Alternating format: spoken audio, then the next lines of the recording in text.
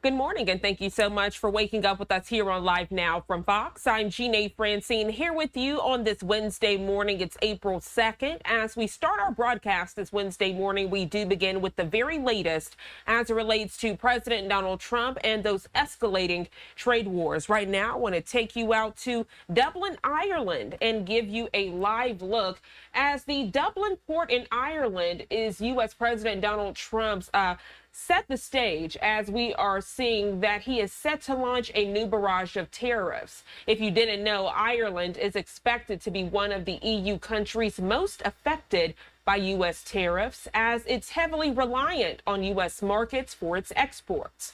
President Donald Trump has repeatedly called April 2nd Liberation Day with promises to roll out a set of tariffs or taxes on imports from other countries that he says will free the U.S. from a reliance on foreign goods.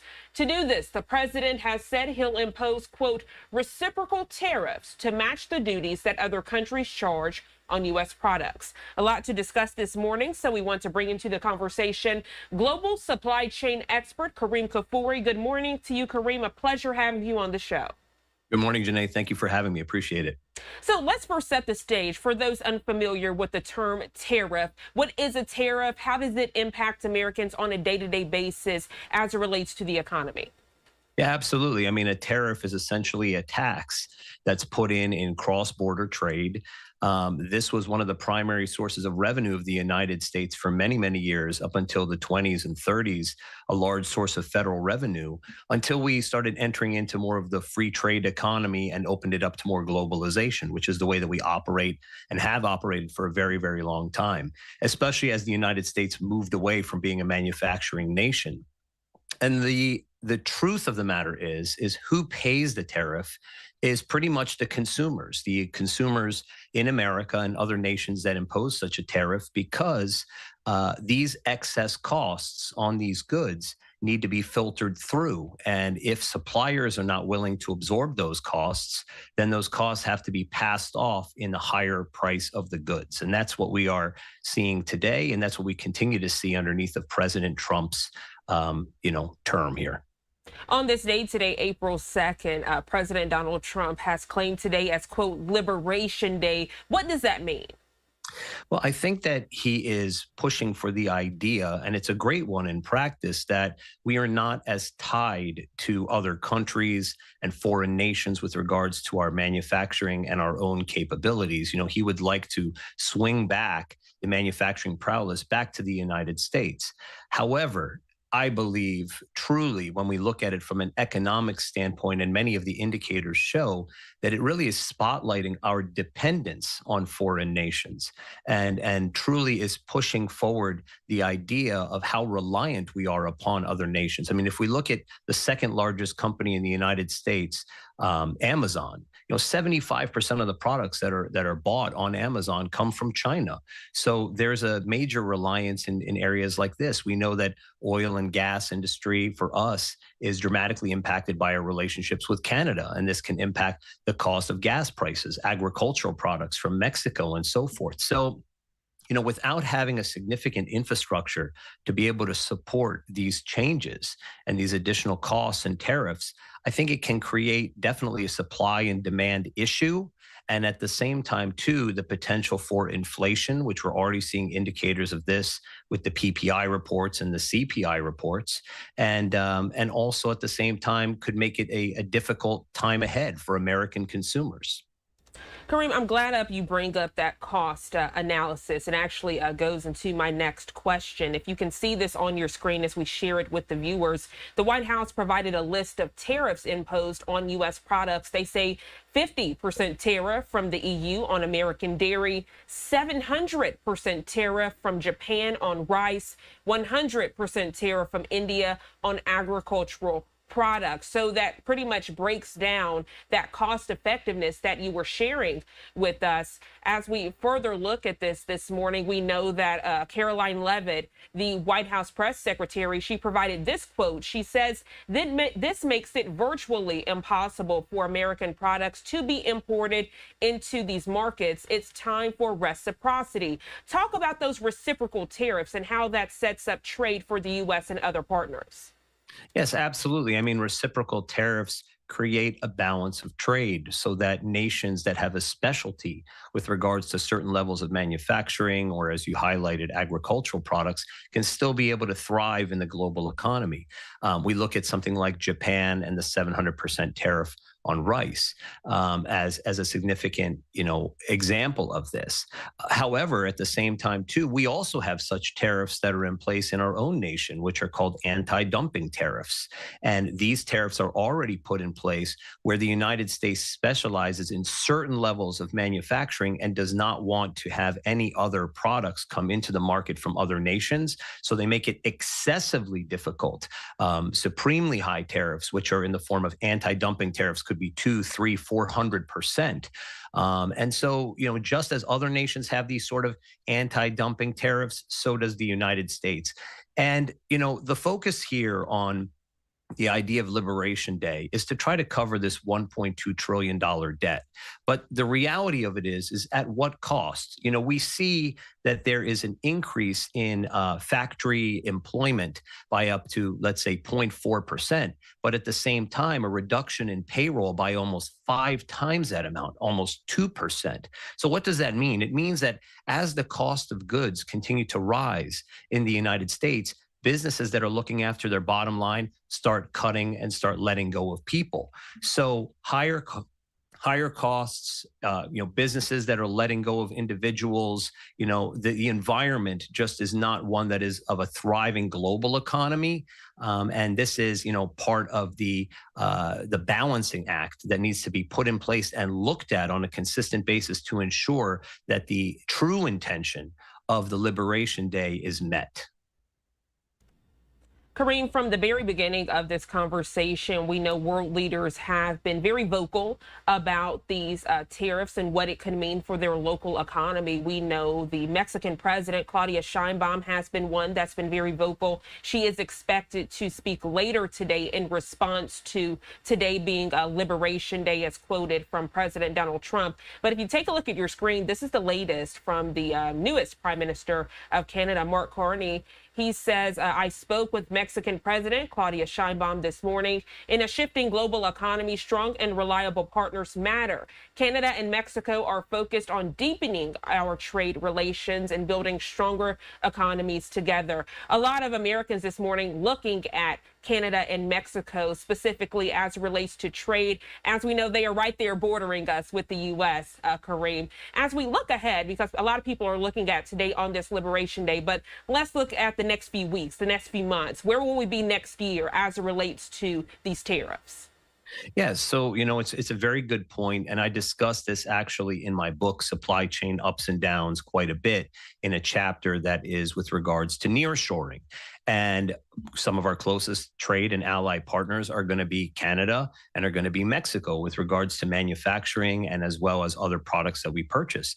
But in the immediate term, with the tariffs as they have been imposed upon these trading partners, these nearshoring partners, I mean, we can expect increases in potential gas prices through the relationships with Canada and the crude oil. We can expect increased costs in produce. We're already seeing that reverberate through many, many businesses through the relationships with Mexico. And these will impact the consumer's pockets and dollars and cents on a daily basis. And so, it's something where we need to be careful again and have a very tempered approach around how we implement these tariffs. And when we start seeing those indicators of inflation and then recession and even moving towards more drastic measures within our economy, we need to be able to pull back. We need to be able to, negotiate and ensure that the American consumers are not suffering as a result of these actions.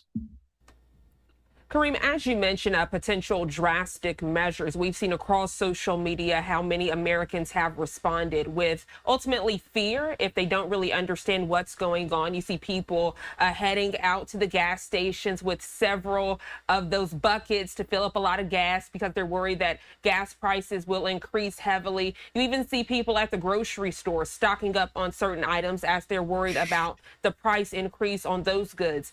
Talk about what people need to do if they are worried, if they don't really understand what they need to do, if they're concerned about feeding their family because of this. It's it's all of the above. We need to have a scenario of cash preservation for sure, families in America. We need to be saving for a rainy day. We need to assume that things are going to cost more, and the frequency with which we purchase as a consuming nation may have to decrease in accordance with this to be able to support the families, because our daily products that we use every day, our gas in our cars, our produce that we purchase, the materials that we use to build homes and so forth, are going to be impacted by these tariffs and already are being impacted by these tariffs. And so with this in mind, I do believe it is going to be a bit of a difficult road ahead, unless if the tariffs swing back in a shorter period of time, meaning that a message has been made, negotiations have been made between the United States and these trade partners, and as a result, the tariffs are not in for the long term.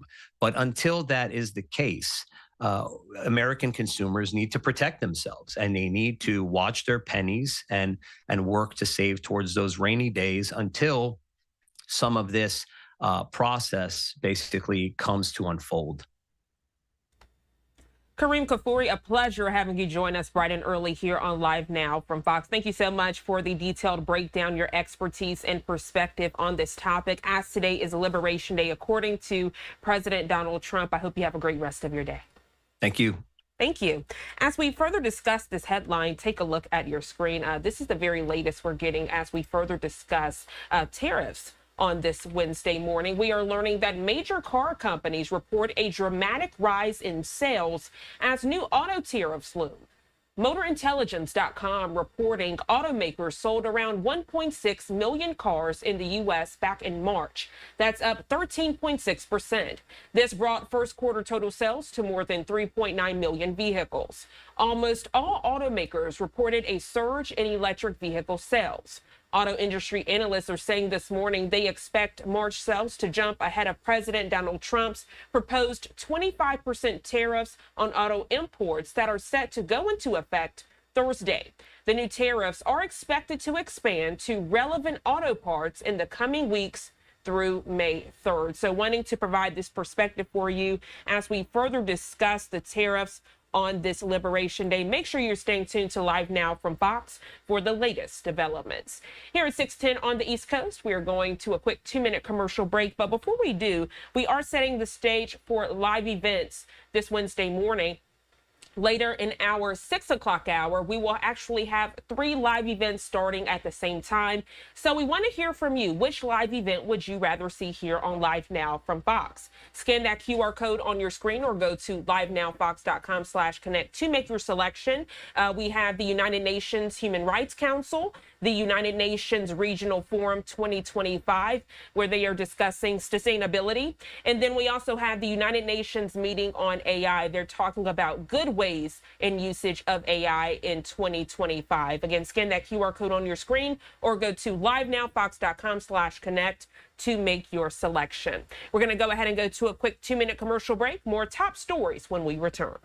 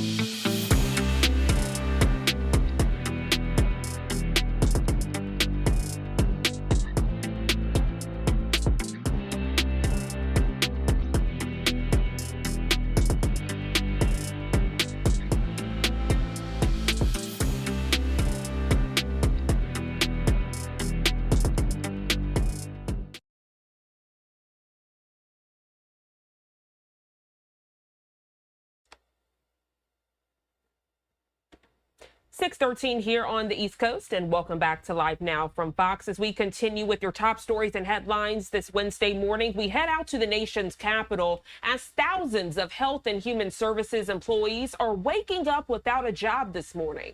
This after being fired by the Trump administration yesterday. Many didn't find out until they showed up and discovered their security badges no longer worked. Fox 5 DC's Melanie Onwick joining us live this morning in Southwest DC with this developing story. Melanie, good morning to you. Hey, good morning. We're seeing remaining employees trickle in this morning. Some start work pretty early, but it was definitely a sad and somber day here yesterday. Health and Human Services Secretary Robert Kennedy said that this was a recalibration of the nation's health agency. Others are warning of major impacts to critical services, such as clinical trials, food and drug safety, and disease outbreak response. This was no April Fool's joke. Some Health and Human Services employees got an email at 5 a.m. April 1st telling them they no longer had a job. Others had to wait in a long line at security at the Mary Switzer building in Southwest D.C. to see if their badges still worked. People getting RIFT, the shorthand for reduction in force, are supposed to be getting severance, but some here were told they were fired for poor job performance and therefore would not be getting any severance pay. Now, it was a similar scene in Maryland as well, with employees at the CDC, NIH, and FDA, and this was happening at HHS offices all throughout the country. Now, some were told their jobs were based in a different part of the country, essentially forcing them to move out. It was a difficult day for employees. It's uncertain. It's very uncertain right now. I feel for my colleagues, for a lot of colleagues and friends that are in our regional offices that have been affected by this RIF. And so right now my heart just goes out to them. We all understand that we want a government that's efficient. We want a government that works for the people.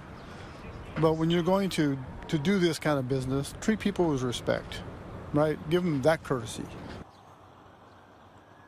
Now, this came on the same day that a federal judge extended an injunction against the mass firings of probationary employees. Maryland Attorney General Anthony Brown among 20 states' attorney generals suing to get those fired workers their jobs back. The injunction also said there could be no further reductions in force with affected probationary employees. The judge's order also requires the named federal agencies, 18 of them in all, to do whatever they can to reinstate those employees by April 8th. It's unclear how that affects the actions taken at Health and Human Services yesterday, Janae, because the language in that injunction talks about probationary employees, and it appears that many of the people here let go yesterday had been at the agency for quite some time.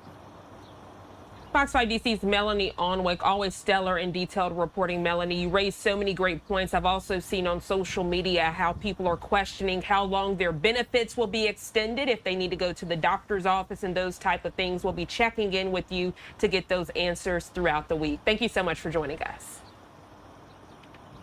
You're welcome. Thank you.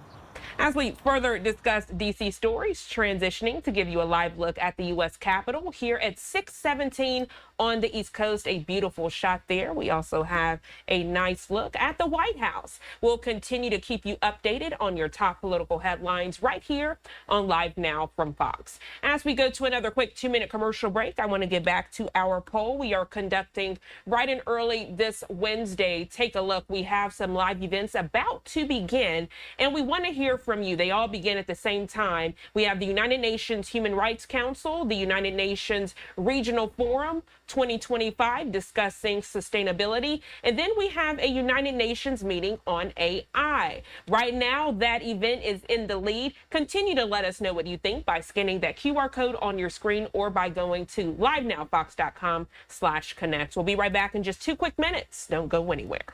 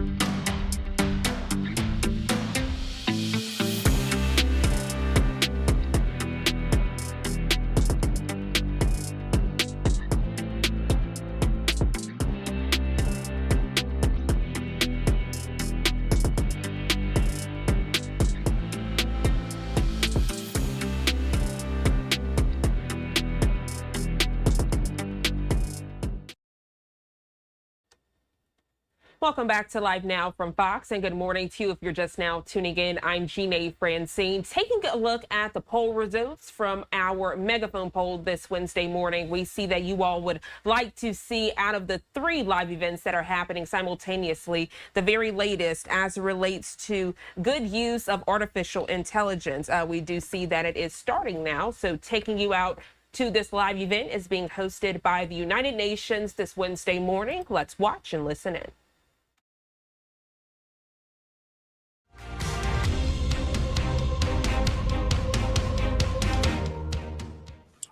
Welcome to AI for Good, the leading, action-oriented, global and inclusive United Nations platform on AI. Organized by the International Telecommunication Union, the United Nations Agency for Digital Technologies, in partnership with 40+ UN, sister organizations and co-convened with Switzerland. The goal of AI for Good is to identify innovative applications, build skills and standards, and advance partnerships to solve global challenges. In today's AI for Good event, we are counting on you to use the live video wall feature to ask questions and post comments to help create an engaging discussion. We encourage you to stay until the end to chat, connect, ask questions, and network with our distinguished facilitators and world-class AI experts in the neural network. It is now time to kick off the session and welcome our first speaker. Hello, good morning, good afternoon, and welcome to the ITU ILO AI for Good, AI and Work series. I'm Janine Berg from the Research Department of the International Labor Organization, and it is my pleasure to welcome you to today's discussion. Today we have Anna Thomas from the Institute for the Future of Work in the United Kingdom, who will be presenting on good work in the age of AI. How can innovation and social good advance together? This is the culmination of a 3-year study undertaken by her institute in collaboration with other entities on the future of work, and basically studying how AI and other technological integration to the workplace has affected both employers and workers. So Anna Thomas is the founding co-director of the Institute for the Future of Work. She was formerly a barrister specializing in employment and equality law, and was appointed a counsel to the Equality and Human Rights Commission. She was head of policy for the Labour Party's Future of Work Commission and is a fellow of the Institute for Policy Research and the Royal Society of Arts. Anna has advised the UK government as well as other organizations on AI governance. And in 2024, she was awarded an MBE for her services to research on the future of work. So Anna, thank you so much for joining us. It's my pleasure to have you here, and the floor is all yours. Thank you very much, Janine, for having me. I'm really delighted to be able to share some of our recent work and thinking with you and the ILO at this critical juncture, really, in understanding and thinking and practicing, to say nothing of governing AI and indeed work. I'm particularly pleased to be doing this in partnership with the ILO, since our work has really been about and to advance the human-centered agenda, the agenda of developing a human-centered, really human-centered AI for good, as this series promotes, as a concept which has arguably drifted and been confused. We hope at the Institute for the Future of Work to help re-establish the case and develop the case for a human-centered agenda in which work, and in particular good work, is forefronted, and to show why and begin to explain how this might be done at different levels. In doing so, we develop what we are describing a new model of automation, and we are reframing automation to promote and advance this goal, and at the same time going meta. Our work, we hope, goes to show why the future of work and automation should themselves be seen as increasingly important and cross-cutting policy areas. We are based in the UK. If we could move through the slides now, that would be great. Working at the intersection of government, academia, and civil society and industry. But we are increasingly engaging on a global basis, and we invite you, for the purposes of this talk and discussion, to consider the UK as a case study and as a model for progressive policy, which could be of use to the world and others. And with that in mind, I'm keen to share key insight from the Pissarides, the future of work and well-being. This is a 3-year collaboration between academics, unions and industry, with Professor Sir Christopher Pissarides as the PI of the case. And to sort of cut a long story short and go straight to the conclusion, what we propose is a socio-technical perspective in terms of both research, practice and policy through the central and mediating role of good work through transition. Moving on, please, that would be great. I will start by going back to basics. In a sense, it's not needed for this audience, but we're finding increasingly it is important as a recap, and to think about work is important not only for its own sake, but also to be a lens on what's happening and an incubator sometimes about how to respond to and deal with wider challenges and impacts. So work is a source of both social contact, relationships, purpose, material benefits and non-material benefits. And it is in a sense a golden thread that connects individual experience with society and the economy as a whole, and runs through individual lives and communities.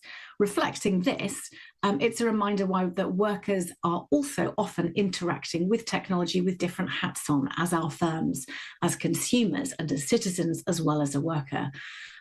We know that automation technologies are already having profound dynamic impacts at multiple levels. At the individual level, we're finding that they automate, they transfer, they intensify work tasks, and we're going to come back to that. At a firm level, they are sometimes triggering and enabling new types of business models and the creation of value. And at a system level, they are rewiring labour markets and shaping the creation of jobs and the distribution of jobs, as well as access to them.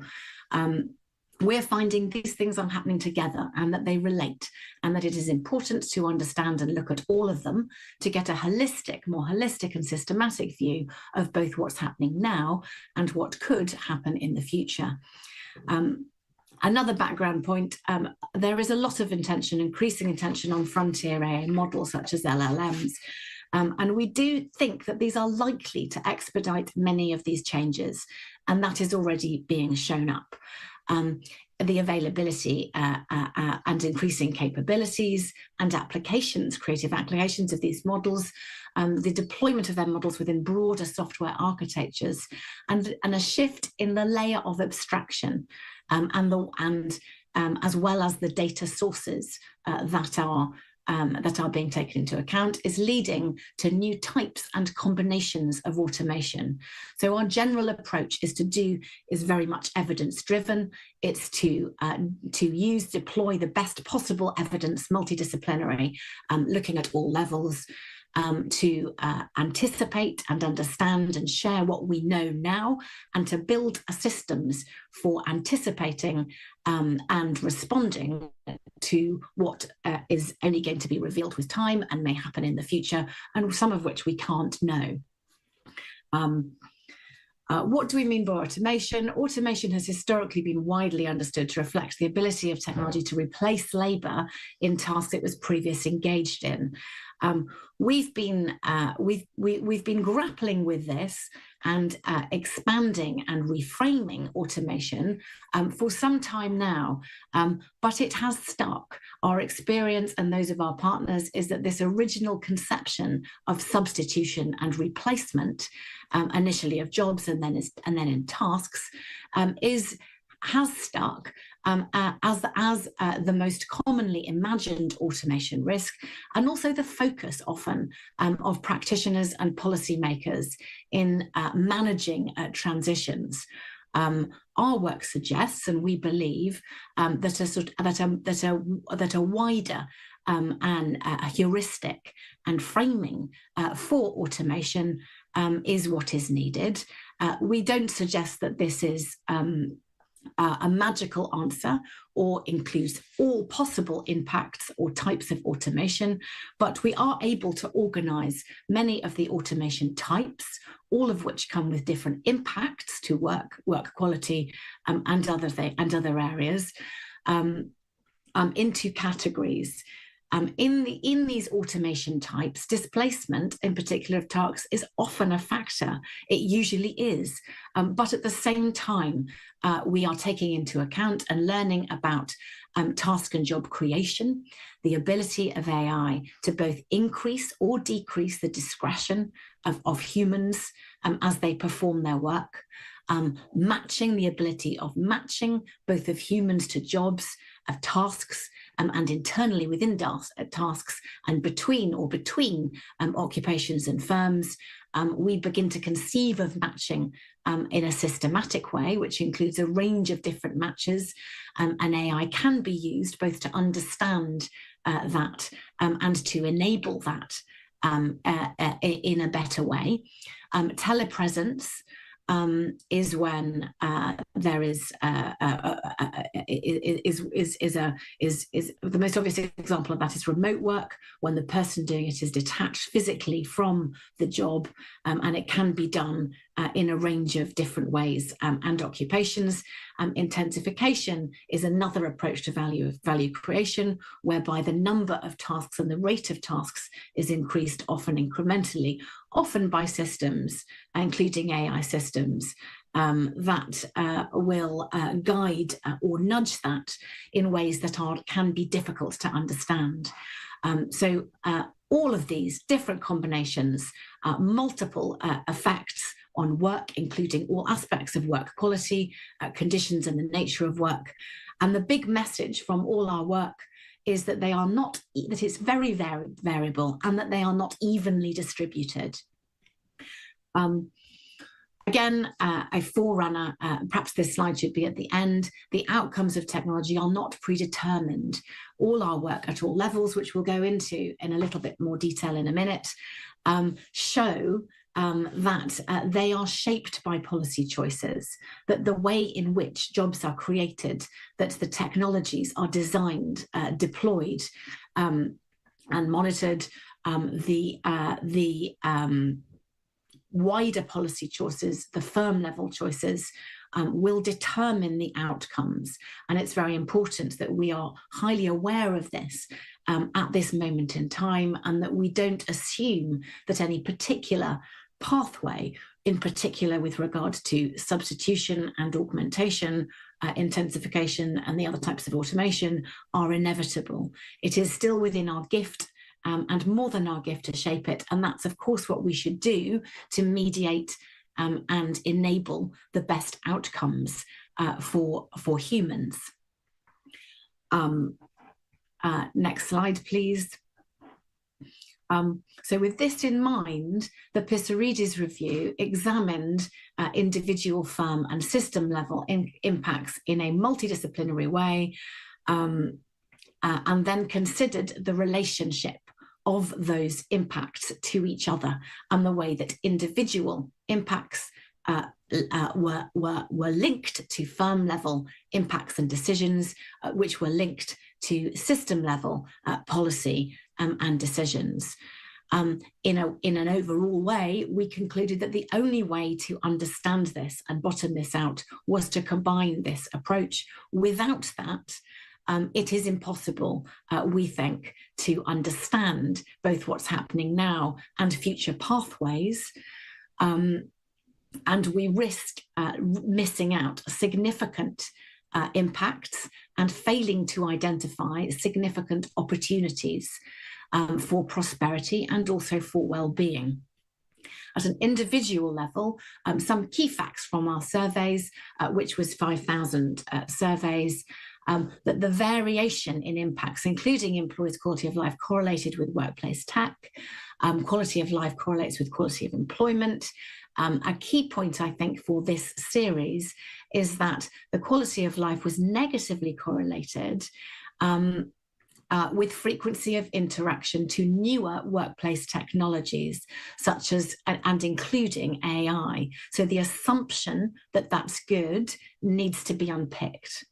At a firm level, we did a case level surveys, but also a firm level survey of 1,000 firms in the UK of differing sizes. We found that perceptions and in particular, high involvement human resource management was key in mediating better outcomes. We also found, by cross-referencing the firm level survey to our disruption index, which we'll come to in a second, that institutional support and environment was particularly important. And at a system level, we created a disruption index to map out technological disruption across the UK. And the goal in doing that was to understand the innovation system in which jobs are created and shaped. We're starting with our systems level research here. The disruption index tracked technological disruption across 2 dimensions and included readiness, allowing us to understand and put together the job life cycle and the technology life cycle and the career life cycle in ways that are new. Next slide, please. So we mirrored our socio-technical approach by combining technical indicators, including those that go right up and down the value chain, the technology life cycle, from investments, from the research and expenditure and innovation activity, to patents at the other end, how they were being applied. And in terms of the human factors, to look at educational achievement and investment in particular in education and workforce training and infrastructure that was available. That was our approach. Again, we think that these findings may be useful outside the UK. Something that we found that was striking was that where in the UK we are aware of regional disparities, we were not aware in the same way of not just skewed distributions of one dimension in tech transformation investment, but skewed distributions of R&D expenditure and patents and other indicators too. So all those foundational aspects, those functions of the innovation system, which create and sustain good jobs and good quality jobs. So we think that this is a reminder, not just to see things holistically, I think about those functions that make up the innovation system, but also in terms of thinking about and responding to inequalities and the potential downsides as well as the upsides of AI and technology adoption, to bear in mind that inequalities across the innovation system are going to compound, so that the trajectories are likely to be reinforced without positive policy interventions. The concentration of high-tech investments into a small area of geography is pronounced in the UK. And interestingly, and I suspect this is mirrored in countries other than the UK, does not reflect innovation readiness. So in other words, certainly in the UK, that the readiness, the combination of factors that represented the readiness of the UK did not reflect what was then actually transformed, meaning that opportunities were not yet being identified or grasped, meaning that there are opportunities, local talents and capabilities and skills that need to be identified and tapped, both for the sake of individuals and also for firms at a national level. As part of the Disruption Index, as one of the indicators, but then doing a deep dive into it, we analysed job vacancies per month, encompassing 3,500 different skills, and identified a set of core skills as well as a set of rapidly emerging and disappearing skills. The results did, like as other global reports, including from the ILO, have highlighted, flag the increasing and sustained importance of communication skills, critical thinking and creativity. But in particular, it highlighted the combinations, the increasing need for combined tech and socio skills, even within the tech sector in senior jobs as well. And it was able to help us identify core skills and transitional skills. So in a sense, thinking about skills as a window into understanding, anticipating and shaping job change.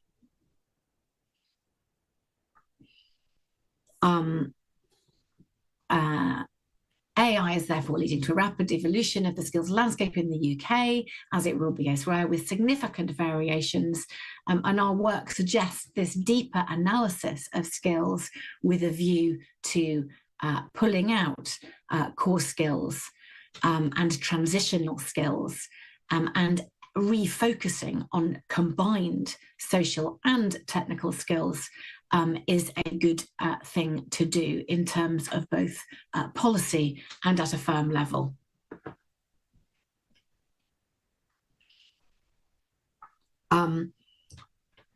This slide gives a little bit more information on that.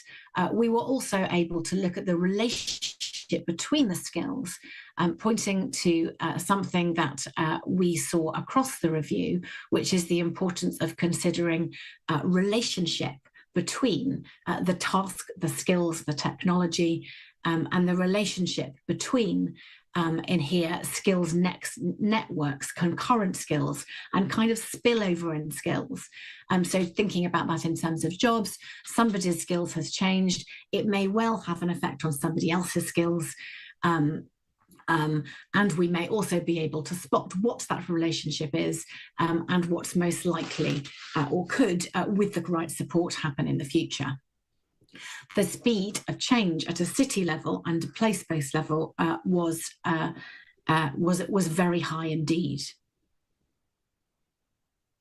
Our firm level survey.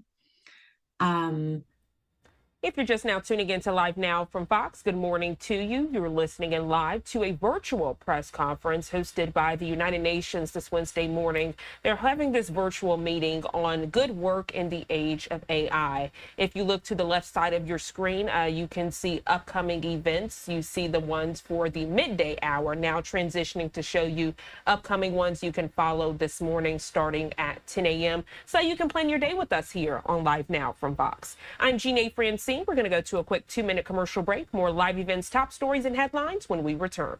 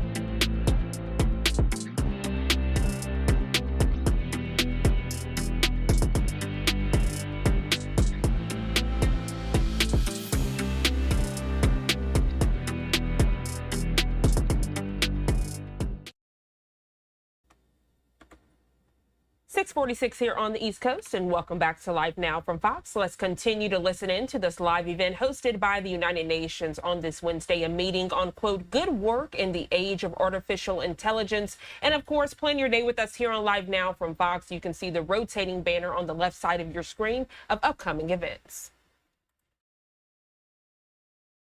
Work and job quality. The incidence of job quality changes due to technology based on improved responses to that was highly variable.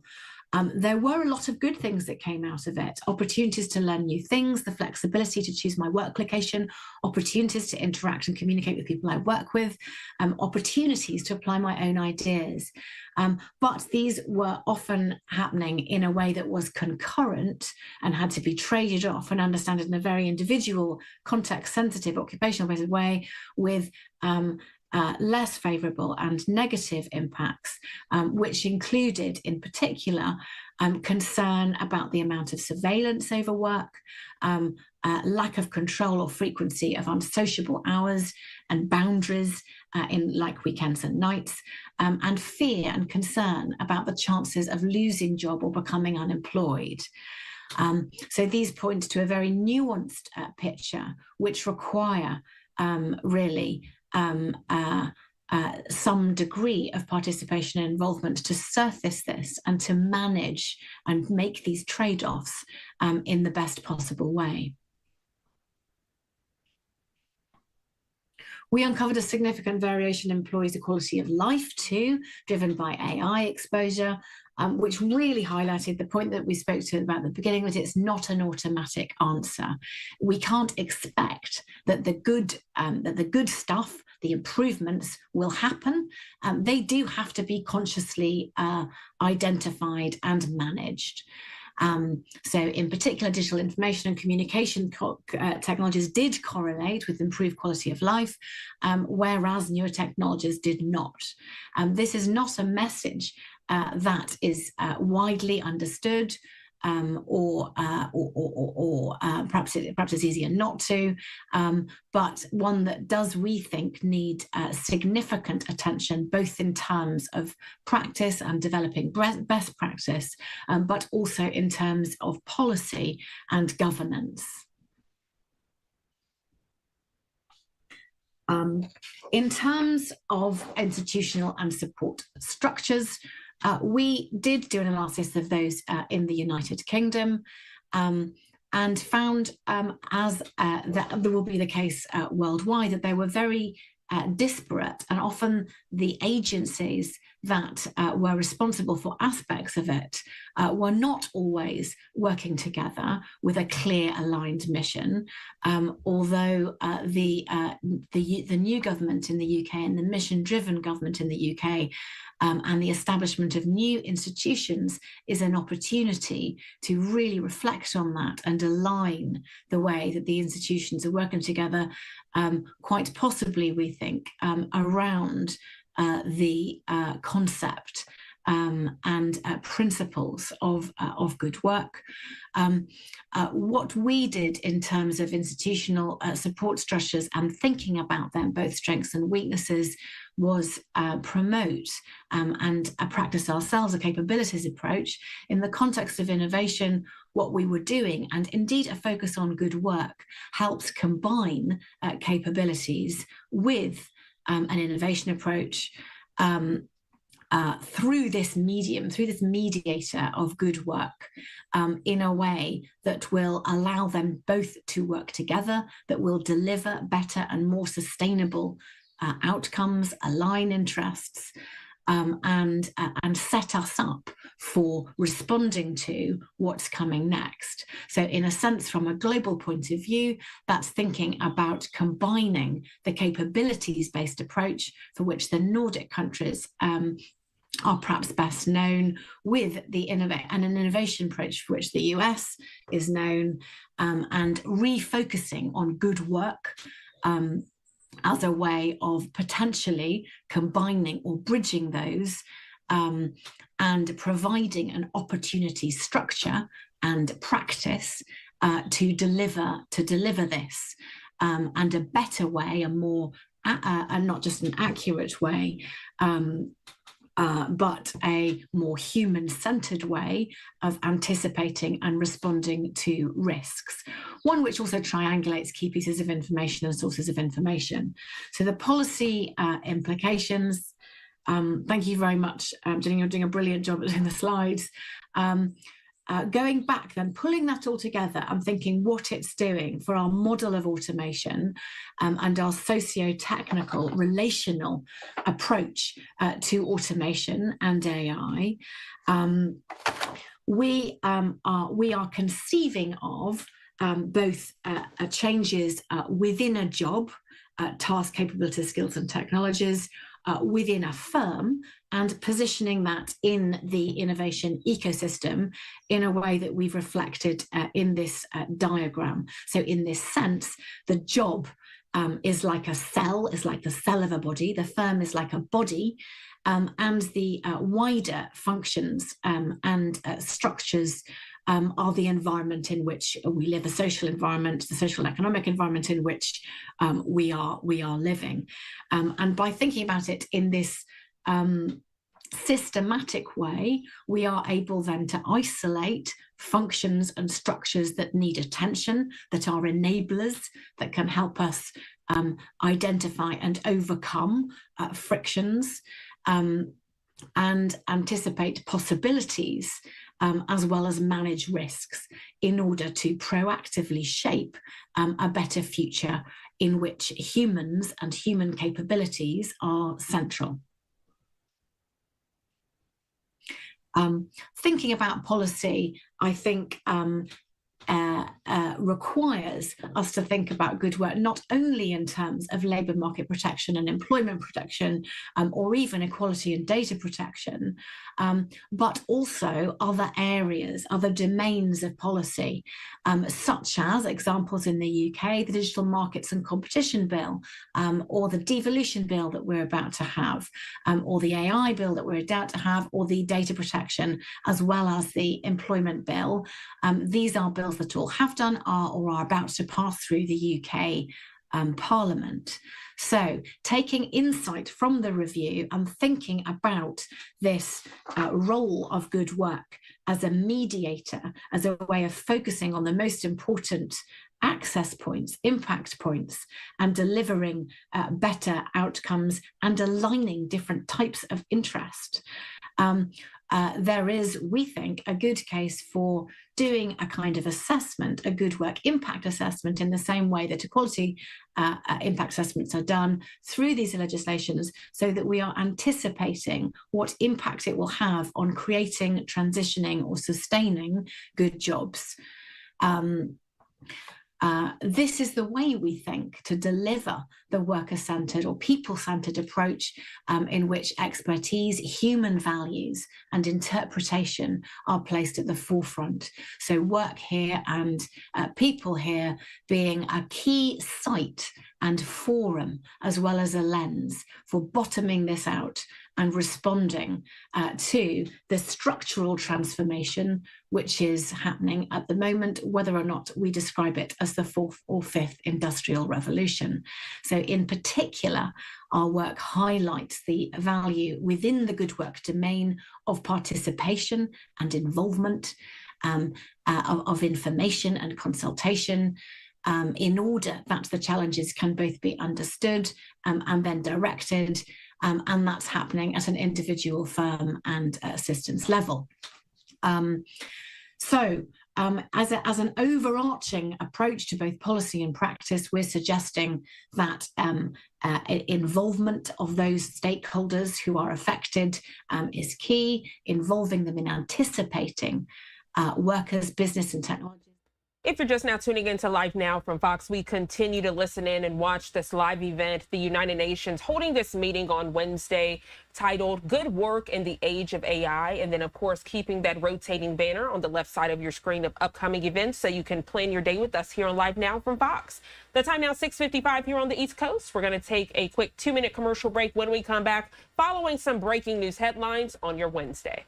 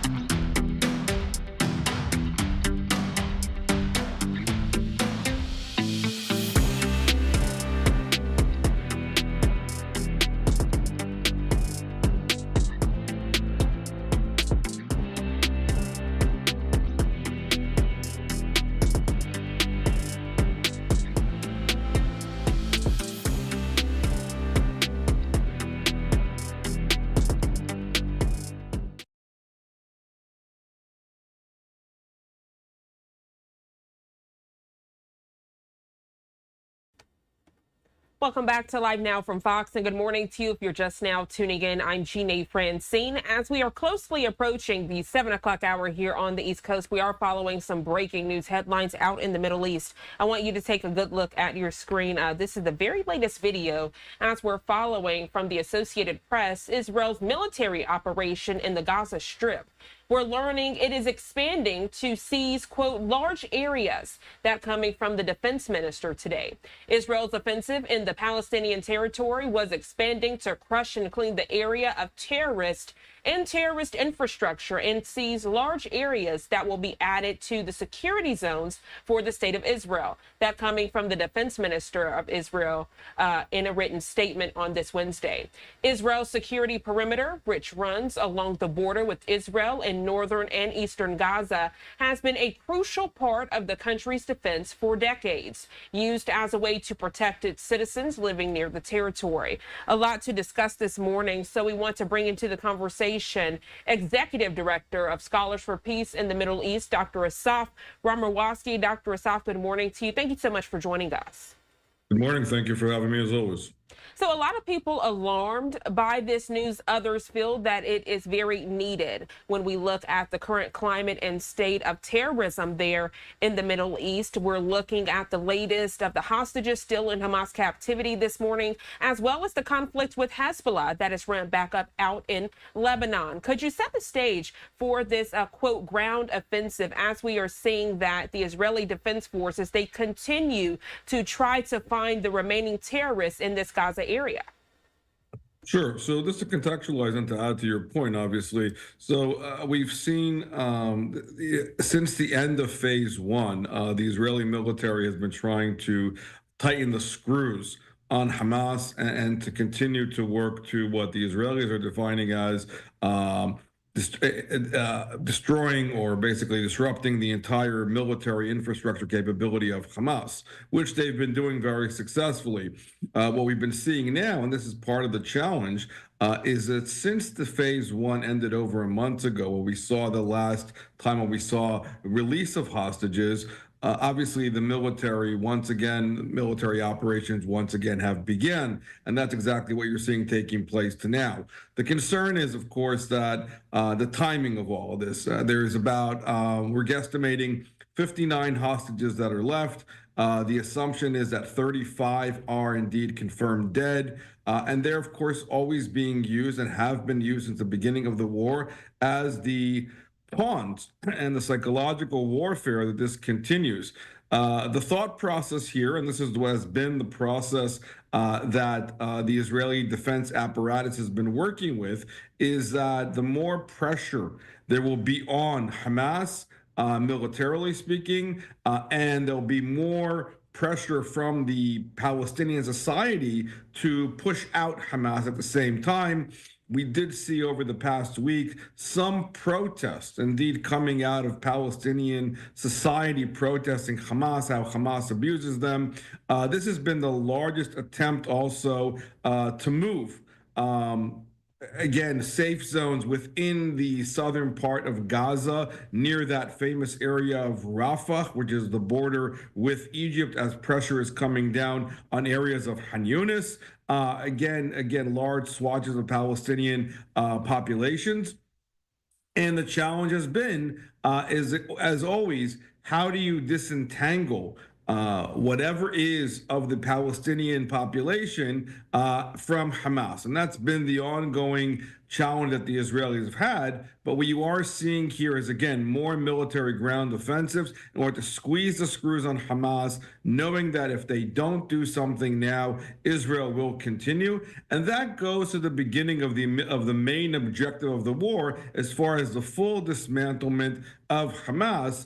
The question that's coming out of the hostage families and the hostage forum inside of Israel domestically is at the expense of their own families. And that's the concern that they all have, given the fact that we have mounting evidence from released hostages from captivity that every day that they are there in captivity, they are going through hell. I mean, literally the mounting evidence of the abuse, physical abuse, psychological abuse continues on a day-to-day basis. And every time there's something happens, they understand that every day that goes by that presents a clear and present danger for them, especially for those who are still alive.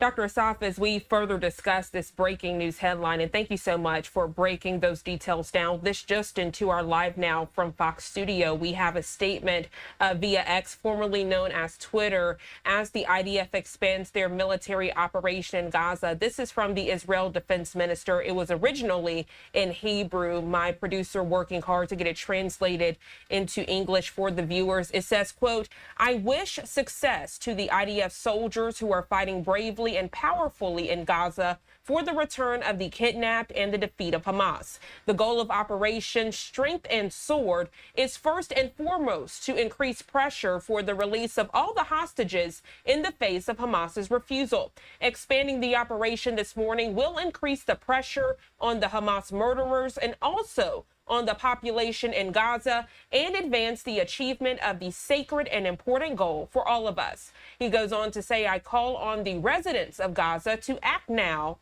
to remove Hamas and return all the hostages. This is the only way to end the war," end quote. Could you break that down for us, Dr. Asaf?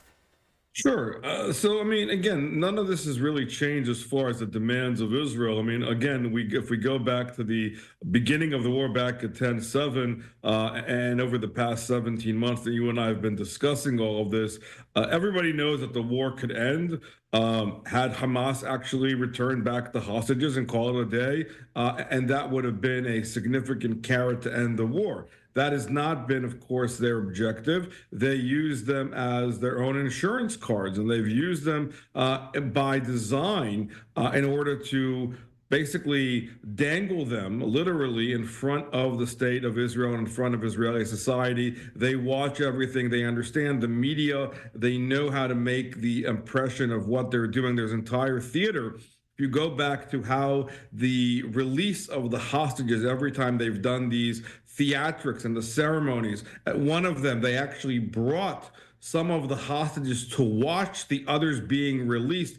and to dangle the freedom in front of them, and basically to show the Israelis that we still have the power to make this happen. With the growing mounting pressure that's coming in internally through some of these protests inside of Gaza, which is, again, I think nice to see, but the question really is, does it have teeth to it? And is it another theater of Hamas to try to show that they are, once again, the victims?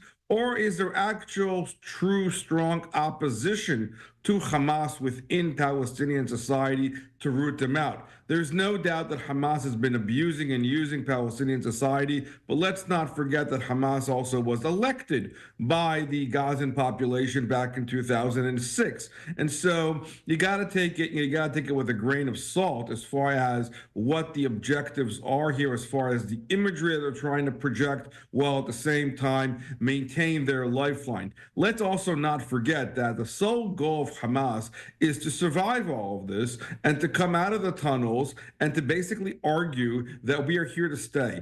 For Israel, that's a non-starter. If Hamas survives all of this and is part of any kind of scenario in which the day after tomorrow is discussed, that is considered to be an utter and total failure for the state of Israel, which is, again, part of where the defense minister, Israel Katz, here is making that very point, that they need to continue the pressure and to continue to put pressure on the Israelis. The positive thing that you're also seeing here, that we are, I think that has been an advantage for Israel, is that there is backing of the White House. What we've not seen in the previous administration is that you are seeing support coming in from Washington for Israeli actions. They understand what is actually happening on the ground. But on the other hand, the next step is, and this is again part of the negotiations between Jerusalem and Washington, is that they want to see a case where what the day after tomorrow looks like, And the fundamental question, which is again related to that Rafah border, what are the Egyptians going to do? I mean, let's not forget that there are other partners around the area.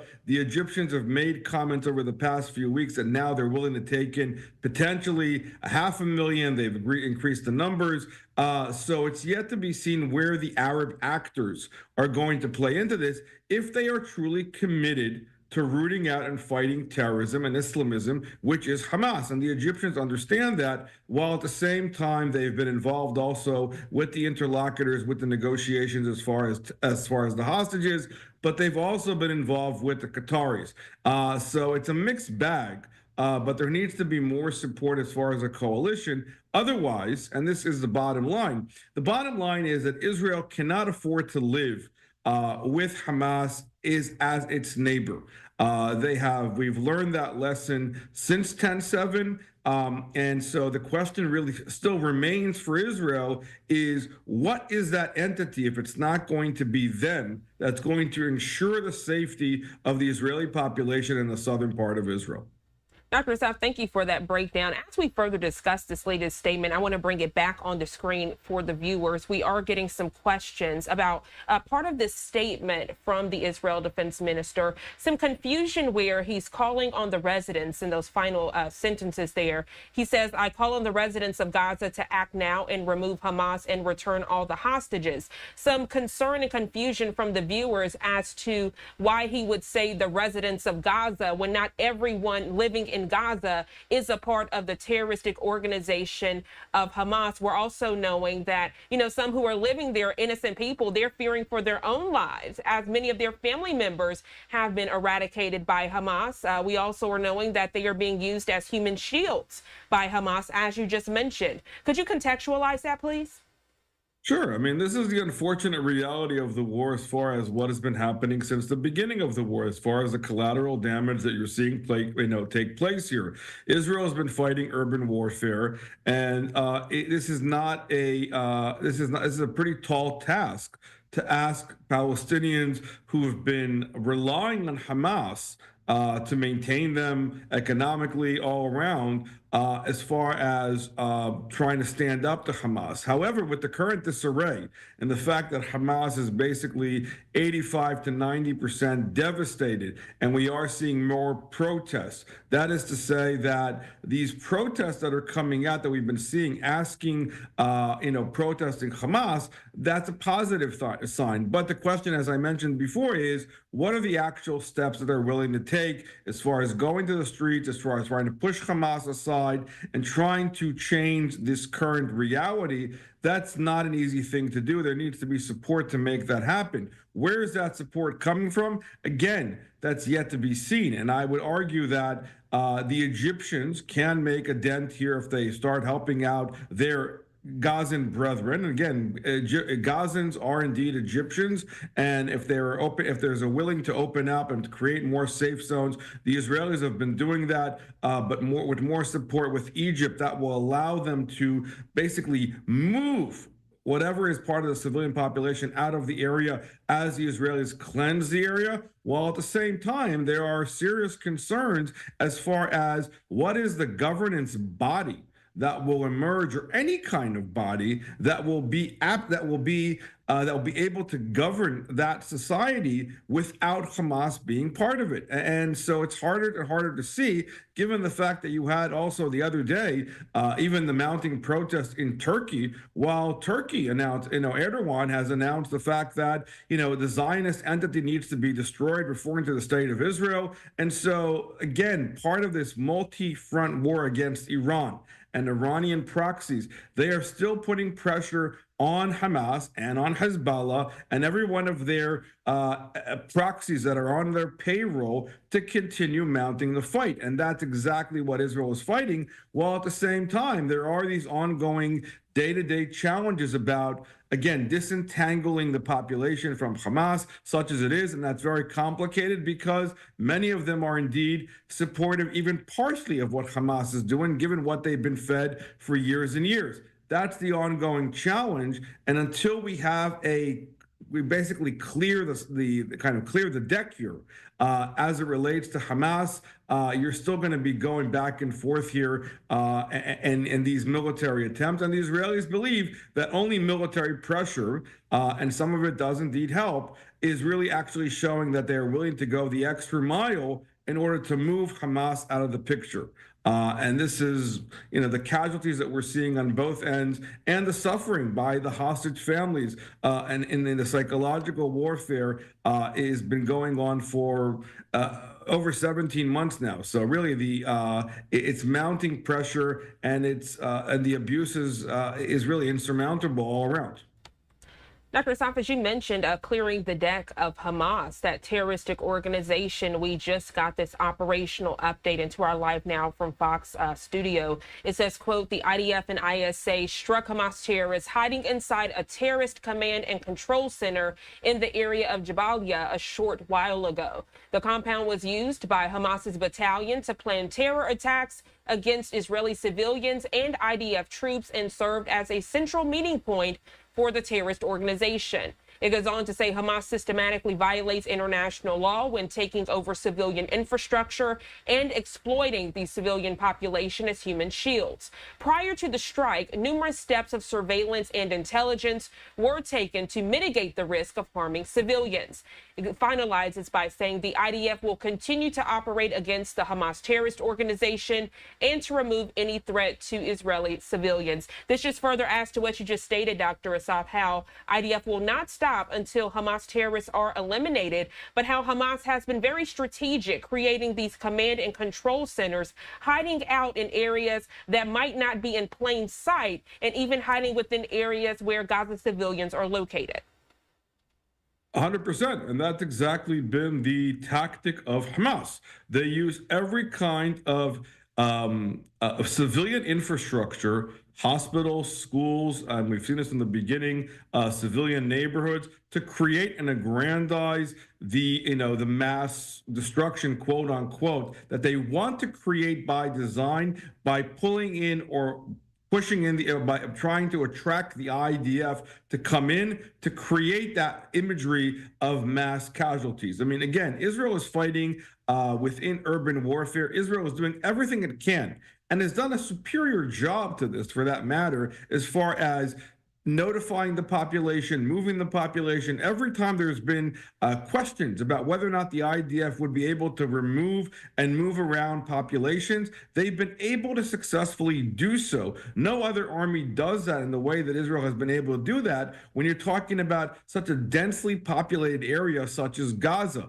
Jabalia is a hornet's nest and has been a hornet's nest. And the fact that even now, Hamas still has military capabilities and terroristic capabilities, as you mentioned correctly, that are able to harm Israeli civilians represents an ongoing, clear and present danger and existential threat for the state of Israel. They have not lost their motivational aspects. They have not lost their motivation, their ideology altogether, as far as the killing of Jews and Americans as they do that. And you could also see this, again, being mirrored within American college campuses, while you're seeing also cheering and supporting for Hamas. And so the ideology is not only contained into the Gaza Strip, it's also being exported into Europe and the United States in order to create a large mass kind of PR machine of support for Hamas and for terrorism at large.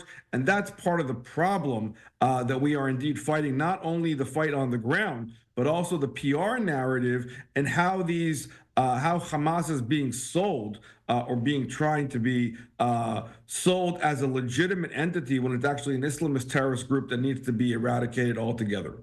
Well, Dr. Asaf, thank you so much for your expertise and detailed perspective as we were discussing this topic. So many breaking news alerts as it relates to the focal point popping up. Thank you so much for the ebb and flow and guiding the viewers as we were watching and seeing this in real time. Have a great rest of your day. Thank you as always. Take care. Thank you. I want to give the viewers a live look out in Jerusalem, Israel, here at 7:17 on the East Coast as we further discuss conflict in the Middle East. Make sure you're staying tuned to Live Now from Fox. We're going to go to a quick 2-minute commercial break. More top stories and headlines for your Wednesday when we return.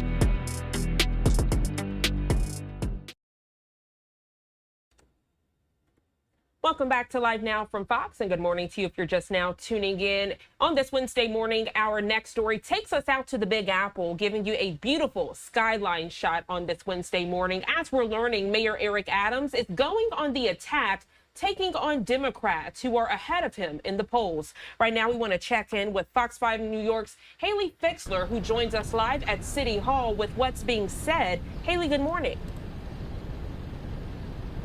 Good morning. Yeah, Mayor Eric Adams went off, especially on former Governor Andrew Cuomo yesterday, saying, quote, being mayor is not being governor. He can't just hide in the mansion. He also said Cuomo was out of touch. Now, all of this comes as candidates for mayor laid out their plans to make the city safer.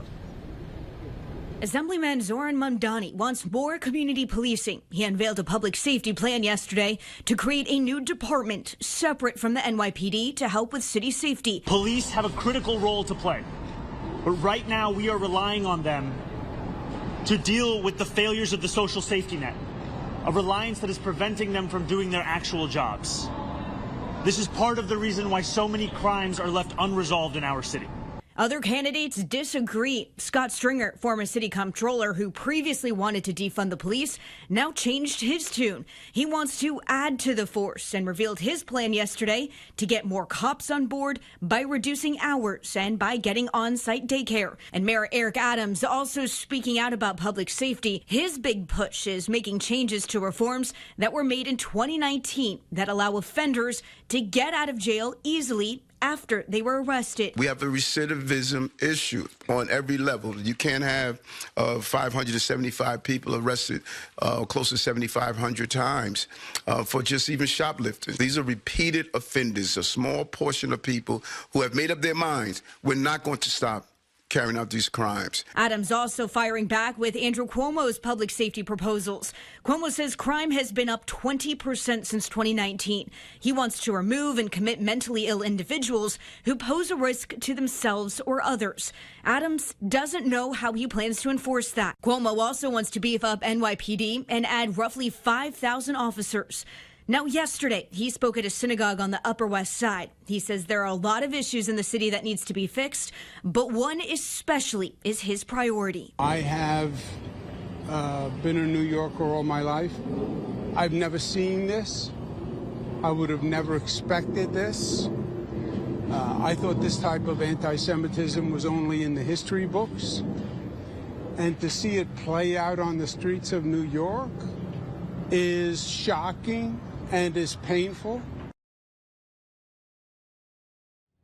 Currently, Cuomo is the front runner in the latest polls with 38%. Now, Adams is polling at 7%, and he's not officially in the race. He has until tomorrow to file a petition to enter the Democratic primary. Live at City Hall, back to you. All right, Fox 5 New York's Haley Fixler, thank you so much for the detailed breakdown and overview. Have a great rest of your day. Taking you back out to the Big Apple as we are giving you a beautiful skyline shot here at 7:23 on the East Coast. We'll continue to follow those headlines with our content partners over at Fox 5 New York. Right now, we're going to take another 2-minute commercial break. When we come back, heading out to the nation's capital, as this Wednesday morning, we are following the very latest of what President Donald Trump calls Liberation Day. This as it relates to those ongoing trade wars and also tariffs. We'll have the very latest with Fox News correspondent Doug Luzader when we return.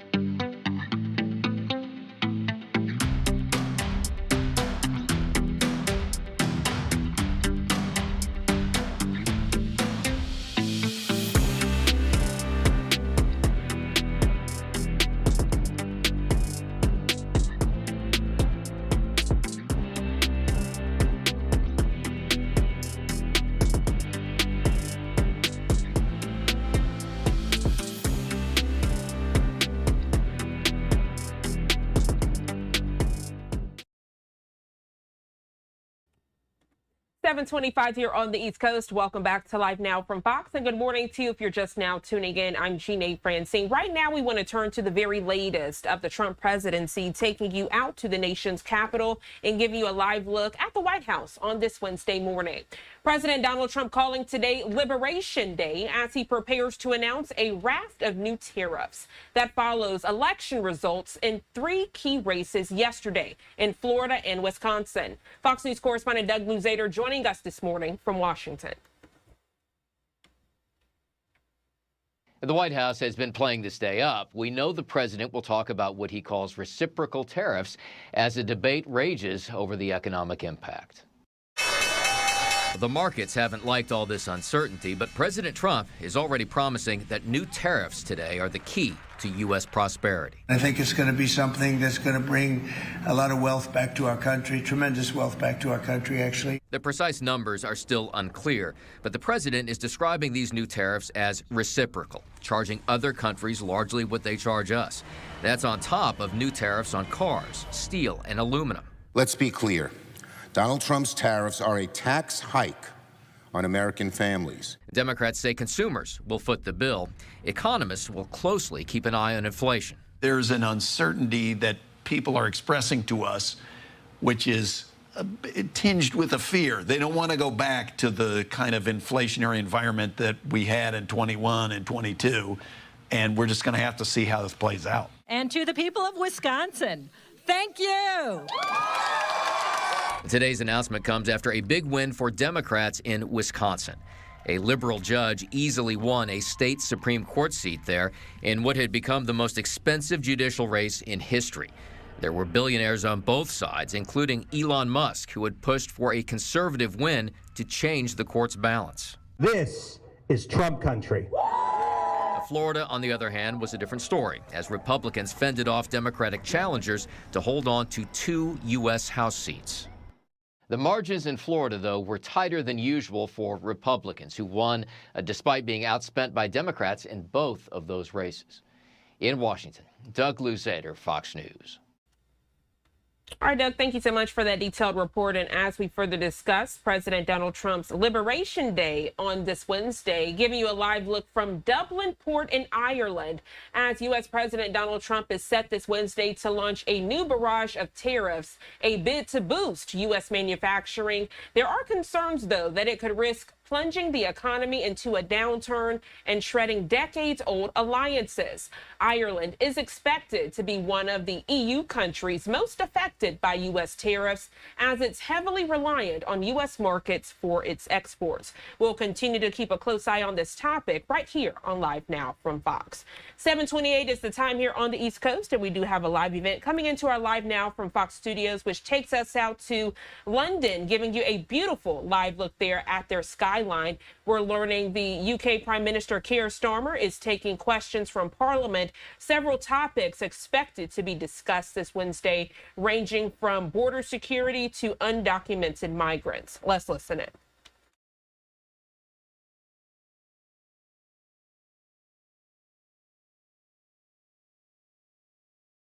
Ukraine. It was at the invitation of Ruslan Stefanchuk, chairman of the Rada in Ukraine.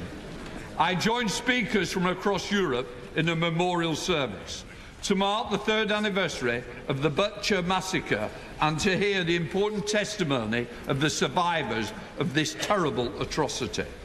I also delivered a speech at the Butcher Summit, which was opened by the President of Ukraine, and took with me specific cross-party messages of solidarity from the House of Commons, the Prime Minister, the Leader of the Opposition and the Leader of the Liberal Democrats. The appreciation felt by the people of Ukraine at the support offered by this House, the people of the United Kingdom, should not be underestimated. Indeed, his nightly address on Monday, President Zelensky explicitly expressed his thanks to the United Kingdom for the support provided to them. Order, order. We now come to Prime Minister's questions. John Grady. Question number 1, please, Mr. Speaker. Prime Minister. Mr. Speaker, just picking up on your comments, can I say that on Monday night I spoke to President Zelensky and he wanted me to pass on to you his thanks for attending in Ukraine, particularly on the 3rd anniversary of the massacre at Bucha, which I've been to Bucha. It's a terrible, terrible 3rd anniversary, so I pass on those thanks. Mr. Speaker, we've been preparing for all eventualities ahead of the confirmation of US tariffs later today. Let me be clear with the House. A trade war is in nobody's interests, and the country deserves, and we will take, a calm, pragmatic approach. That's why constructive talks are progressing to agree a wider economic prosperity deal with the US. That's why we're working with all industries and sectors likely to be impacted. Our decisions will always be guided by our national interest, and that's why we have prepared for all eventualities, and we will rule nothing out. Mr. Speaker, our deepest sympathies are with the people of Myanmar and Thailand. We are sending immediate life-saving support to assist their efforts. May I also extend my personal condolences to the family, friends and colleagues of Christina McKelvey. She was much loved and will be sorely missed, especially by our colleagues in the SNP here and in Scotland. Mr. Speaker, this morning I had meetings with ministerial colleagues and others. In addition to my duties in this House, I shall have further such meetings later today. John Grady. Thank you, Mr. Speaker. This week, the full state pension will rise by £472 a year, putting money in the pockets of pensioners in Glasgow and across the United Kingdom. Does the Prime Minister agree with me that this rise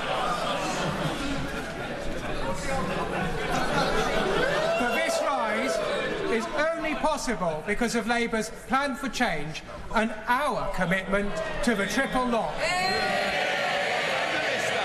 Well, he's absolutely right. We can commit to the triple lock because we've restored stability after they crashed the economy. And that means, Mr. Speaker, next week 12 million pensioners will receive up to £470 more. That's an extra £1,900 over this Parliament, including 1 million pensioners in Scotland. And the contrast couldn't be clearer. The Shadow Chancellor called the triple lock unsustainable, and the Leader of the Opposition wants to means test the state pension so that she can cut it. Leader of the Opposition, Kemi Badenoch. Mr. Speaker, the triple lock was a Conservative policy. Rather than...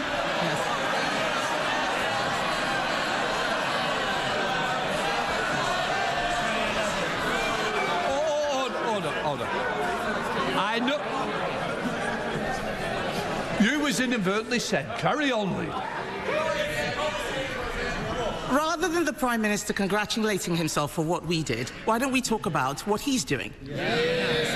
From Sunday, Labour's jobs tax will mean many British businesses face a terrible choice: to cut wages, put up prices or sack their staff. What is the Prime Minister's advice to those businesses? Well, Mr. Speaker, she says the triple lock was Conservative policy. It was once thought to be the party of sound finances, but they blew all of that. Mr. Speaker, she asked what we're doing. We're clearing up the mess that they left. We're dealing with global instability, and we recognise the pressures that are bearing down on businesses and individuals and working people. That's why we're rolling up our sleeves. And yesterday, Mr. Speaker, I was pleased to announce the national living wage increasing by £1,400. That's a pay rise for millions of workers. We've announced £150 for the Warm Homes discount, extended now to 6 million households. That's 1 in 5 families. And wages are going up faster than prices. And never forget, the party opposite, worst living standards on record, inflation up to 11%, public services left on their knees. Mr. Speaker, the only mess is the one that he made with his budget. They had an emergency budget last week that fixed nothing. He says he's bringing stability. All we see is fragility. During the election, The Prime Minister also promised that he would not increase taxes on working people. But even the OBR says that the jobs tax will be passed on to workers. Yep. On average, families will be £3,500 poorer. Yep. Why should anyone trust him again? Yeah. Prime Minister. Well, her fantasy figure is about as much use as Liz Truss's economic planning. And she turns up every week to carp from the sidelines about the decisions we made at the budget. Yesterday, Mr. Speaker, she held a press conference and she couldn't say whether she would reverse the decisions that we made at the budget. Now, I understand, because she can't bring herself to say that she doesn't want the investment of an extra £26 billion in our NHS. I'm not surprised at that. That's 2 million extra appointments, that's 1,000 more GPs, a pay rise for nurses, etc., etc. But let me get her position right if I can follow it. She wants the extra £26 billion in the NHS, Mr. Speaker, that was paid for by the national insurance rise. She wants that. She doesn't want to reverse the national insurance rises. So she's now reduced this absurd position of voting in the budget, carping against a budget that she actually agrees with. Mr. Speaker, I don't agree with making people poorer. I don't agree with pensioner poverty. I don't agree. Out there, they are calling it awful April. That's because of decisions he has made, because he made promises and broke them. His promises are worthless, Mr. Speaker. Yes. People are getting poorer. Yes. Before the election, he pledged to freeze council tax. Instead, it's going up everywhere. Yeah. Even in Birmingham, where there's 17,000 tons of rubbish uncollected on the streets. Yeah. Yeah. Does the Prime Minister regret promising the British people he would freeze their council tax when he has so obviously failed? Yeah. Minister. Well, I have to ask, if she doesn't want people poorer, why didn't she resign when she was in government? Mr. Speaker, the last government put up council tax for 12 years in a row. She, I think, was actually Minister for Council Tax. And in the year she's been, what she do? She put it up. And even now, the Conservatives' own Local Government Association manifesto, so currently their position, page 9, we asked the government to remove the caps on council tax. So who's leading the charge?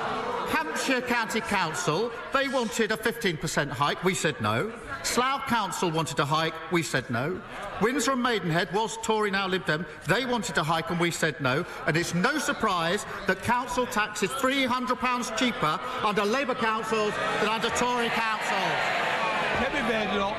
Mr. Speaker, he doesn't want to talk about Birmingham, and that's because he knows the situation. So I'll say it again. 17,000 tons of rubbish on Birmingham streets. Yeah. Normally, a state of emergency is called for natural disasters, not Labour ones. Yeah. His policies have left our economy dangerously fragile. The Chancellor, once again, left herself no room for manoeuvre. Economic experts, real economists, say she will either have to break her fiscal rules or put up taxes. Which will it be? Prime Minister. I think she must have picked up the script she was using a few weeks ago. Because it was only then she was saying, in the spring statement, you're going to put up taxes. But look, Mr. Speaker, in relation to the situation in Birmingham, it is completely unacceptable. I fully support the Council in declaring a major incident to resolve the situation, and we'll put in whatever additional support is needed. But when the party opposite was in government, we lost more days to strike action than in any year since the 1980s. NHS workers were on the picket line, not on the front line, and that sent waiting lists through the roof, so we'll take no lectures on industrial harmony from them. Mr. Speaker, the whole House would have heard that he didn't say whether or not he could keep his fiscal rules. That means that it's either that or putting up taxes. 9 months ago, we left Labour the fastest growing economy in the G7. We did. And I I remember watching his MPs laughing at their first destructive budget. They've had another one that has made our economy dangerously vulnerable. The Bank of England says his policies have pushed up the cost of living for families. Does he disagree with the bank, or does he accept his policies mean higher bills? Prime Minister. Mr. Speaker, she must be the only person left in the country who actually thinks they did well on the economy when they were in power. That was what was tested at the last election. Living standards the worst on record. Inflation, 11% it soared up to. The NHS on its knees. Oh, Mr. Speaker, she's so obsessed with talking down the country that she's not read the OBR forecast properly. Growth up in 2026, 2027 up, 2028 up, 2029 up. And thanks to our planning reforms, the largest growth measure the OBR have ever costed. And what did the Tories do when the bill came before Parliament? They abstained. Well, you don't grow the economy or build houses by yourself. They're the same old party. They haven't changed. Nothing's new. Mr. Speaker, he talks about inflation. We left it at 2%. It is now twice what the OBR forecast when we were in government. The fact is, his decisions have made our economy fragile, just as we face global trade wars.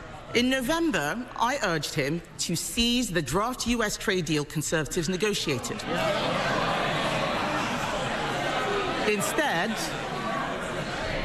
Instead, Mr. Speaker, he lost our most experienced trade negotiator.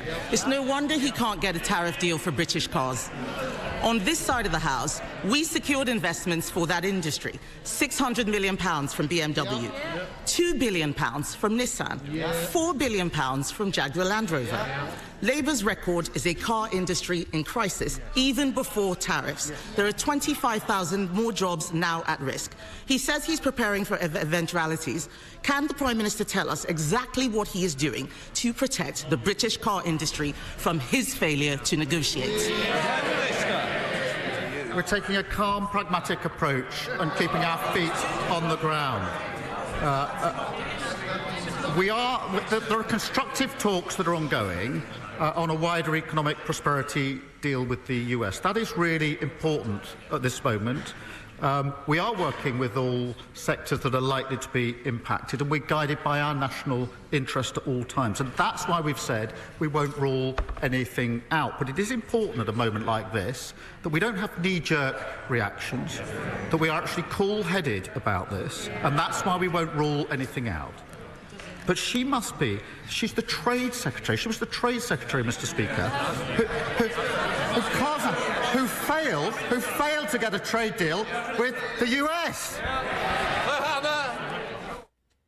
If you're just now tuning into Live Now from Fox, good morning to you. You can see a heated debate underway out there in London, England. Right now, they are discussing the trade deals with the U.S. Several other topics have been discussed so far. And speaking of trade deals, on the right side of your screen, that top right box, a live look out in Ireland from a Dublin port amid President Donald Trump's tariffs. And then that bottom box giving you a live look at the White House, as today, President Donald Trump claims this day as Liberation Day for tariffs. 7:43 here on the East Coast. We're going to step away for a quick 2-minute commercial break. More top stories and headlines when we return.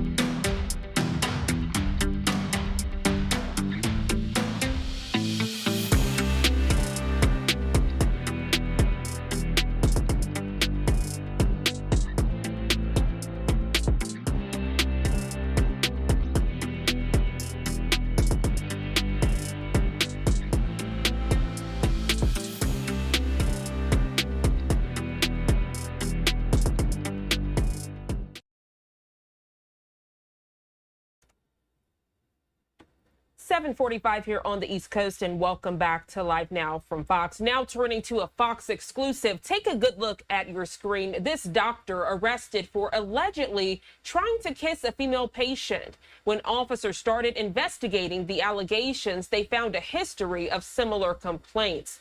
Fox 35 Orlando's Morgan Parrish has the details and joins us live this morning. Morgan, good morning to you. We're learning the doctor from Ocala could be at risk of losing his medical license.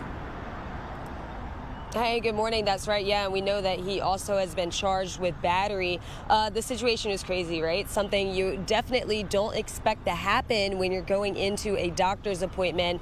Victim says that that doctor inappropriately touched her and kissed her while they were in an exam room without her consent. So that female victim who spoke exclusively with Fox 35, she didn't want to be identified, but she says her doctor, Jose Jacob, inappropriately touched her, hugged her, and kissed her without consent while they were alone inside of an exam room at the Cardiovascular Institute of Central Florida.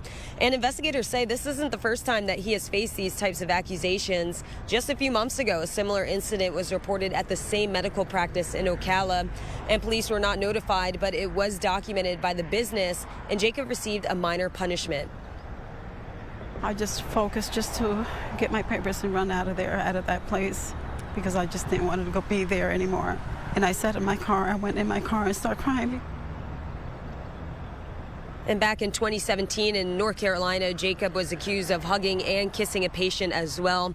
And that case was eventually settled as a civil matter. So if you or someone you know has been in a similar situation with Dr. Jose Jacob, you are asked to call Ocala Police as soon as possible. And of course, we're going to continue following the story and bring you guys the latest details as soon as they become available to us. For now, I'll send it back to you in the studio.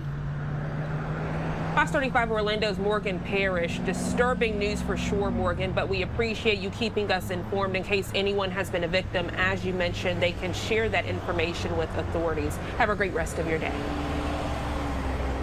Thank you. Same to you. Thank you. And as we are following this news alert out in the Sunshine State, giving you a live look there, downtown Orlando here at 7:48 on the East Coast. If you live in that area, it looks like traffic is flowing smoothly, which is good news for your Wednesday morning commute. We're going to go ahead and step away for a quick 2-minute commercial break. We'll be right back with more top stories and headlines this Wednesday, April 2nd.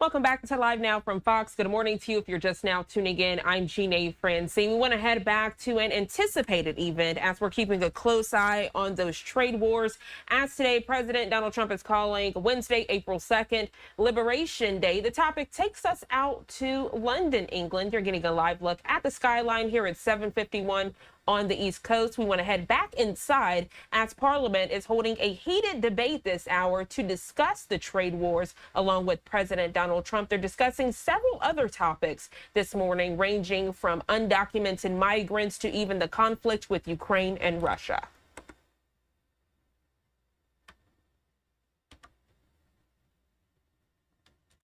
Put the national interest first, and that's why I'm pleased that talks are ongoing and they're constructive talks. I do believe that a trade war is in nobody's interest, and all of the sectors and industries impacted are of the same view. So we'll continue to make that progress in the national interest. The leader of the Liberal Democrats, Sir Ed Davey. Thank you, Mr. Speaker. Can I associate myself with the earlier remarks of the Prime Minister, particularly about Myanmar and Thailand? And can I support the aid that is going and hope that despite the budget cuts, we can be as generous as possible because of the humanitarian crisis there? Mr. Speaker, the Prime Minister has shown commendable leadership over Ukraine with his plan for a military coalition of the willing against Putin. Will he now provide similar leadership with an economic coalition of the willing against Trump's tariffs for free trade so we can avoid a global trade war and a global recession? Prime Minister. Mr. Speaker, I think every week he tries to tempt me to make what I think is a false choice between our relationship with the US and our relationship with other countries, particularly Europe. I think that's the wrong choice on defence, on security and intelligence, for reasons that we've rehearsed across this chamber. I also think it's wrong on trade and the economy. We have a good deal of trade, a balanced trade relationship with the US, and I believe that our interests are best served by calmly trying to secure a deal which is in our national interest, whilst at the same time preparing and leaving all options on the table. Sir Ed Davey. Minister's reply. I hope he is able to cut a deal, but I increasingly fear that the deal won't be good enough to avoid a global trade war. That's why I think one of the options must be to work with our European allies, our Commonwealth allies and others, because we don't tackle Trump's tariffs, we could be saying goodbye to free trade for a generation. Mr. Speaker, if I may turn to a domestic matter now. 3 years ago, the American private equity firm KKR bought a 25% stake in Northumbrian Water. Since then, people across the North East have seen their water bills soar, whilst in last year alone, Northumbrian Water has dumped nearly 1 million tonnes of raw sewage into Durham's Whitburn Coast Conservation Area. KKR are now poised to buy into Thames Water because ministers have ruled out a special administration regime. Can the Prime Minister guarantee that Thames Water will not be allowed to repeat the same trick of putting up bills and dumping raw sewage at the same time? They allowed it, he shouldn't. Mr. Speaker, in relation to his comments at the beginning of the question, I really do think it's not sensible to say the first response should be to jump in to a trade war with the US. That cannot be the first response of the United Kingdom, and I will resist his urgings to do that. In relation to water, he's absolutely right to point out the appalling record on water of the party opposite, just like the record on everything was appalling, and that's why I'm really pleased that we passed the Water Act already to take the necessary measures, but we will go further. Deputy. Yesterday, the Work and Pension Select Committee visited Manchester, where we saw the power of devolution in action, in this case helping people find work. So with just 5 percentage points separating Labour and Conservative last time, does the Prime Minister agree that to get the maximum advantage from Labour's devolution offer, the West of England needs an ambitious Labour mayor in Helen Godwin for more jobs, to fix our buses and to get the homes we need built? I I believe it's best for communities when their leaders have skin in the game. Helen Godwin grew up in Stapleton, went to college in Filton, and has a great record fighting for the community where she's raising her family. Mr. Speaker, our plan for change has delivered record funding for the West of England. That's more money for better buses, for potholes, and getting young people into work. That's the difference a Labour mayor working with a Labour government delivers for the West of England. Thank you, Mr. Speaker. The Prime Minister will know that many in the House will be assuaged by his suggestion that he will act in the national interest in relation to tariffs. But most won't have considered that in acting in the national interest, what occurs in Northern Ireland is no longer solely in his control. He knows that exports from Northern Ireland are UK exports, rightly so. Yet imports to Northern Ireland could lay at the consequence of EU retaliatory action. In keeping all of his options open, now we have to live in a world with the consequences of the last government with his support. Will he indicate that he is prepared to take steps to either exempt Northern Ireland from EU action or take retaliatory action if they do not? Prime Minister. Can I thank him for raising this issue, which is of real importance to his constituents and everybody in Northern Ireland. It is a very serious issue. That's why we need to be calm and pragmatic. And I think that's what workers and businesses in Northern Ireland would want to see from this government at a time like this. We are, as he would expect, looking carefully at the details of any retaliatory tariffs announced by the EU, if they are, and what impact they might have on businesses. As he knows, where goods do not enter the EU, then businesses can claim a full reimbursement of any EU duties paid. But I reassure in the interests of Northern Ireland at the forefront of our decisions, and he may want to know that this morning the Business Secretary spoke to the Northern Ireland Executive because this is a serious issue and we need to work together to resolve it in the interests of everybody in Northern Ireland. Mike's up. Thank you, Mr. Speaker. While the last government resorted to damaging keyboard diplomacy, this government is leading, bringing 40 nations together this week to tackle illegal immigration. Like the Prime Minister, I've seen firsthand how counter-terror powers can disrupt threats before lives are lost. That same approach is essential in dismantling the smuggling networks, Mr. Speaker. Does he agree?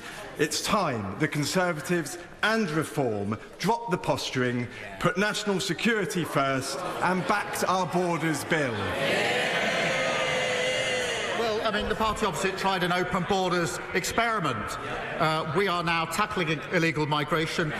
They talked about flights, Mr. Speaker. We've already removed 24,000 people with no right to be here. Under their Rwanda scheme, which was only ever supposed to return, I think, 300 people a year, what we've achieved in 9 months would have taken them 80 years. We've replaced a gimmick with a real deterrent. Tim Farrell. Thank you, Mr. Speaker. The Prime Minister has spoken very movingly and with genuine sincerity and affection about his time as a young man in the Langdale Valley and the Lake District in my constituency and how that helped to shape him.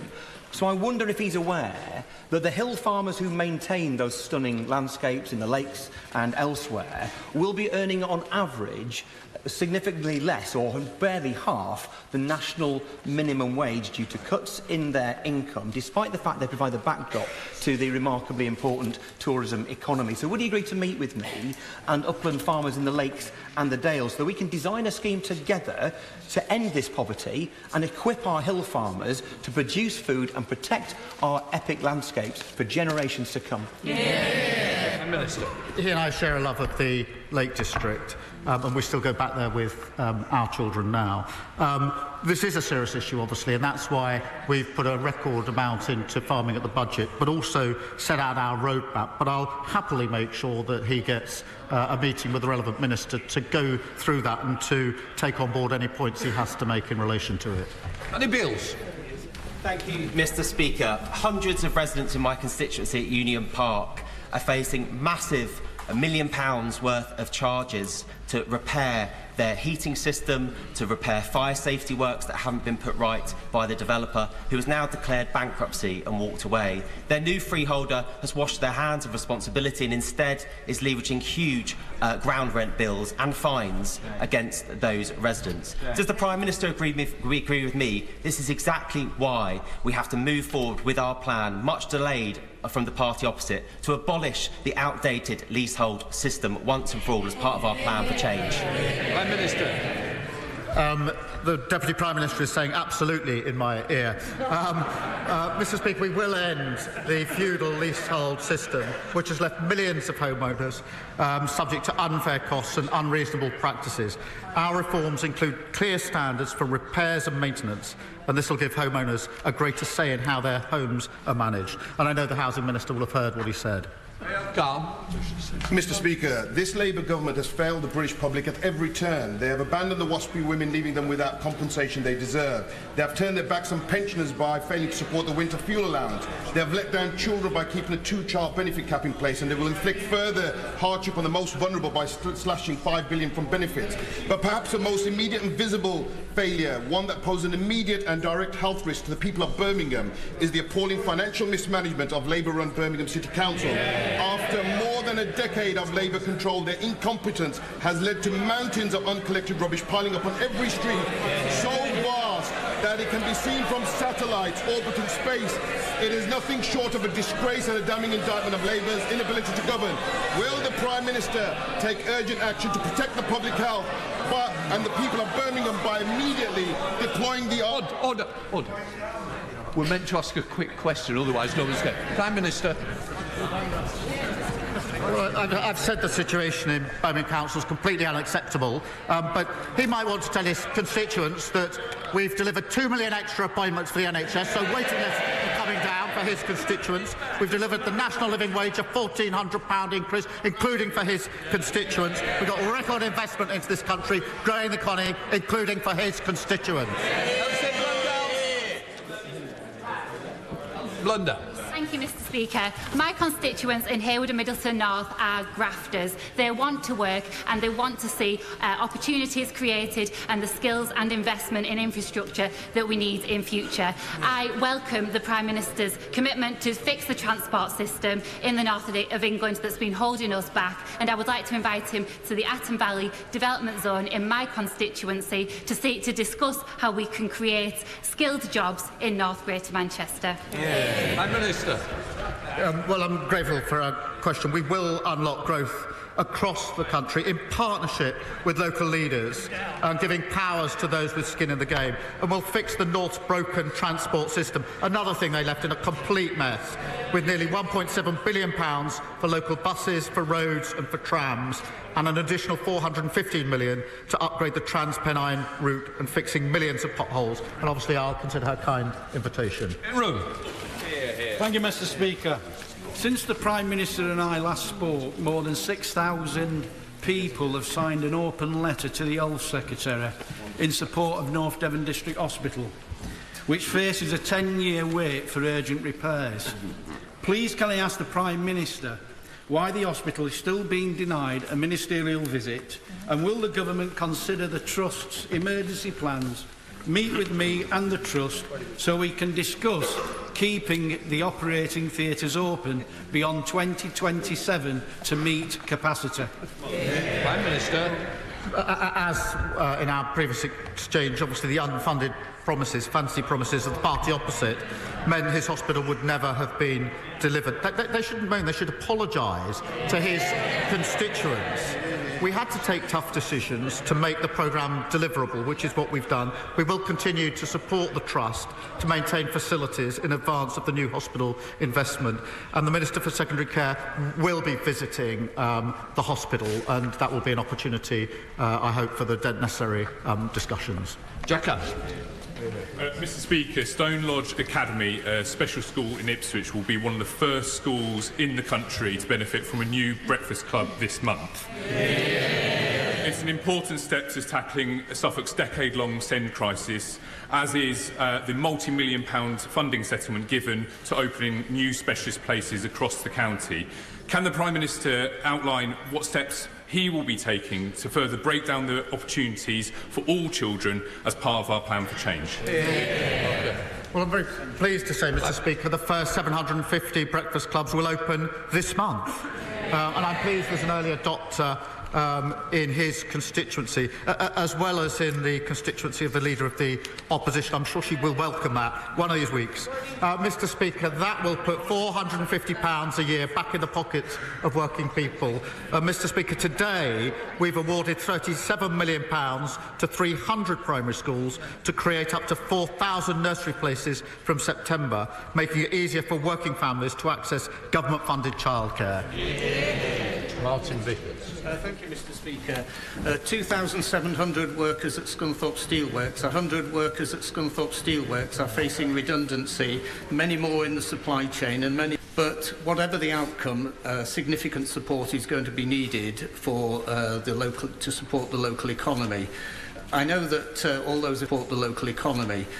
I know that all those affected would appreciate and be reassured that if the Prime Minister could give an indication that he was personally taking an interest in this, and that at some point in the not-too-distant future he would meet with me, neighbouring MPs and the Council Leader to discuss the way forward. Prime Minister. Well, I'm grateful to him for raising it. I do take a personal interest. I went to Scunthorpe to talk to the management and the workers there a short while ago and understand firsthand the challenges and how deeply worrying it will be for those working there and their families and the community as a whole. And that's why there are negotiations. I do call on the company to accept the offer of financial support that has been advanced so we can achieve a sustainable future for the workforce, for the industry and the local community, because I do believe there's a bright future for steel and needs to be a bright future for steel, but I do take a personal interest in it. Thank you, Mr. Speaker. Too many of my constituents are struggling to get access to a GP appointment when they need one. Our GPs are trying their best, but they're struggling with capacity, outdated buildings and outdated tech, all because the party opposite broke the front door to the National Health Service. Can the Prime Minister reassure my constituents that our plan for investment and reform will ensure they will be able to see a GP when they need one? Mr. Speaker, we are focused on delivering real results for patients by scrapping unnecessary targets, bringing back the family doctor and requiring online bookings to help the 8 a.m. scramble. We're investing an additional £889 million to reinforce the front door of our NHS, and that's the biggest increase for over a decade, and that mean hundreds more GPs since we came to power. And this week we've announced record investment for community pharmacies to deliver more services for patients and free up GP time. Thank you, Mr. Speaker. The recent NHS England report laid bare a catalogue of failures which left a patient with a history of violent aggression, unconfined, untreated and completely unmedicated for 9 months until he killed Ian Coates and the young friends Grace O'Malley Kumar and Barnaby Webber from Taunton in my constituency. Will the Prime Minister join with me and the people of Taunton paying tribute to the families who have campaigned on this? Will he confirm that a public inquiry is to begin? And will he confirm that in the context of 50% cuts to integrated care boards, that mental health services, both in the community and secure, will not suffer from those cuts? Prime Minister. Can I thank him for raising this tragic case? And I do pay tribute to the families. Often in cases like this, including this case, I find it hard to think how I would actually respond if I was a family member in circumstances like that. I'm not sure I'd have the courage that they have to campaign in the way they campaign, and I pay tribute to it. We do need to get to the bottom of all of the issues here, wherever they may lie, and that's what we will do. Imogen Walker. Mr. Speaker, in Hamilton and Clyde Valley, my constituents are struggling to access the healthcare that they desperately need. 1 in 6 Scots are on a waiting list. Yep. Meanwhile, in England, the waiting lists have been coming down for the last 5 months, and more than 2 million appointments have been made available. Does the Prime Minister agree with me that the SNP-led government should stop blaming everybody else for their failures. When Scotland's broken public services are their responsibility. Well, Mr. Speaker, she's right. Over 60,000 Scots have been stuck. If you're just now tuning into Live Now from Fox, good morning to you. You're listening in as UK Prime Minister Keir Starmer. He's there on your screen right now. He's taking questions from Parliament. Several topics have been discussed this Wednesday morning, ranging from Ukraine, undocumented migrants, President Donald Trump, and the trade wars. And speaking of the trade wars, we're getting a lot of live looks as President Donald Trump has set today as Liberation Day. We have this just into our Live Now from Fox studio. Thank you to my producer, Julianne, for getting it in so quickly. It says, quote, "It's Liberation Day in America." Again, this from President Donald Trump via his Truth Social. And we're getting some live looks at the ports this morning as we are discussing Liberation Day. This one takes us out to Dublin, Ireland. Pretty cool to get those cameras into our Live Now from Fox studio. You're getting a live look at this Dublin port in Ireland. Ireland is expected to be one of the EU countries most affected by U.S. tariffs, as it's heavily reliant on U.S. markets for its exports. Here stateside, we're getting a live look at a port. This is the Port of Newark in New Jersey. So we'll continue to get these shots throughout the day and, of course, have live events related to Liberation Day and, of course, press conferences. So make sure you are staying tuned to Live Now from Fox. I'm Jeanne Francine. The time now, 8:12 here on the East Coast. We're going to go to a quick 2-minute commercial break. We'll be right back.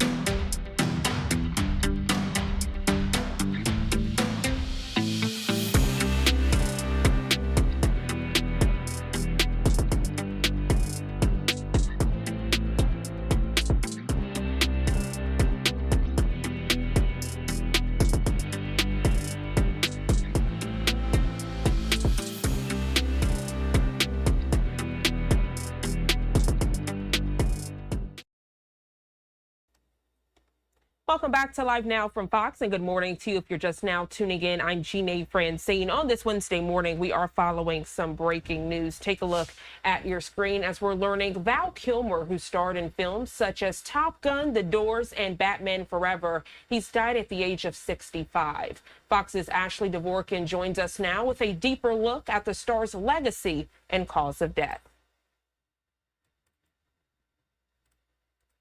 I'm your huckleberry. Val Kilmer, an actor known for immersing himself in characters and creating iconic roles, has died. In an email to the AP, his daughter Mercedes said Kilmer died Tuesday night, surrounded by family and friends. He passed away from pneumonia. Kilmer had recovered after a 2014 throat cancer diagnosis, which required 2 tracheotomies. After being the youngest actor accepted to Juilliard at the time he attended, Kilmer's first feature was the 1984 spoof Top Secret, followed by the sci-fi comedy Real Genius. You are still dangerous. In 1986 was his breakout big-budget debut with Tom Cruise in Top Gun as Iceman. He would later join Cruise again for an emotional reunion in 2022's Top Gun Maverick. Thank you, Ice, for everything. In 1991, Kilmer disappeared into the role of Jim Morrison to lead Oliver Stone's The Doors. His intense process to transform into the part became well known. You look like somebody just walked over your grave. The 90s included the 1993 Western Tombstone, in which he played Doc Holliday alongside Kurt Russell and Bill Paxton. He co-starred with Al Pacino and Robert De Niro in Heat in 1995. He became the Caped Crusader in Batman Forever. I've lived a magical life, and I've captured quite a bit of it. In a documentary about his life called Val, Kilmer shared footage he shot throughout his life and career to tell his story. I see myself as a sensitive, intelligent human being, but with the soul of a clown. In addition to acting, Kilmer published 2 books of poetry, was nominated for a Grammy for a spoken word album, and was a visual artist. He is survived by his 2 children, Mercedes and Jack. Val Kilmer was 65 years old. In Hollywood, Ashley Dvorkin, Fox News. All right, Ashley, thank you so much for that report. This just in from Top Gun movie on X. They say, quote, remembering Val Kilmer, whose indelible cinematic mark span genres and generations, R.I.P. Iceman. We're going to go to a quick 2-minute commercial break. We'll be right back.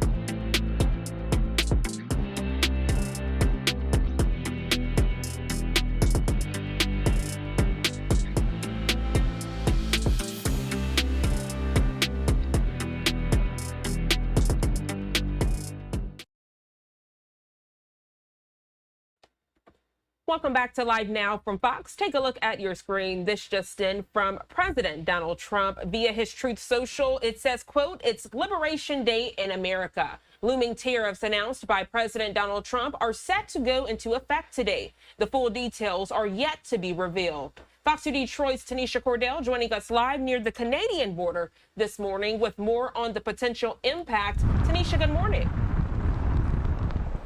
Good morning. You know what? So many concerns and angst surrounding these tariffs. Everyone wondering and anticipating what the president's announcement will be today. But for many, you have food and car prices, job losses, and even the anticipation possibility of a recession top of mind. Now, the president has made it clear these tariffs made to strengthen the Canadian border. And as you mentioned, just over on the other side of the Ambassador Bridge here in Detroit, you know, he's also mentioned they're supposed to counter unfair trade practices and boost American manufacturing. But there's still some doubt. Business leaders here in Michigan expressing those concerns at Detroit Regional Chamber State of the Region presentation just held yesterday. There you had Michigan's economy here and trade work with Canada listed as concerns as well. Take a listen.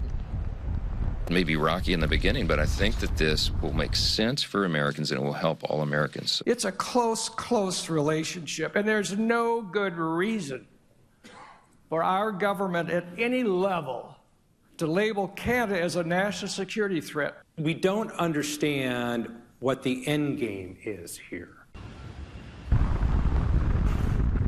Well, again, as I mentioned, so many concerns. You even had one of the leaders mentioning this is like a yo-yo effect for those managing the border over here. Again, as I mentioned, on the other side of the Ambassador Bridge in Canada. So again, lots of eyes going to be on the White House, looking to the president for answers today. We'll be sure to be following and keeping everyone updated as well.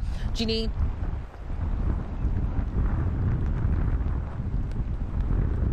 All right, Tanisha Cordell there with Fox 2 Detroit. Tanisha, thank you so much for the detailed overview and breakdown. And as you mentioned, we will definitely be keeping a close eye on these developments. Have a great rest of your day.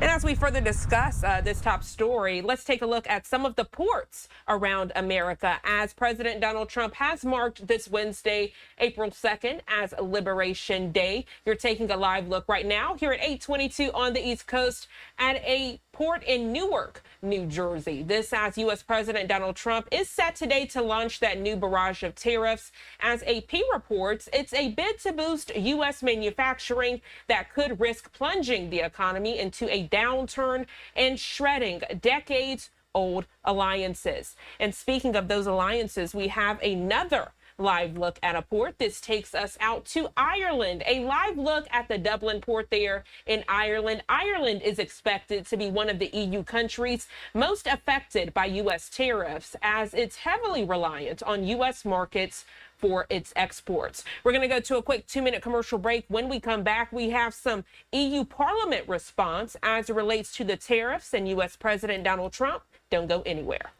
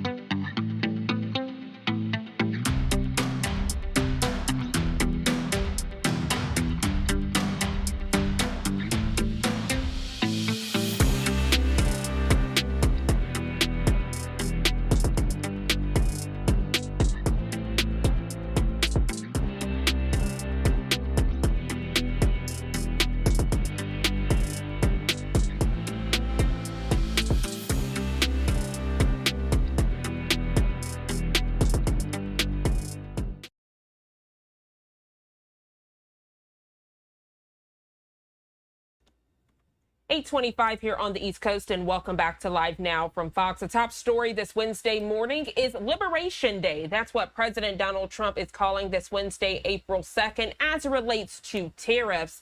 The European Parliament out in Strasbourg, France, debating President Donald Trump and tariffs. Let's listen in.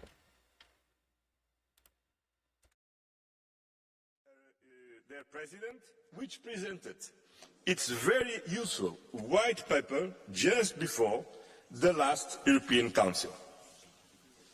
The activation of the national escape clause will free up fiscal space in the national budgets of the member states.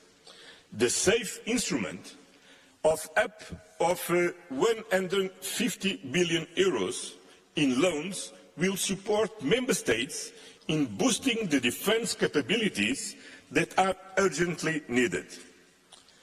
We now need to continue to move with a sense of urgency to complete this work and, if necessary, take further decisions to ensure a just and lasting peace in Ukraine, a just and lasting peace in Europe as a whole.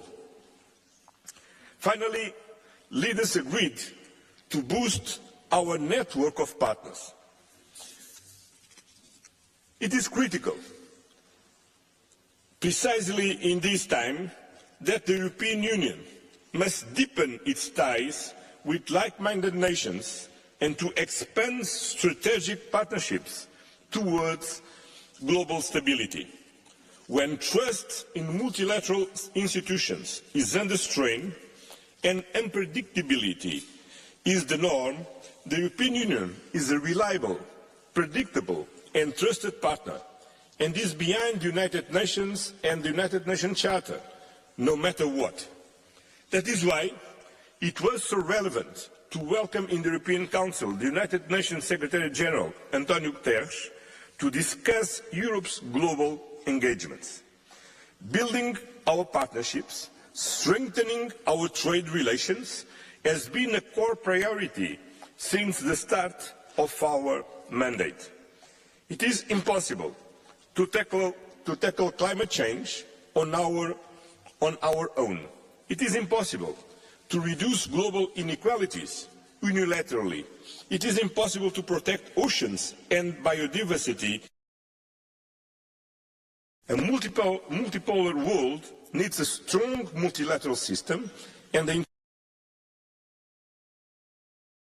driven by a bold sense of purpose, of peace, prosperity and partnerships. Let me conclude. First of all, for the European Council, it's very clear the sense of urgency on defence and on competitiveness. Urgency on cutting red tape. Urgency on promoting a savings investment union. And urgency to approve the global framework to invest more, better, faster together in our own defence. Thank you very much. Thank you very much, President Costa. And now I invite the President of the European Commission, Ursula von der Leyen, to take the floor.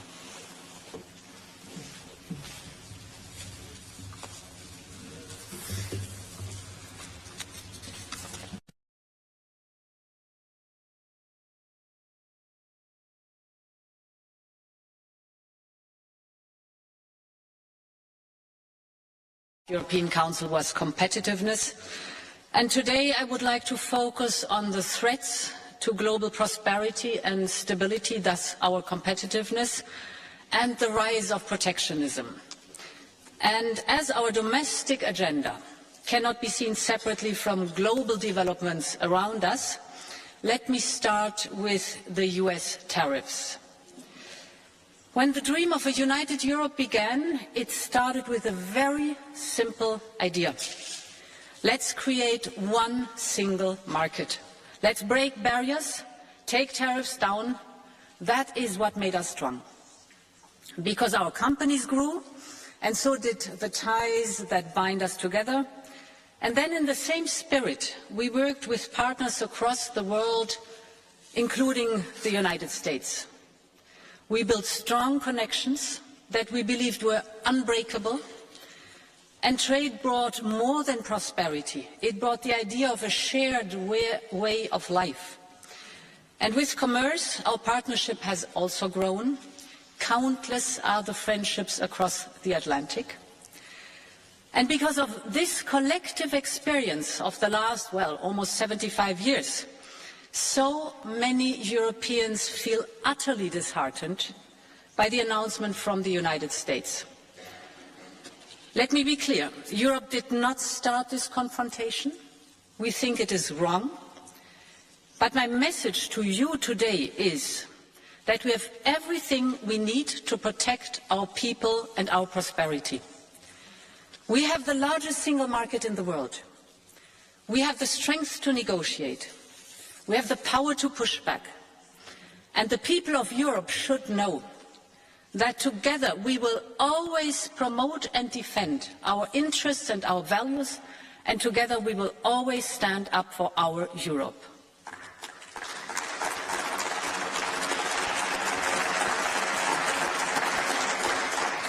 So far, the US administration has announced a 25% increase of tariffs on imports of steel and aluminium, cars and car parts. The next sectors facing tariffs will be semiconductors, pharmaceuticals and timber. And tomorrow we expect another announcement with so-called reciprocal tariffs that will immediately apply to almost all goods and many countries in the world. Of course, there are severe issues in the world of trade, without any question. Overcapacities, we know about the imbalances. We see unfair subsidies, denial of market access, or the IP theft.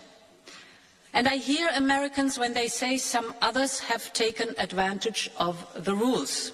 I agree. We also suffer from it. So let's work on it. But tariffs across the board make things worse, not better. Tariffs are taxes that will be paid by the people. Tariffs are taxes for the Americans on their groceries and their medication. Tariffs will just fuel inflation, exactly the opposite of what we wanted to achieve. American factories will pay more for components that are produced in Europe. This will cost jobs. It will create a bureaucratic monster of new customs procedures. And today, nobody needs that, neither in the United States nor in Europe. So, our strategy builds on 3 pillars. First, we are open to negotiations. We will approach these negotiations from a position of strength. Europe holds a lot of cards, from trade to technology to the size of our market. But this strength is also built on our readiness to take firm countermeasures if necessary. All instruments are on the table. Second, we will keep diversifying our trade with other partners. You mentioned it, Antonio. Our hallmark is not only that we are the biggest market in the world, but that we are reliable and predictable. We honor our commitments. And that is exactly what our partners are looking for today. And my third point, we will double down on our single market. The single market is the cornerstone of European integration and values. It's our powerful catalyst for growth, for prosperity, for solidarity. But we have to tear down remaining barriers to have a single market to go big, because scale matters, and a single market to go fast and to go far. Now to the first point. Our immediate response to tariffs is unity and determination. I have already been in contact with our heads of state and government on the next steps. We have this parliamentary debate now here today, and we will assess tomorrow the announcements very carefully to calibrate our response. Our objective is a negotiated solution. But of course, if need be, we will protect our interests, our people and our companies. And I want to be very clear on the aim of our response. We think that this confrontation is in no one's interest. The flow of goods and services between us, the United States and Europe, is nearly balanced. Of course, we are willing to work on the trade balance of goods as well as on the trade balance of services. This is the largest and most prosperous trade relation worldwide. We would all be better off if we could find a constructive solution. At the same time, it also has to be clear. Europe has not started this confrontation. We do not necessarily want to retaliate, but if it is necessary, we have a strong plan to retaliate and we will use it. The second element of our strategy is diversification. Trade goes to where the business case is. We will open doors towards fast-growing markets across the world. Europe already has trade agreements in place with 76 countries, and we are now growing this network. We just concluded trade deals with Mercosur, Mexico and Switzerland. We launched the first ever clean trade and investment partnership with South Africa. We aim to conclude a trade agreement with India by the end of this year. We are in intense negotiations with Indonesia and Thailand. And later this week, President Costa and I will head to Samarkand for the first ever summit between the European Union and Central Asia. Europe has always been a trading continent. So let's connect with the beating hearts of the global economy. Our message is clear. Europe is reliable, Europe is predictable, and Europe is open for business. And the third point, honourable members, is unchain the single market. There are too many obstacles that tie down our businesses, and we have to do our homework. Mario Draghi is right when he says high internal barriers are far more damaging for growth than any tariff. End of quote. The single market, as I said, was born to tear down barriers between the countries, to erase customs and duties, and to make business inside the European Union as easy as possible. So we must go back to that idea and fulfill it. It must be easier for SMEs to sell the same product in all member states instead of relabeling it 27 times to comply with national laws. It must be easier for professionals to work across borders instead of getting stuck with different national bureaucracies. It must be easier for tech companies to launch a new service all across Europe instead of dealing with 27 different procedures. And to invest in Europe instead of sending their savings to the other side of the world. This is the promise of the single market. So,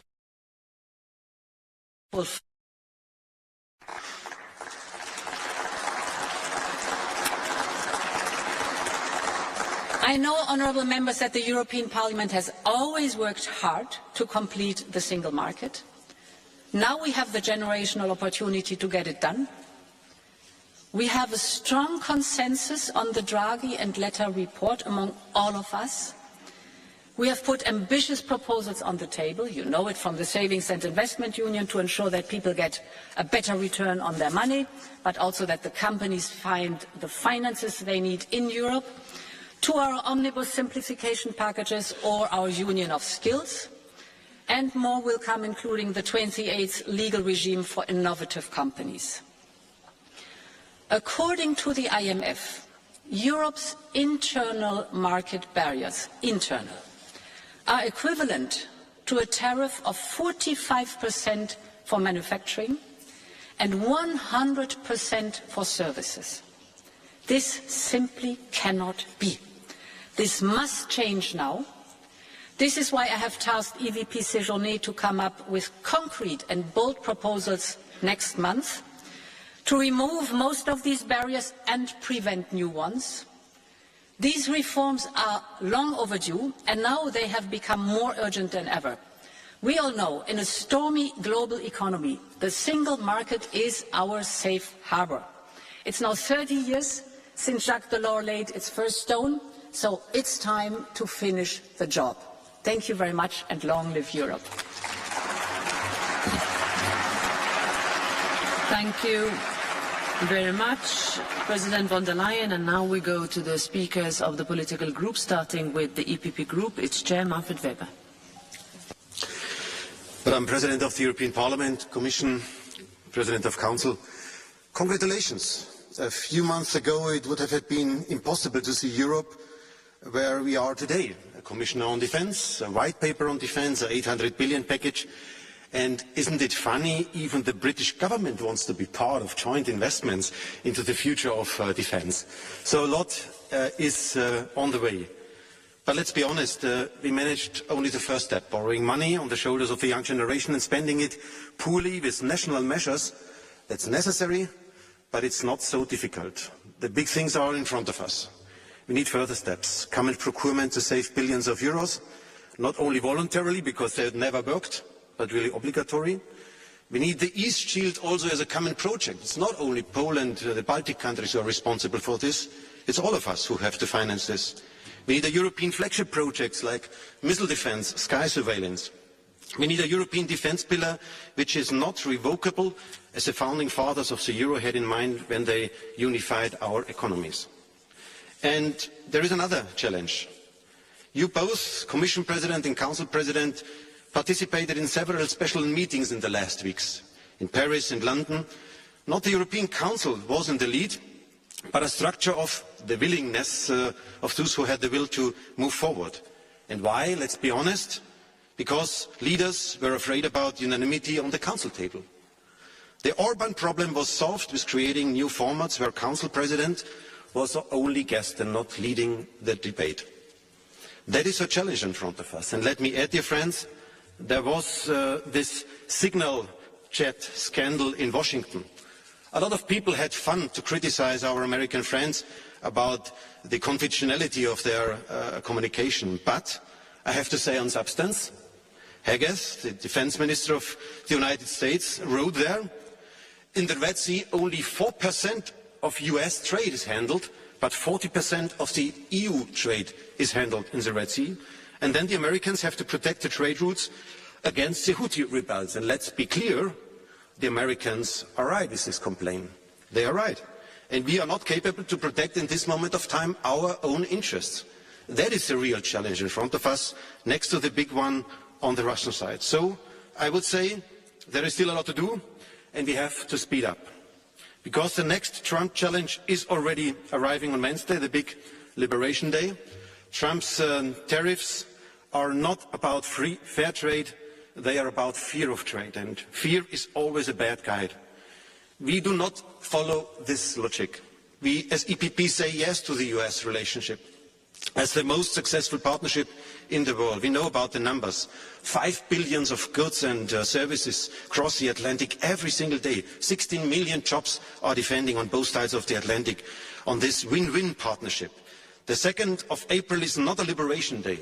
It's a resentment day. Trump threatens the world's best economic model we have established. But what to do now? Europe is 22% of the global GDP. We are the economic powerhouse, and the US is 25%. We are equal. A united Europe, as Ursula von der Leyen described it, can defend the interests, and we have to do so.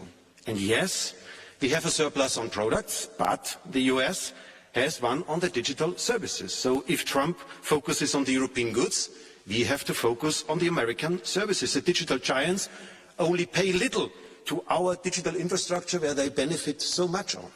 And then, dear colleagues, let's act and not only wait what happens in America. Growth comes from the single market.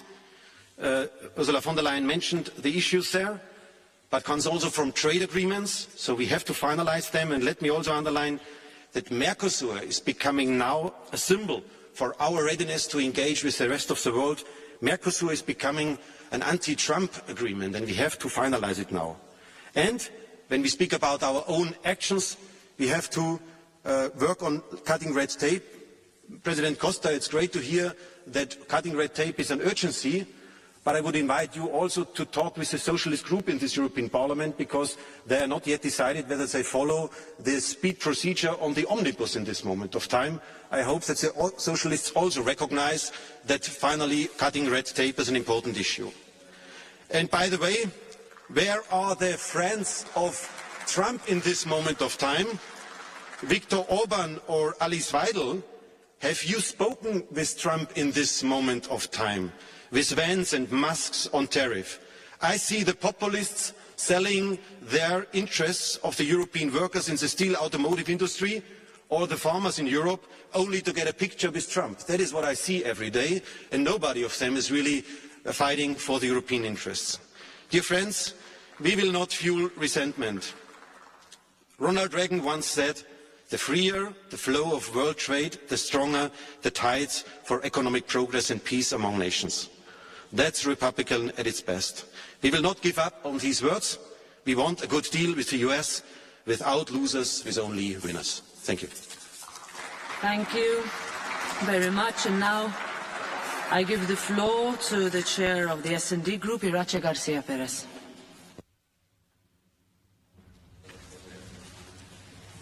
Gracias, Presidenta.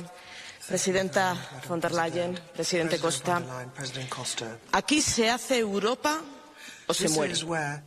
Estas palabras no son de nuestros fundadores, sino de los miles de ciudadanos que el pasado 15 de marzo se manifestaron to the millions of our citizens who went out into the streets of Rome on the 15th of March, workers and students, because they know that the European Union is their best hope for the future. And we are therefore duty-bound to listen to their voices and to heed their demands.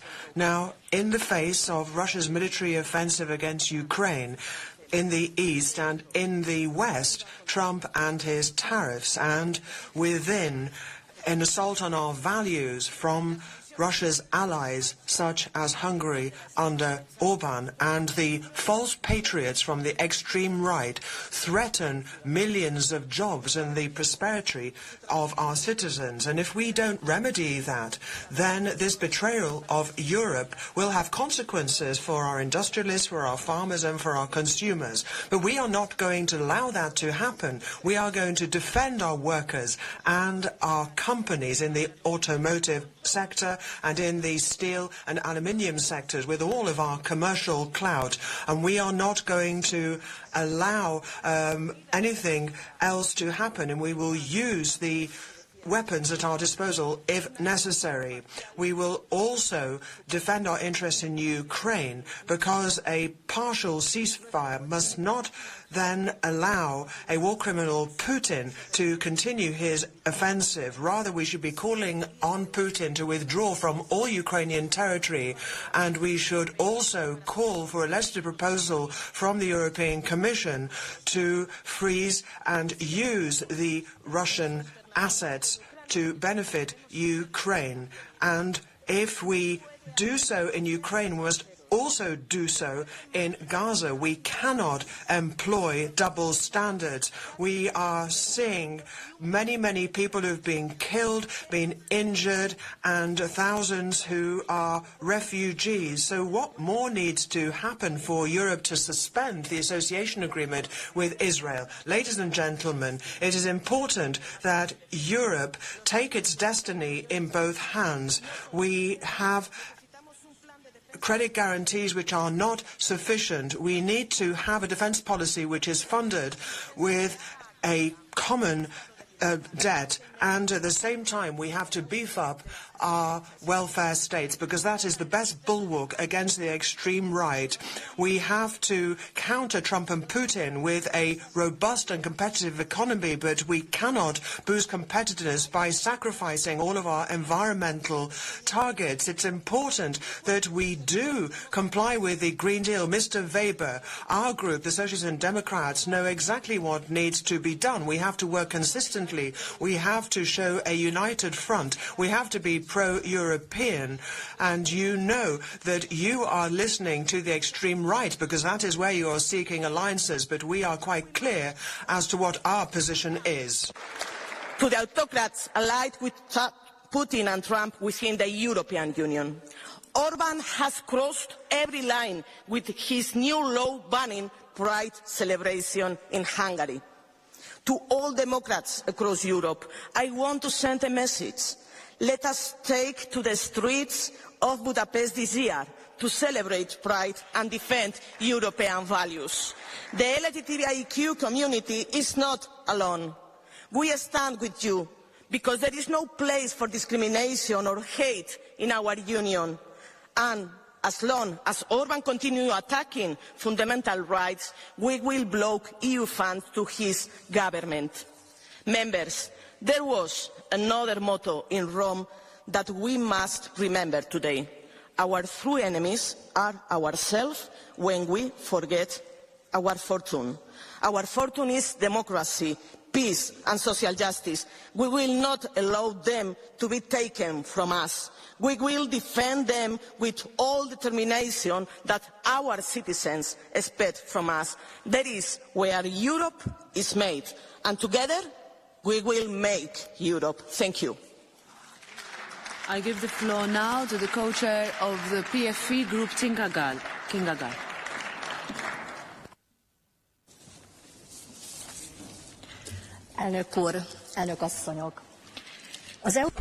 Mr. President, Madam President, the European Union is a peace project created to guarantee peace. So we continue to listen in out in Strasbourg, France. As European Parliament, they are debating topics including President Donald Trump and tariffs. Right now, they're switching to an open forum where the members of Parliament are allowed to come up to the podium and speak on different items. We just heard the prior speaker speaking about a conflict as it relates to her area where she lives. So we'll continue to keep a close eye on these topics. But top of mind for many people, that top right box, a live look out in Ireland, the Dublin port amid the tariffs war, and then that bottom box, a live look at the port of Newark out in New Jersey. I'm Jeanne Francine. We're going to go to a quick 2-minute commercial break, our final one of the hour. When we come back, more top stories and live events of your Wednesday morning.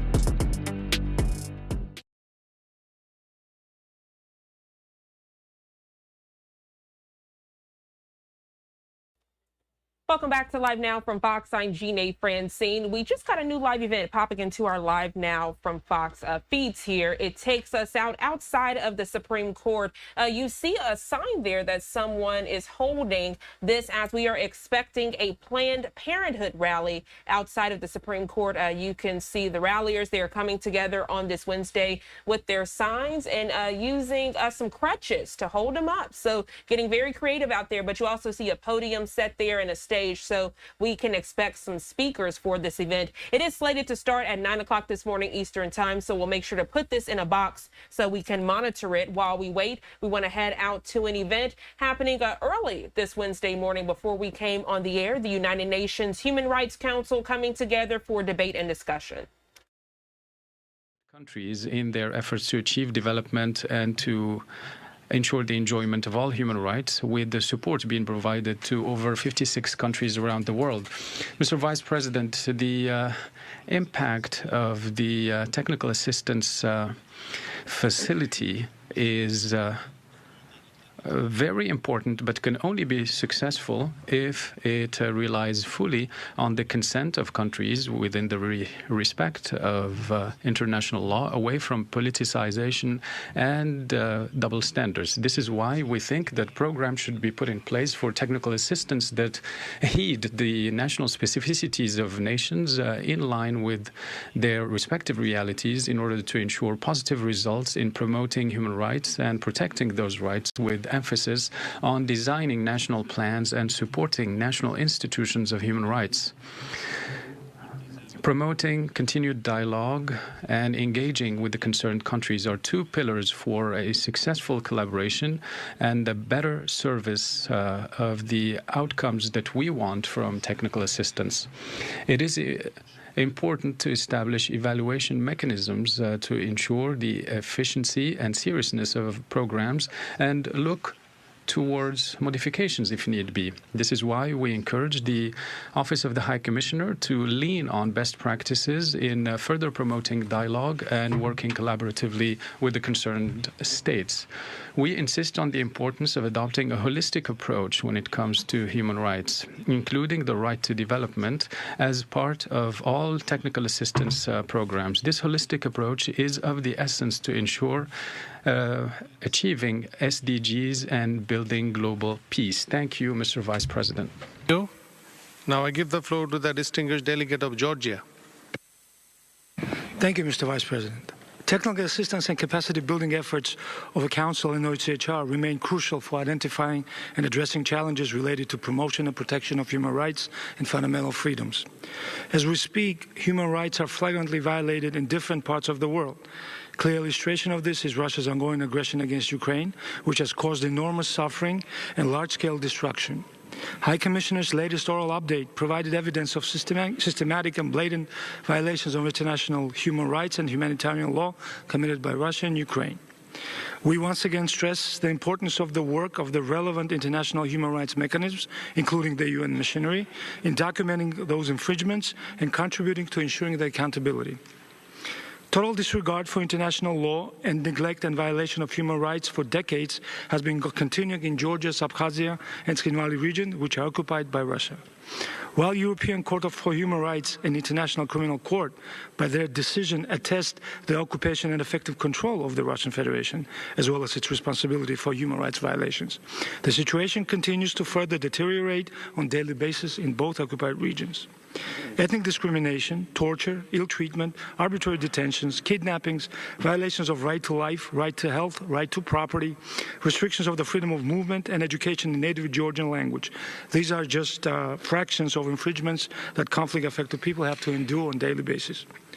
We reiterate our call on the occupying power and the power exercising effective control on the ground, the Russian Federation, to fulfill its international obligations under the EU-mediated 12 August 2008 ceasefire agreement, to halt human rights abuses of conflict-affected people, to ensure immediate and unhindered access for the OHCHR and other international and regional human rights mechanisms to Georgia's occupied regions. Thank you.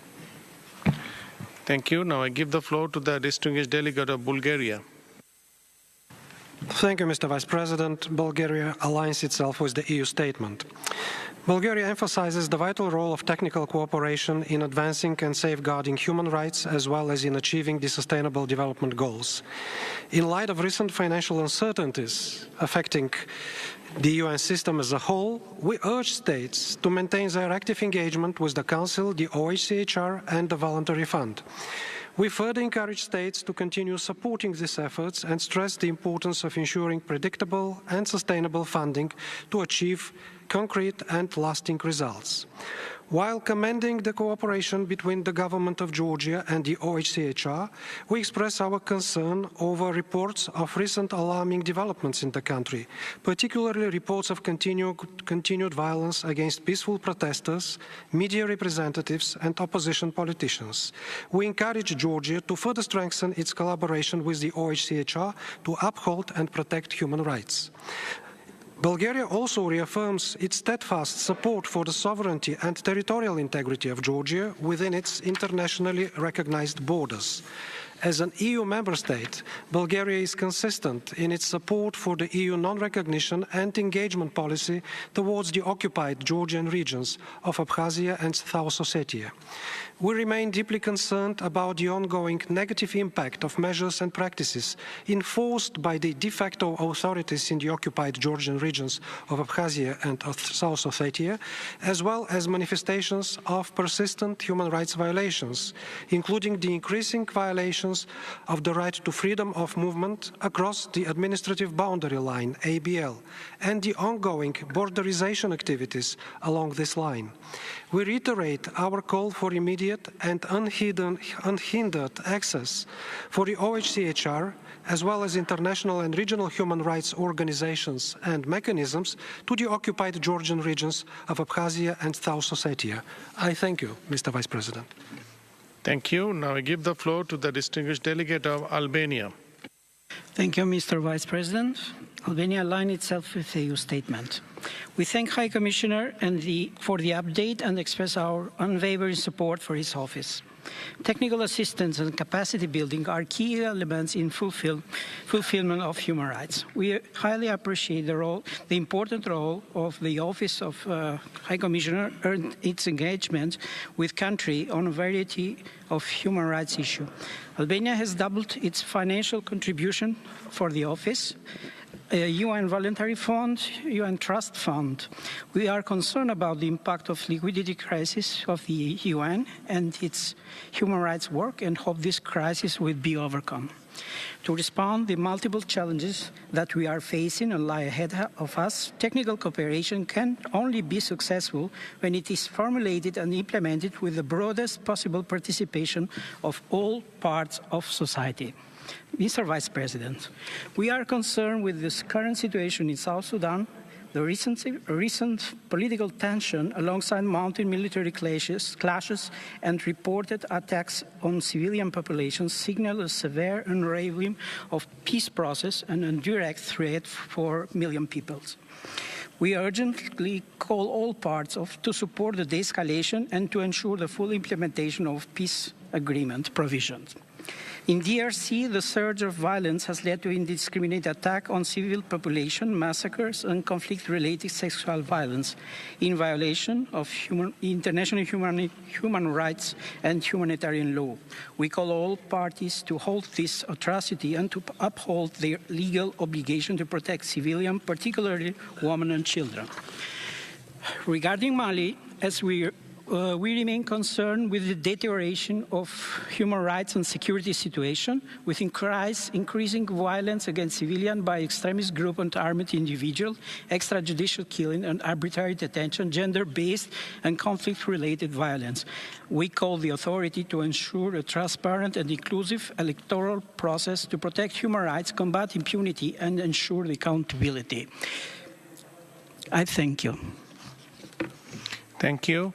Now I give the floor to the distinguished delegate of the Maldives.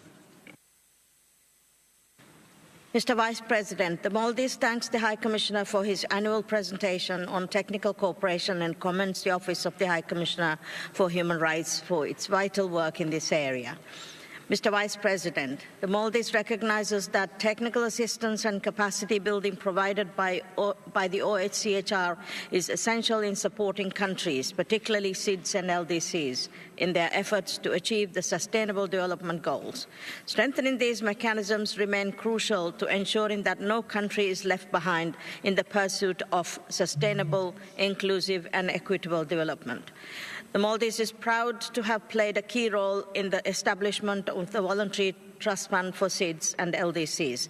The fund has been vital in facilitating the meaningful participation of delegations from SIDS and LDCs in the work of the Council, especially those without a permanent presence in Geneva. The Maldives hosted the Trust Fund workshop for the Asia region last year, which offered a valuable platform to review the fund's achievements and explored ways to further enhance its impact and accessibility. Mr. Vice President, SIDS and LDCs continue to face unique and multidimensional challenges that hinder developmental trajectories. These include economic vulnerabilities, limited institutional capacities, geographic remoteness, and most critically, the adverse effects of climate change. In this context, we urge international community, including UN agencies and development partners, to continue providing targeted and needs-based support to SIDS and LDCs. This support should be rooted in the realities on the ground to further institutional resilience, reinforce governance frameworks, and build national capacities. The Maldives remain firmly committed to working in close partnership with OHCHR to further strengthen the human rights situation in the Maldives. We will continue to engage constructively with international and regional partners to fortify human rights protection and institutional capacity and ensure the effective implementation of our human rights obligations at all levels. I thank you. Thank you, Ambassador. Now I give the floor to the distinguished delegate of Colombia.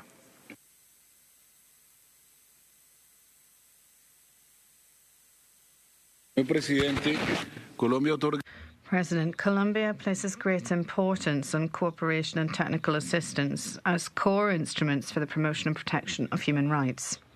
On behalf of my government, I'd like to recognize and express my deep gratitude for the work of the OHCHR in Colombia. Their work has been significant for the promotion and protection of human rights in our country over the past 28 years, since 1997. In addition, I'd like to express our appreciation to the international community. Various of our friendly states are part of this council and have helped us to try to have in our quest for peace. I'd also like to highlight the support of the office in the implementation of the final peace accords, including the support for transitional justice mechanisms such as the Special Jurisdiction for Peace, the Truth Commission and the Search Unit. Colombia appreciates the guidance in dismantling illegal armed structures, as well as its decisive action in favour of protecting civic space and human rights defenders, journalists and vulnerable communities. The office also has decentralised cooperation with the regions affected by the armed conflict, and actively participates in coordinating with state units such as the Ombudsperson's Office, the Prosecutor's Office and the National Commission for Guarantees of Security. It's important to underscore that technical assistance and international cooperation is core not only for Colombia but for many other states that are facing human rights challenges. These tools should be further developed and strengthened also in connection with item 6 of the agenda of this Council, as a way of ensuring that all states can make headway in the implementation of recommendations from the UPR. The sudden withdrawal of financial support for a country has generated an unprecedented crisis in the multilateral order, and this has been the way for many years, and therefore we would urge this Council and its member states and observers, civil society and various bodies within the system to try to find sustainable solutions. Colombia continues to believe in a multilateral system, in the universal human rights system, peaceful settlement of disputes, dialogue and cooperation. In spite of what we had before 1945, this is not obviously perfect, but we cannot go backwards. We need to try to find ways forward. Thank you. The distinguished delegate of Brazil. Thank you, Mr. Vice President. International cooperation is at the heart of the Human Rights Council's mandate. In an interconnected world, we must work together to promote and protect human rights for all. No country is immune to challenges, and no state holds a monopoly on best practices. Only through dialogue, mutual assistance, and capacity building can we advance the principles enshrined in the Universal Declaration of Human Rights. Brazil firmly believes that technical cooperation and capacity building play a crucial role in strengthening national human rights mechanisms. We must foster engagement and share experiences to support states in fulfilling their human rights obligations. Our common goal should be to reinforce national ownership, ensuring that solutions are adapted to local realities while remaining aligned with international standards. In this context, we highlight the role of national mechanisms for implementation, reporting, and follow-up, the NMIRFs, which coordinate and prepare reports to and engage with international and regional human rights mechanisms. They also track national follow-up and implementation of human rights treaty obligations and recommendations. With the adoption of resolutions 54/28 and 57/32 underscores the broad recognition of the importance of technical cooperation, including NMIRF's role in strengthening national human rights frameworks. According to the OHCHR, technical assistance for NMIRFs is among the most requested areas of cooperation. The consensus in both resolutions reflect the widespread recognition of the need to foster effective national human rights mechanisms. Several states have emphasized the value of technical cooperation in supporting these mechanisms, which are frequently among UPR recommendations. Brazil remains committed to working with partners to advance human rights policies that yield concrete results. We must continue supporting one another through cooperation, trust, and a shared dedication to fundamental rights. Thank you. Thank you. Now I give the floor to the distinguished delegate of Kuwait. Thank you, Vice President. We'd like to commend the efforts made within the framework of technical assistance and capacity building, which are a reflection of the commitment of the HRC to supporting countries in building their own capacities, particularly in light of increasing challenges at the international level, which have a negative impact on the enjoyment of human rights and that point to the increasing need in having effective and balanced mechanisms. Kuwait would like to reaffirm that technical assistance and capacity building are two fundamental pillars to enable countries to fulfill their international obligations in the area of human rights. And we stress the importance of conducting that cooperation on the basis of consent and the request of the concerned state with the respect of national priorities and sovereignty and away from any politicization or selectivity of the tools that are available for that cooperation. Mr. Vice President, in this context, the state of Kuwait emphasizes the importance of promoting the capacity building in developing countries in designing and implementing national plans for sustainable development. And we encourage that support requests be presented to the Office of the High Commissioner in line with the mandate of this office. We emphasize on the importance of responding positively to those requests swiftly and effectively. Kuwait rejects double standards given the negative impact on the credibility of the HRC and the obstacle that is built standing in the way of ensuring that the higher principles of human rights are respected. Kuwait clings to item 10 and the need to mobilize the necessary resources that will allow for the implementation of the affiliated programs to achieve the concrete impact of technical assistance leading to sustainable and felt results in reality. Thank you. Thank you. Now give the floor to the distinguished delegate. We're listening here to an early morning event brought to you by the United Nations Human Rights Council, considering and continuing their debate and discussion. We're stepping away for a brief commercial break. We'll be back with more of your top stories next.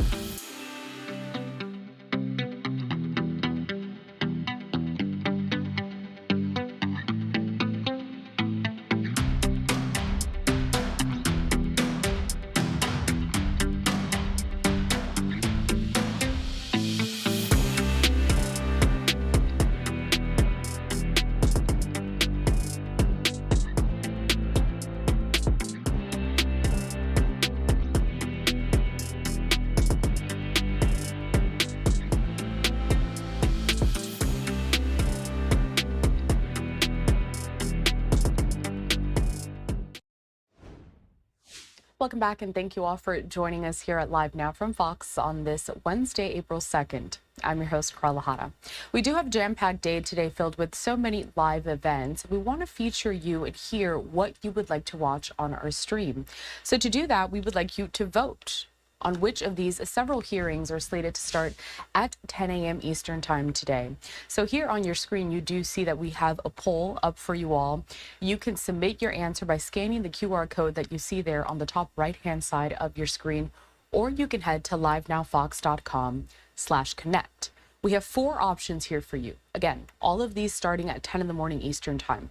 So tell us, which would you like to see? This first option is a Senate hearing on Boeing that has been brought forth by Texas Senator Ted Cruz. So this will focus on some of the steps that Boeing has taken to address production deficiencies and safety issues identified after the incident with the Alaska Airlines flight that happened last year. Then you also see the Supreme Court set to hear a case coming out of South Carolina where the state government there wants to defund Planned Parenthood through the Medicaid funding program. We also have a House hearing on artificial intelligence that is going to be examining some of the competitive landscape within the AI sector. And then finally, hearing on military, which basically is focused on these cyber attacks and some of these state-sponsored hacking groups, such as China's Salt Typhoon, which just last year did successfully target some critical U.S. telecommunication systems. Thank you all for voting now. I see that a lot of you are trying to pick which of these is going to be showcased on our stream again at 10 a.m. Eastern time. So just scan your QR code. We're going to be bringing up this poll throughout this next hour or so to see what you would like to watch. And right now it does seem that a lot of you do want to see this House hearing on AI. Just make sure and remember that you can go to livenowfox.com/connect to continue voting. In the meantime, a preview of another event that is set to get started, not really sure when, but this is regarding that Supreme Court hearing happening later today regarding funding for Planned Parenthood out of South Carolina. We see a podium set up with microphones set up as well. We'll see when speakers step up to there, and we'll bring it to you as soon as it gets underway. Let's head back to the event that we were showcasing just before the last commercial break, the United Nations Human Rights Council continuing their discussion.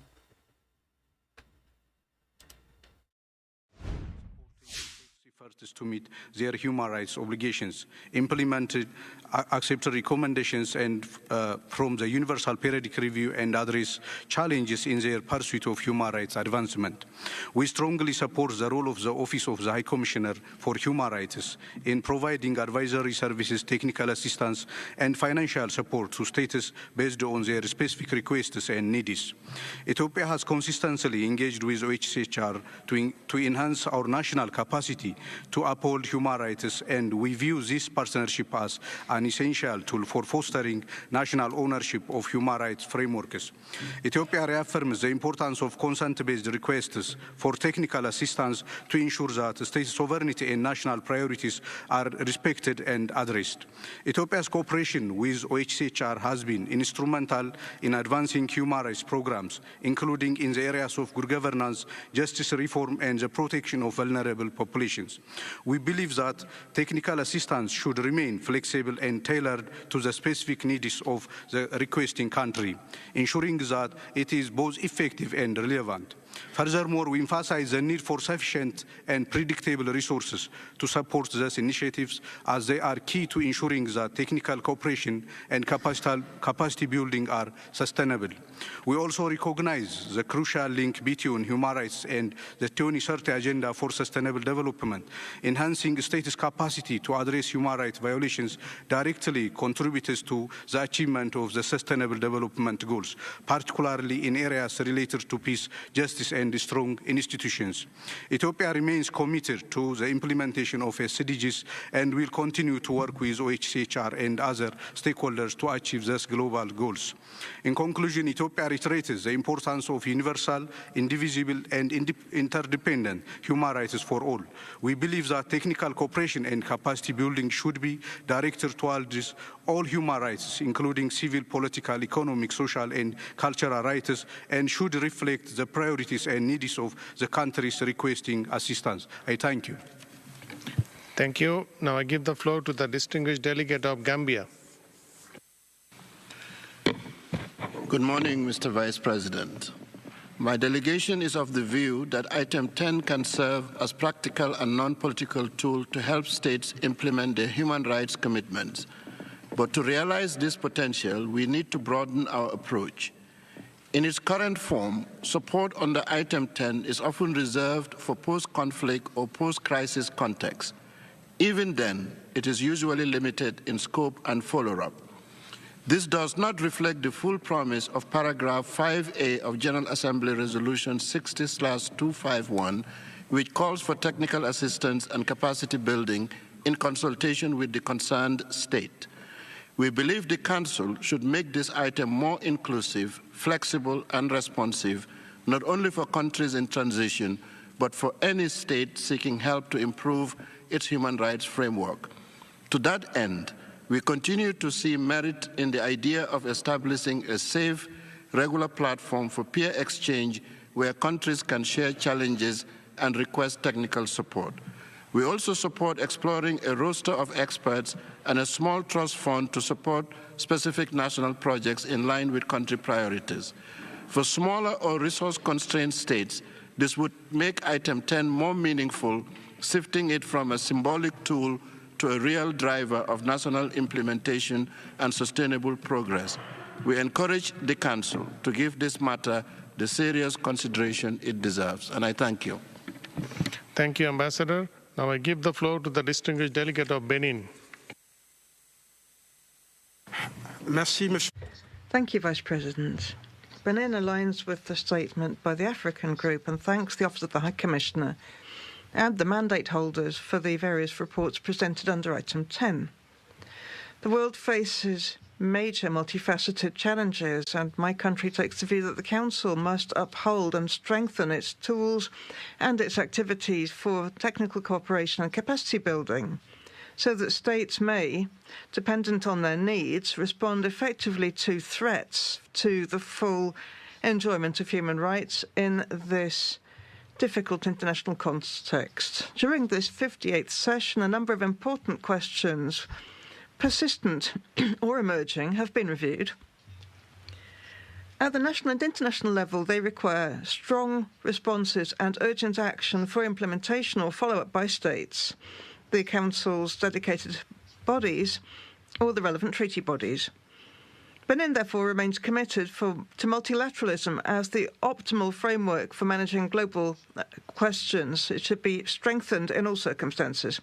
As a regular beneficiary for the LDC and SIDS Trust Fund, my country recognizes and appreciates the importance of this instrument for promotion of universal participation in the work of the Council. To contribute to its durability, my country has announced at the start of this year a symbolic voluntary contribution to the fund.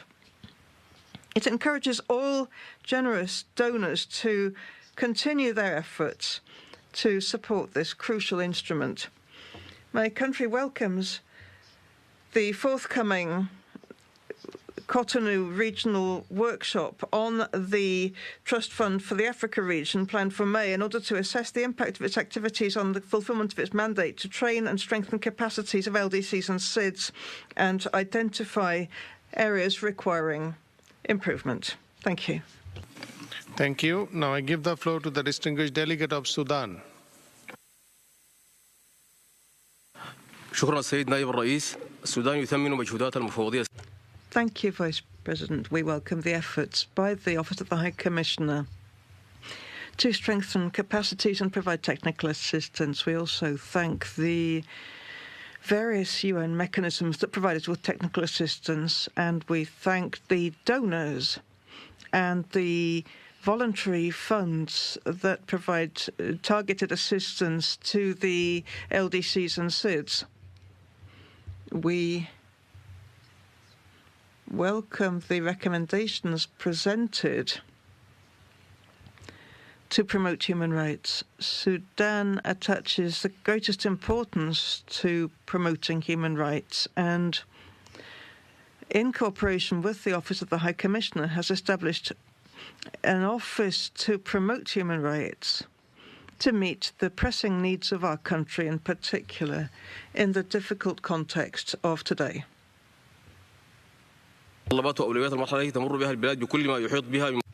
We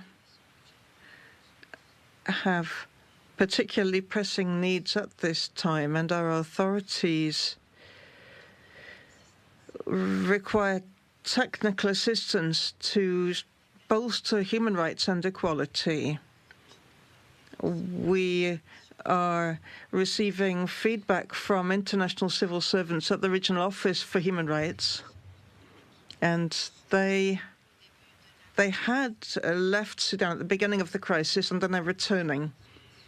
We are also promoting reporting on the departure of many of our citizens who fled Sudan from the west of Darfur. The regional office is now able to resume its work and provide assistance to IDPs and to those Sudanese who had to flee our country. Hence the importance of technical assistance and capacity building to promote human rights. Thank you. Thank you. Distinguished participants, we will now proceed with the list of observers. And the first on my list is Estonia. We're listening here to the United Nations Human Rights Council's debate and discussion from early on today. A couple of live looks on your screen as well. On the top right-hand side, you can see a rally that is being held just outside of the Supreme Court as the justices are set to hear today on a case regarding the funding of Planned Parenthood in South Carolina. And then we also have a live look at the White House. Later on this afternoon, we are expecting President Trump to speak on these tariffs that he has imposed to several nations.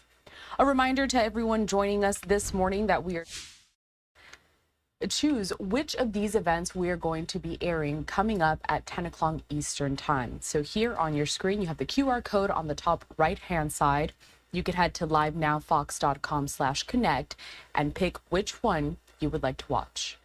We'll be right back.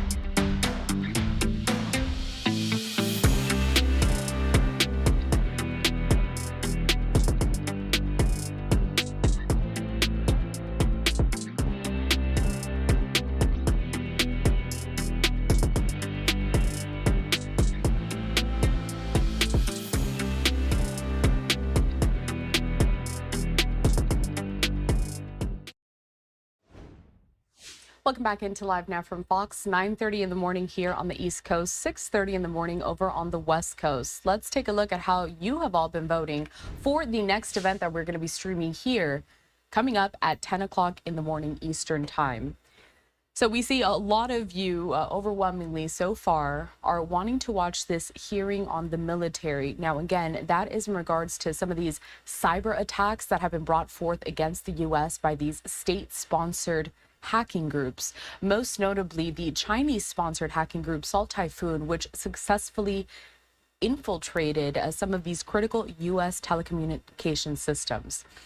However, there are a few other hearings. If you are interested, you can still vote. We have that Senate hearing on Boeing to talk about how the manufacturer has made some changes, given several of these incidents that they have experienced over the last several months. We also have more nomination hearings today for deputy secretaries. And again, a House hearing on AI. You can scan the QR code on the top right-hand side of your screen or head to LiveNOW.com, LiveNOWFox.com/connect to submit your vote. Let's head over to a live event that we just got into our newsroom. This is over in New York City. We are seeing here New York City Mayor Eric Adams attending this annual convention for the National Action Network. The city of New York ain't going to continue to do so. Thank you. God bless you.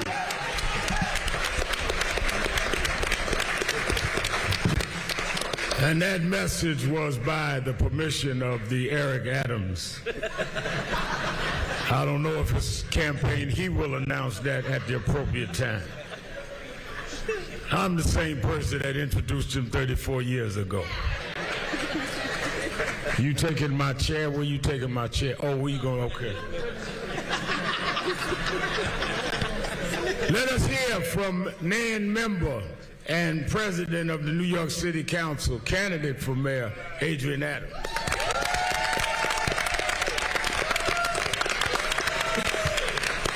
Thank you so much, Reverend Sharpton. I also greet Chairman Richardson, all of my colleagues, Mayor Adams, of course, and all of the elected officials. Nan family, what a day.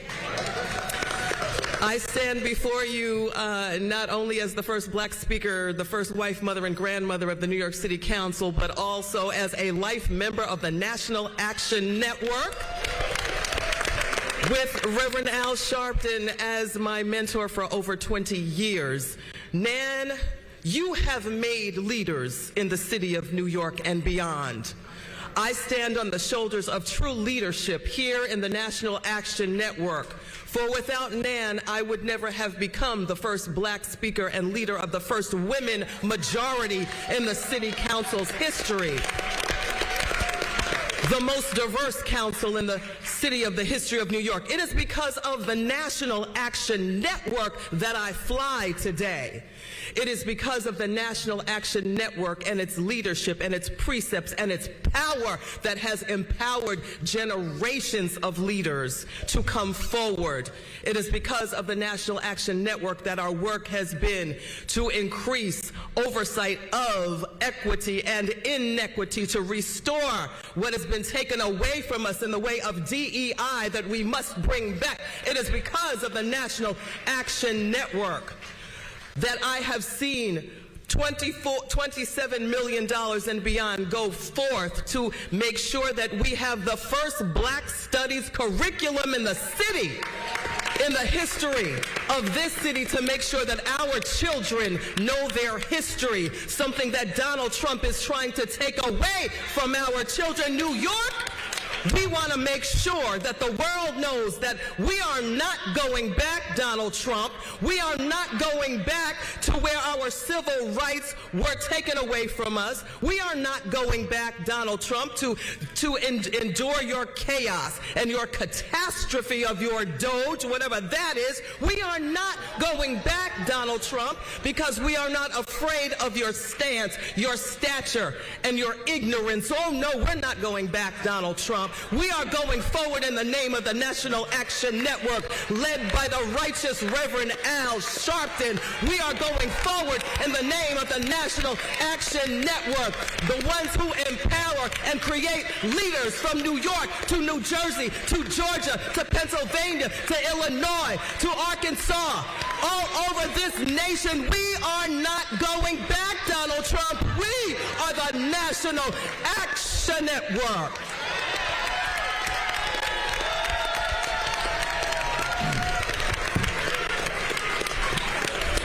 Her name is Adrian Adams, and she approves that message. I'm going to ask the electeds to go down on the lower level, that side, the board members this side. We're going to cut the ribbon, and then we will begin with the only black governor in the United States today. The governor of Maryland and I will have a conversation.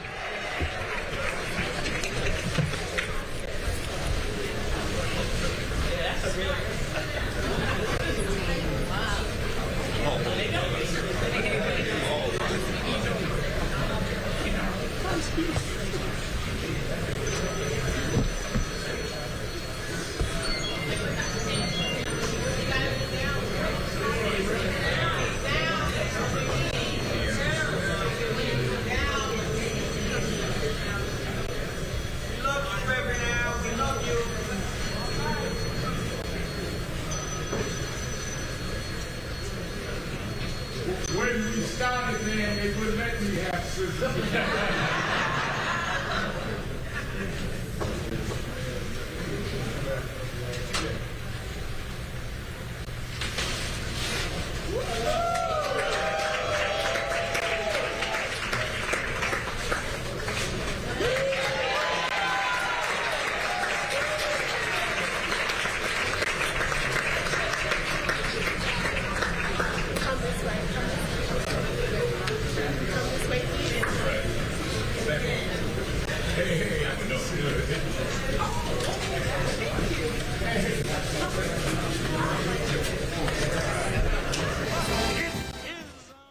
So we're just watching here. I think it just ended a ribbon cutting ceremony for the National Action Network's annual convention. We heard from New York City Mayor Eric Adams, who you see them there greeting some of the folks who attended this event.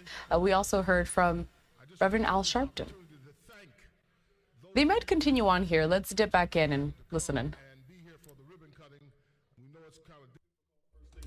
We want to launch it with enthusiasm.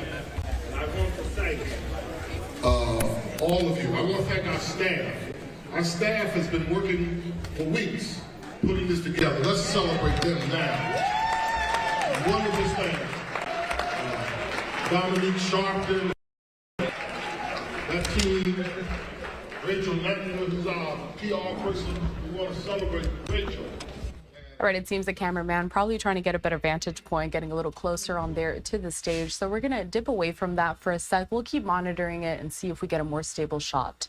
A reminder that later on today, coming up at around 4 p.m. Eastern time, we are expecting to hear from President Trump discussing some of these new tariffs that he has imposed on this April 2nd, which he has dubbed, quote, Liberation Day.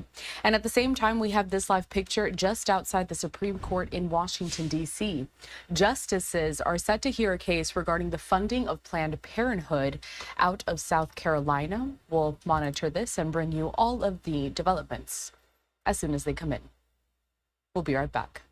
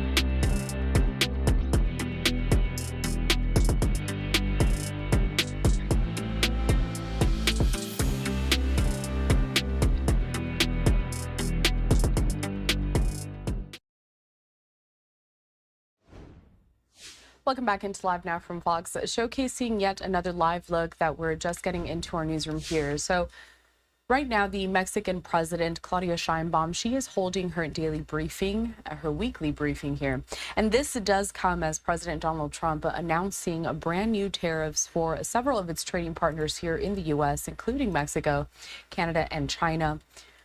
President Trump has dubbed April 2nd as, quote, Liberation Day. Later on today, we are expecting to hear from him. Now, we would play this out in full, but it is in Spanish entirely, and there is no translation available. So we'll just wait to see kind of some of the bullet points that the Mexican president is set to release later today and bring you those updates. At the same time, just outside of the Supreme Court offices, microphones are getting set up for this podium. So we are expecting some speakers to step up there, make some remarks. As we know, several demonstrators have turned out ahead of the Supreme Court hearing a case out of South Carolina regarding the funding of Planned Parenthood. Let's head back to an event that we were showcasing a little earlier on today, and that's the United Nations continuing their discussion with the Human Rights Council.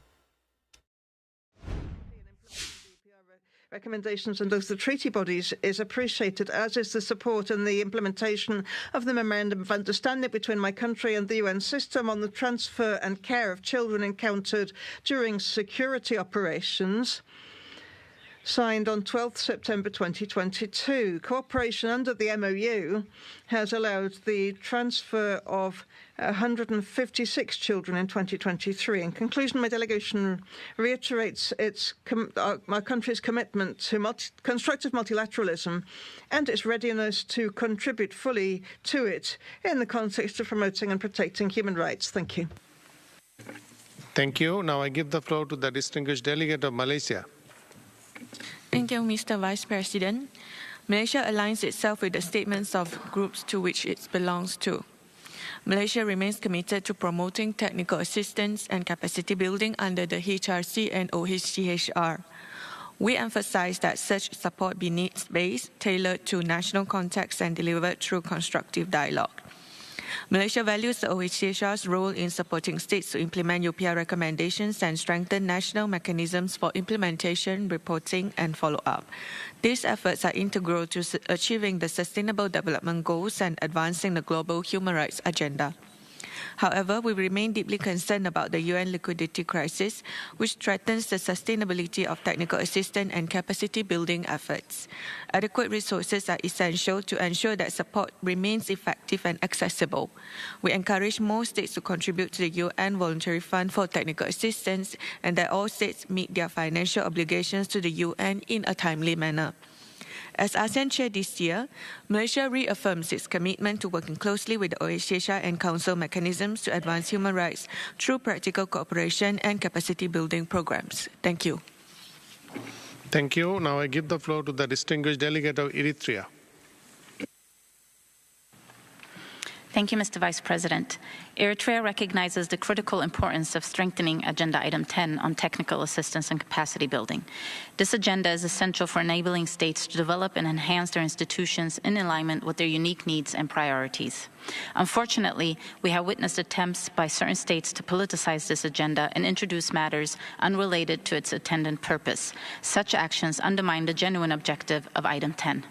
States that have voluntarily engaged under this mandate deserve sincere and focused support in addressing their nationally identified priorities. The emphasis should remain on empowering nations to build and fortify their institutions based on their specific contexts. We urge member states to uphold the integrity of Agenda Item 10 by prioritizing genuine cooperation and addressing existing gaps. If implemented correctly, this agenda presents a valuable opportunity for constructive collaborations with states that have consented to its mandate. It is our belief that any attempts to expand these mandates beyond their original scope must be firmly rejected. The founding principles of this Council should not be subject to reinterpretation for political convenience.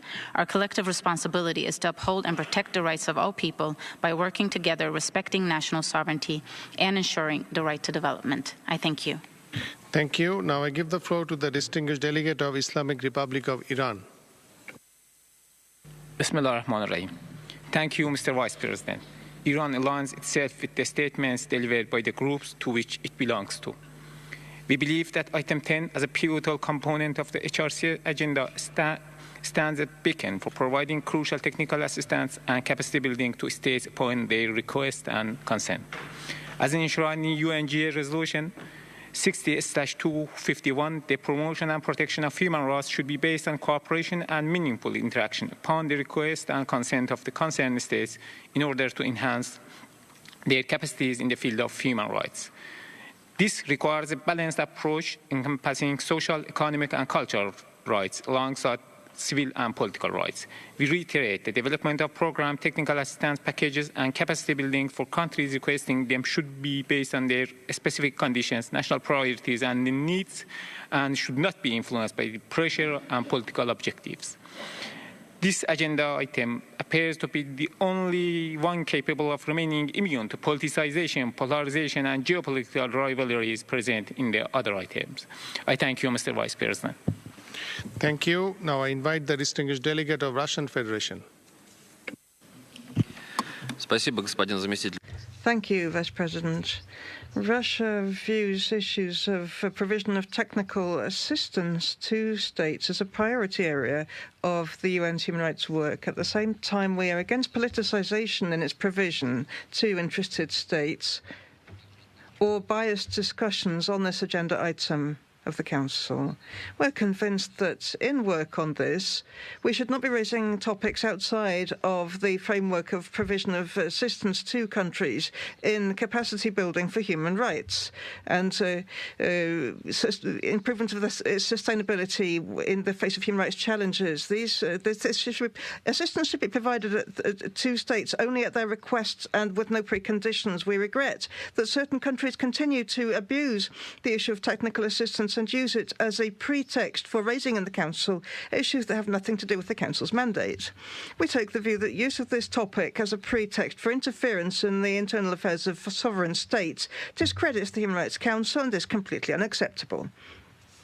We are convinced that technical assistance has the potential to unite and it needs us to join forces to achieve tangible results. Thank you.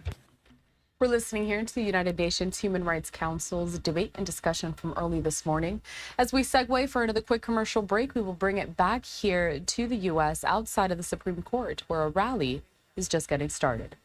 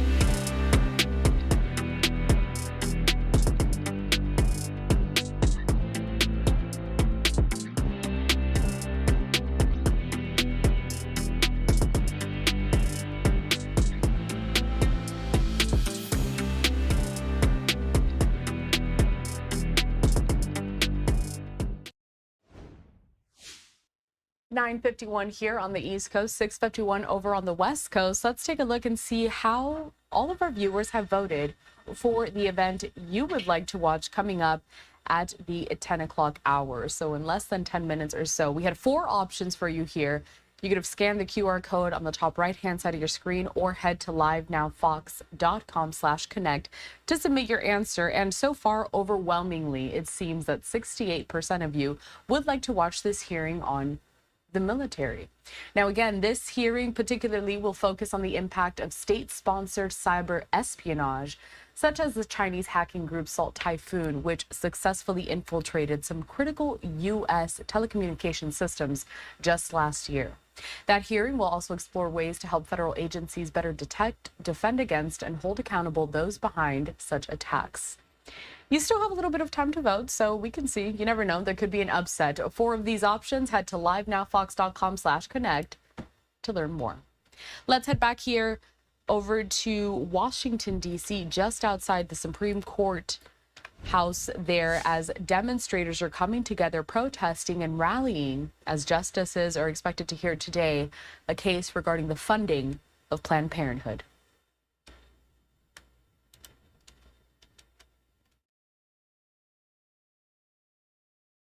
Rights to choose their Medicaid provider, reproductive freedom, health care access, and their right to make their decisions about their bodies.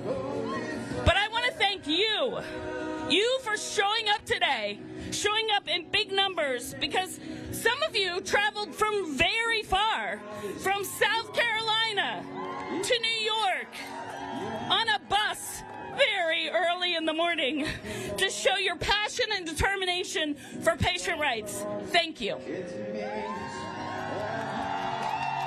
right, and I'm going to do a real quick roll call because we have organizations from across the spectrum here today to support Planned Parenthood, to support health care, to support reproductive freedom for all. So when I name an organization, if you are in any way attached to that organization, yell and scream. ACLU, Reproductive Freedom for All, Women's March, National Latina Institute for Reproductive Justice, National Council of Jewish Women, Popular Democracy, Move On, United We Dream, SCIU, In Our Own Voice, National Asia Pacific American Women's Forum, NAPOF, there you go, Popular Democracy, oh, I already said it, Ultraviolet, and many more. When I say, we're going to end this with a chant, and then I'm going to hand it off to the first speaker, who's also going to be very loud. Are we ready? Oh, I'm just going to do this. This is much better. Okay. When I say I'm for, you say Planned Parenthood. Are you ready? I'm for. I'm for. I'm for. I'm for. All right, awesome. Thank you, thank you. I have one more thing to tell you about. Sorry, I promised a speaker, but I'm going to say one more thing. Trump's administration did something this last week that is a 1-2 punch for us, right? So we have the Medicaid case happening behind us, but the Trump administration has withdrawn their Title X grants from Planned Parenthood and many other healthcare providers. So we need to say something about that to some people who can do something about that. So this is Trump's latest attack on Planned Parenthood to appease his radical anti-abortion backers and billionaire supporters at the expense of millions of people.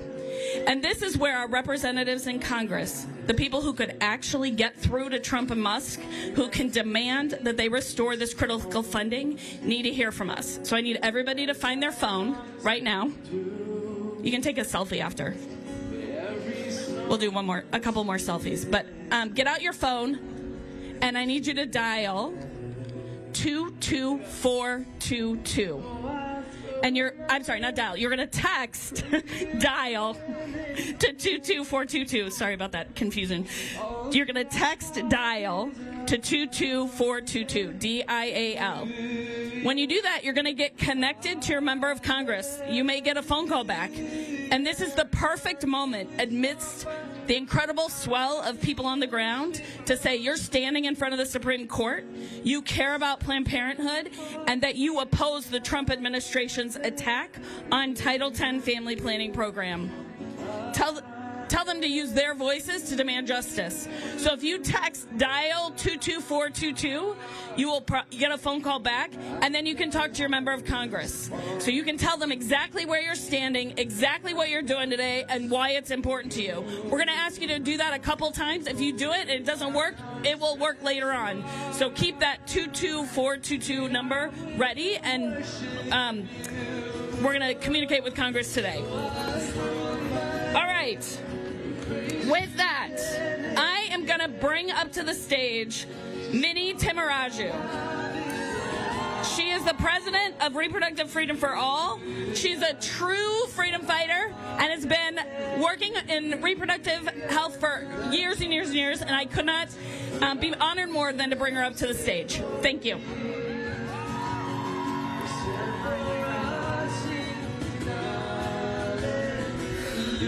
Y'all, this is wild.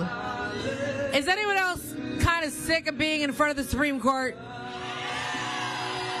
I mean, how many more times are we going to have to do this shit? Listen, but if we're talking about the court, can we give it up for our friends in Wisconsin?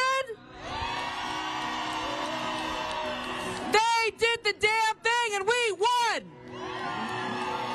We beat back Elon Musk. We beat back Donald Trump, and we're going to do it again. My name is Minnie Timaraju. I'm the president of Reproductive Freedom for All. But more importantly, I'm a Planned Parenthood alumni. I started my career in repro rights in Houston, Texas, working for Planned Parenthood Gulf Coast. And you know, when I'd go to work, we had to pass through throngs of these dipshits. Every dang day, they would be protesting outside our clinics, harassing our patients when they were there for birth control, STI testing, and cancer screenings. What the hell is wrong with them? And now they've captured the court. And we're not going to stand for that, are we? Because we fight for Planned Parenthood. Make no mistake, this is about our fundamental freedom. Our freedom to decide who we go to for our health care. How dare they try to take that away from us? Are we going to let them? Absolutely not, because we fight for Planned Parenthood. Government and politicians should have no say in where I go and where you go to get our health care. Look, 1 in 4 people have gone to Planned Parenthood for their fundamental health care. 1 in 4. But we're going to fight for those 1 in 4. For many Americans, Planned Parenthood is their sole source of health care. It's their sole health care provider because they're in the toughest places in this country. They're in the farthest reaching places in this country. And if we lose Planned Parenthood, millions of Americans are going to lose their health care. Are we going to let that happen? 600 healthcare centers are at risk. 600. And let me tell you something. Planned Parenthood is one of the very few places all across America that actually takes Medicaid. So when we're fighting for Medicaid, we're fighting for Planned Parenthood.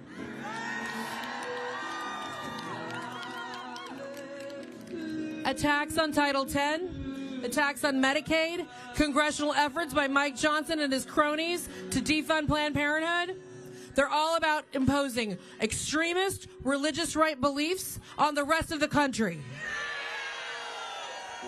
And in the wake of the Dobbs decision, this couldn't be more critical for us to fight for our fundamental care and our rights. So here's what I'm going to ask you to do today. First of all, thank you for being here today with us in this fight.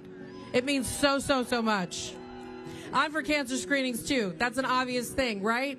I can't even believe we need to have a sign that says I'm for cancer screenings. That's wild. This is the America we're in right now, but we're going to fight back. And here's the thing. The majority of Americans support Planned Parenthood. The majority of Americans support reproductive freedom. And we are that majority. So when I say we are, you're going to say the majority. Ready?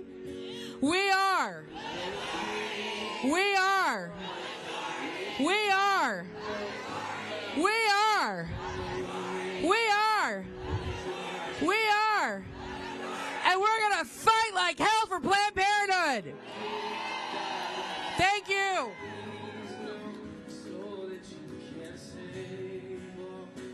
Thank you, Minnie. Thank you, Reproductive Freedom for All.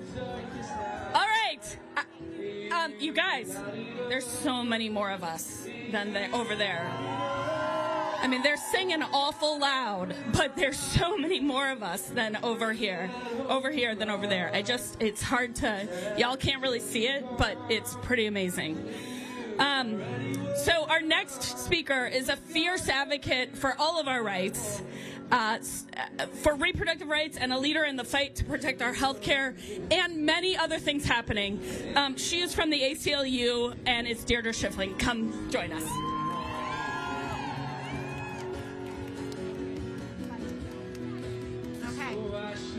All right. Good morning. Good morning. You look so beautiful. It's so inspiring to see all of you. Even if these 5 people over here are making a lot of noise, we know that we are the majority. You look amazing. Woo! My name is Deirdre Schiffling, and I'm the Chief Political and Advocacy Officer of the ACLU, the American Civil Liberties Union. And I come to this work as a preacher's kid. And it feels weird to stand up here and say that next to this. But yes, I'm a preacher's kid. And growing up in the church, I was taught that every single person is a child of God. Every person has inherent dignity. Every person has their own calling and their own. We're listening here to a rally being held just outside of the Supreme Court in Washington, D.C., as the justices are currently hearing on a case regarding the funding of Planned Parenthood over in South Carolina. We want to step away for a brief commercial break. Before we do so, though, I do want to touch on some breaking news right now, courtesy of the Associated Press, which is just reporting that a federal judge has dismissed the case against New York City Mayor Eric Adams, that corruption case. This news coming down earlier on today. The judge, however, did deny prosecutors the ability to potentially bring the criminal case back after the mayoral election. The judge's order to dismiss the case, quote, with prejudice, spares the mayor from having to govern in a way that pleases President Trump or potentially risks having the Republicans' Justice Department revive the charges. Saying, quote, here, in light of the DOJ's rationales, dismissing the case without prejudice would create the unavoidable perception that the mayor's freedom depends on his ability to carry out the immigration enforcement priorities of the administration, and that he might be more beholden to the demands of the federal government than to the wishes of his own constituents. That, again, is what the judge in this case wrote. Going on, to be clear, the court again emphasizes that it does not express any opinion as to the merits of the case or whether the prosecution of Mayor Adams should move forward. The judge acknowledged that his power in the situation was limited, writing that courts cannot force the Department of Justice to prosecute a defendant, saying that is by design. In our constitutional system of separations of powers, a court's role in a criminal case is to preside over the matter, not to decide whether the defendant should be prosecuted. That decision came just days after Adams' attorney urged the judge to issue a ruling in the case, noting that Adams had a busy re-election campaign ahead and was nearing a deadline to submit petitions to get on the city's primary ballot. It follows a legal drama that roiled the Justice Department, created a turmoil in City Hall, and left Adams' mayoralty hanging by a thread amid questions about his political independence and ability to govern. Several prosecutors in New York and Washington resigned rather than carry out the Justice Department's directive to drop the case against Adams, New York's Governor Kathy Hochul, a fellow Democrat, pondered whether to remove Adams from office, but decided instead to propose new oversight for city government. At a February 19th hearing, Adams told the judge, quote, "I have not committed a crime." He added and pleaded not guilty to bribery and other charges after a 2024 indictment accused him of accepting illegal campaign contributions and travel discounts from a Turkish official and others, and returning the favors by, among other things, helping Turkey open a diplomatic building without passing fire inspections. The case was brought during President Biden's administration and was on track for an April trial until President Trump's Justice Department moved to drop it. Now, the judge in this trial delayed it and appointed former U.S. Solicitor General Clement to assist him in deciding what to do. The Justice Department had wanted the option to revive the case in the fall. Adams' lawyers wanted it gone for good. So that is just the latest news coming out of that corruption case against New York City Mayor Eric Adams, a judge deciding to dismiss it. A LiveNOW look over in New York City as we now step away for a brief commercial break. We'll continue with more of your live events next.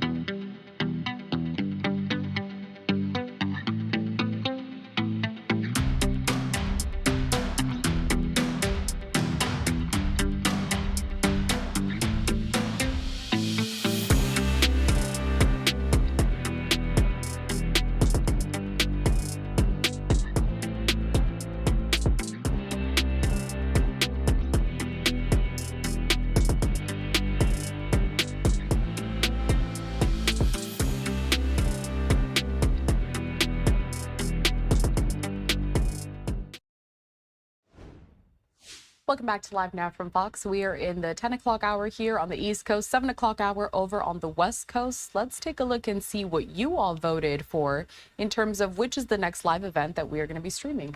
Taking a look here, an overwhelming majority of you chose to watch the hearing on the military. Again, this is in regards to cybersecurity attacks and how we're going to be moving forward here to try to protect telecommunication systems across the country.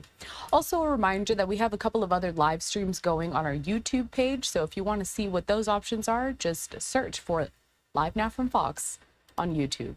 Let's head to this hearing next.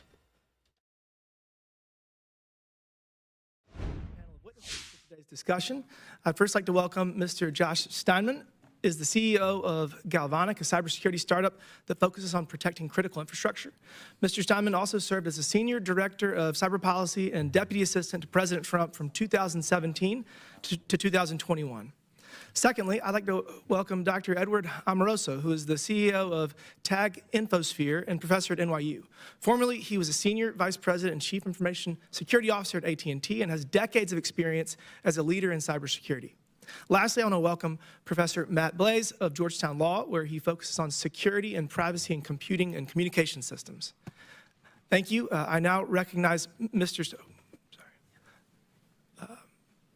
going to swear y'all in first. Pursuant to Committee Rule 9G, the witnesses will please stand and raise their right hand. Thank you. Do you solemnly swear or affirm that the testimony that you are about to give is the truth, the whole truth, and nothing but the truth, so help you God? Let the record show that the witnesses answered in the affirmative. Thank you. Please take your seat. I now recognize Mr. Steinman for his opening statement. Thank you, Mr. Chairman, and the ranking member and all members here for having us here today. My name is Joshua Steinman. I'm the CEO of Galvanic. We're a critical infrastructure cybersecurity company. Previously served in the White House as a senior National Security Council staffer. I have a simple message today, and that echoes some of the messaging that we've already heard, which is that cyber threats to critical infrastructure are not contained to the telecommunications industry. It is an endemic problem across any number of other critical infrastructure sectors. Those include transportation, water, power, sewer, and the defense industrial base. Executive branch leaders have for years, in open testimony here in Congress, talked about the threats from both Russia, China, Iran, North Korea, and others to our critical infrastructure sectors. And now is the time for Congress to take action in concert with the executive branch, in concert with the new Trump administration, to finally get us on a footing to be able to defend these critical aspects of American life against foreign cyber actors. Thank you both for having me, and all members. Thank you. Thank you. I now recognize Dr. Amoroso for his opening statement. Well, thank you. Thanks for the invite, and I'm looking forward to our discussion today. I do a few things. I run a research and advisory company called TAG in New York City that allows me to kind of keep up on an awful lot of current issues in cyber. I advise enterprise, government, and so on. I also teach at NYU in the Computer Science and Engineering Department. I also have the privilege to try to teach cybersecurity to law students, which can be quite a challenge at times, but it's something I enjoy very much. But I'm perhaps most known in this industry as someone who spent 31 years at AT&T. So I've spent a lifetime protecting critical infrastructure, and last 20 years of my career at AT&T, I was in the top job there. So a lot of the systems and infrastructure and tools that are likely to be referenced perhaps in some of your questions today related to Salt Typhoon, I helped to design and build and put teams in place to operate. So I really do understand how much of this works. I stepped down from that role several years ago. So I'm happy to hopefully provide some insight there. One of the themes I think you'll hear in my comments today is that we need to be thinking about the next problem. I think a metaphor comes to mind that I often think about when asked about this topic. It's as if we were driving on a road hitting a bunch of potholes, and then you ask us to come and talk about the potholes. We don't want to ignore the potholes, but it's scarier when there's gigantic sinkholes ahead of us. And I think that's the metaphor that makes the most sense here. And those sinkholes will come from an adversary that increasingly is using AI. And I think, again, you'll hear in my comments that unless we figure out a way to deal with that at a national level in a coordinated way, and yes, telecom's a big piece of that, but there's a lot of other pieces. Unless we do that, then I think we'll look back on Salt Typhoon as perhaps child's play. So I look forward to our discussion, and I hope my insights today are helpful to you. Thanks. Thank you for that. I now recognize Professor Blaze for his opening statement. Thank you, Mr. Chairman. I apologize that I will probably use my 5 minutes fully, unlike my co-witnesses here. So although I am in the law school as well as the computer science department, I'm here primarily with my technologist hat on. And I thought I would spend a few minutes just discussing the technical context in which Salt Typhoon was able to happen. And I trace this back to 1994. In 1994, Congress enacted something called the Communications Assistance for Law Enforcement Act, or CALEA, which mandated that telecommunications service providers incorporate into their infrastructure capabilities to support court-authorized wiretaps, sometimes called lawful access. CALEA was a response to concerns from law enforcement that newer digital telephony services might not be compatible with existing, at the time, wiretap technology that the government and the police were using. What CALEA did was shifted the technical burden for implementing wiretaps from law enforcement, where it had traditionally been for most of the 20th century, into the communications network itself. And what CALEA required was that virtually all switching equipment in the public telephone network must be designed with explicit backdoor capabilities to wiretap traffic. So every switch used to serve every customer would thereafter have to be essentially wiretap ready in case a customer served by that equipment might someday be the subject of a wiretap order. When CALEA was proposed, many technologists, myself included, raised concerns about the security implications of such a sweeping mandate, that it would expose our infrastructure to attack by malicious actors who would find ways to exploit these new universal wiretap capabilities against ordinary Americans and American companies and government officials. And unfortunately, these concerns have, over time, been proven correct several times, and most recently and most spectacularly in the Salt Typhoon attacks against high-value U.S. targets, including government officials. While the CALEA mandates introduced vulnerabilities from the beginning, those risks have been greatly amplified in practice over the more than 30 years since the law was passed, and are now much more severe than perhaps they were at the start. Telecom infrastructure has changed radically over the last 30 years. In particular, it's become increasingly automated and virtualized. In the previous century, provisioning wiretaps generally required the intervention of a technician with physical access to switching equipment that was serving the targeted customer. This effectively served as a safeguard against very large-scale unauthorized wiretapping that wasn't being permitted by court orders, because a human being was in the loop and would be expected to notice an inexplicable uptick in surveillance. Over time, these sort of architectural safeguards, because of the way the phone system worked in the 1990s, have kind of fallen by the wayside as communication infrastructure has evolved. Telecom switches are now more like data centers than they were specialized offices run by humans. They're designed to be remotely programmed, configured, and managed, often over the internet, and at the same time, the backhaul for wiretaps to law enforcement is no longer through dedicated leased lines, but rather through internet connections that anyone potentially could get access to. And there are now intermediaries that serve essentially as wiretapping clearinghouses between law enforcement and telecom providers.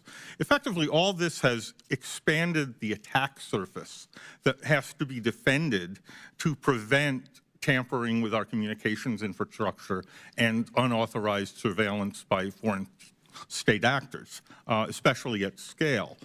The job of the illegal eavesdropper has actually gotten significantly easier. And to put it bluntly, something like Salt Typhoon was inevitable and will likely happen again unless significant changes are made to our infrastructure and our approach to protecting it. Thank you. Thank you for that. I now recognize myself for 5 minutes for questions. Mr. Steinman, it is widely reported that U.S. critical infrastructure undergoes thousands of cyber attacks a day. While many of these attacks are not successful, it is impossible to stop all of them from achieving their goal. To begin, can you quickly describe the significance of the Salt Typhoon breach last year and its impact on U.S. national security? Yeah, thank you, Mr. Chairman. I would first want to ask for clarification, which I fear you may not be able to provide in terms of the language that we use here. So this is a challenge that we've faced for many years. I faced it in my last job. I even face it in my current job, which is that when folks say attack, I think often they refer to activities such as probing or other things that I think don't bear the same weight that the word attack actually does. This also goes to another challenge in cyberspace, which is that, many actors conduct activities that look like both intelligence collection, and then they maintain the capacity to then conduct an operation that may have an impact. That impact may be digital, that impact, especially in this context, may be physical. So would it be fair to say that instead of using attack, you'd prefer to use words like probing, monitoring, collecting, disrupting? I would defer to my academic colleagues here to choose the specific language. I would just caution against using the word attack. Sure. Because I'll certainly use that word very specifically to mean creating a direct impact to Disruption. systems. Yeah, yes, sir. Okay, all right, I appreciate that. Yep. So in that case, I think, just to answer your question, we do see critical infrastructure bearing an intense degree of scrutiny, I guess, from foreign actors. Those foreign actors are reported, and again, you can consult the Director of National Intelligence's annual threat assessment to Congress, which recites these types of frameworks a lot, but we see foreign threat actors deliberately, repeatedly, regularly, and high volume interrogating critical infrastructure facilities across the United States, across the world. The challenge is that many of those critical infrastructure facilities, in fact, are not well defended. We could go into the reason why. I think in closing, what I would say, Mr. Chairman, is the internet is a dark and dangerous place. It can be, certainly. And our adversaries take advantage of the fact that we've essentially built out America's critical infrastructure from a digital perspective without a sort of wartime footing. And that means that these types of activities, in many cases, are purported to have found purchase. And what that means is that we do have foreign adversaries sitting on American critical infrastructure, and that gives them the possibility of being able to, at a time and place that they're choosing, conduct an attack. Sure, thank you for that. I thought that our, I'll call it our 9/11 because that's when we kind of woke up when we were attacked. I thought our 9/11 was going to be the Colonial Pipeline attack, and we were days away from catastrophe, and we have allowed our critical infrastructure to be basically operated by technology, and that technology has vulnerabilities. And it's funny because I was in Congress during the Colonial Pipeline attack, and they had to call all these 70 and 80-year-old retirees from all over the country to operate the pipeline with wrenches, and these guys knew how to hit it and know what to do next. And IoT was operating the whole thing. Luckily, they were able to determine that the administration was actually what was breached as opposed to the operational control, so they were able to turn it back on. But Dr. Amoroso, when these types of state-sponsored attacks, and I guess Salt Typhoon is state-sponsored, the Colonial Pipeline attack was likely somebody that was just trying to make some money. But do you believe that the U.S. government should retaliate against either state-sponsored actors or actors that are operating in countries that are not enforcing the rule of law to show that there's consequences for these kind of behaviors? And if so, what kind of response do you believe is justified? Well, it's a good question. It comes up all the time. Last 30 years, should we say the best defense is a good offense, right? That comes up a lot. I think the best defense is a good defense, right? You got to play defense. I mean, whether we decide to retaliate, sort of a separate issue, but I think it shirks the responsibility we have to do a better job, right? There's no question that Salt Typhoon, I feel like we're sort of lucky in a sense, right? Because we break down problems into two types of things. One's where they're peeking at your stuff, and that's never good. You don't want anybody surveilling and pulling data. But somehow you feel like you survived that. It's not good. But if they're disrupting, if there's kinetic attacks where buildings have to be evacuated and people's lives are maybe taken, I mean, that's a whole nother thing. So in my opening comment, when I sort of drew the analogy between sort of potholes and sinkholes, sinkholes are consequential attacks where you cannot ignore what's going on. And that's my biggest fear, that I feel like we're headed toward that. And now's a good time, I think, for a whole country, for everybody to kind of wake up and say, this is something we should pull together and fix. Something we're, in America, we're good at that. When we get pissed at something, we do pull together. And this is a really good opportunity, not just for this committee, but I think for our whole country to do something about it. Thank you for that. We're listening here to a subcommittee hearing on cyber attacks. We'll be right back.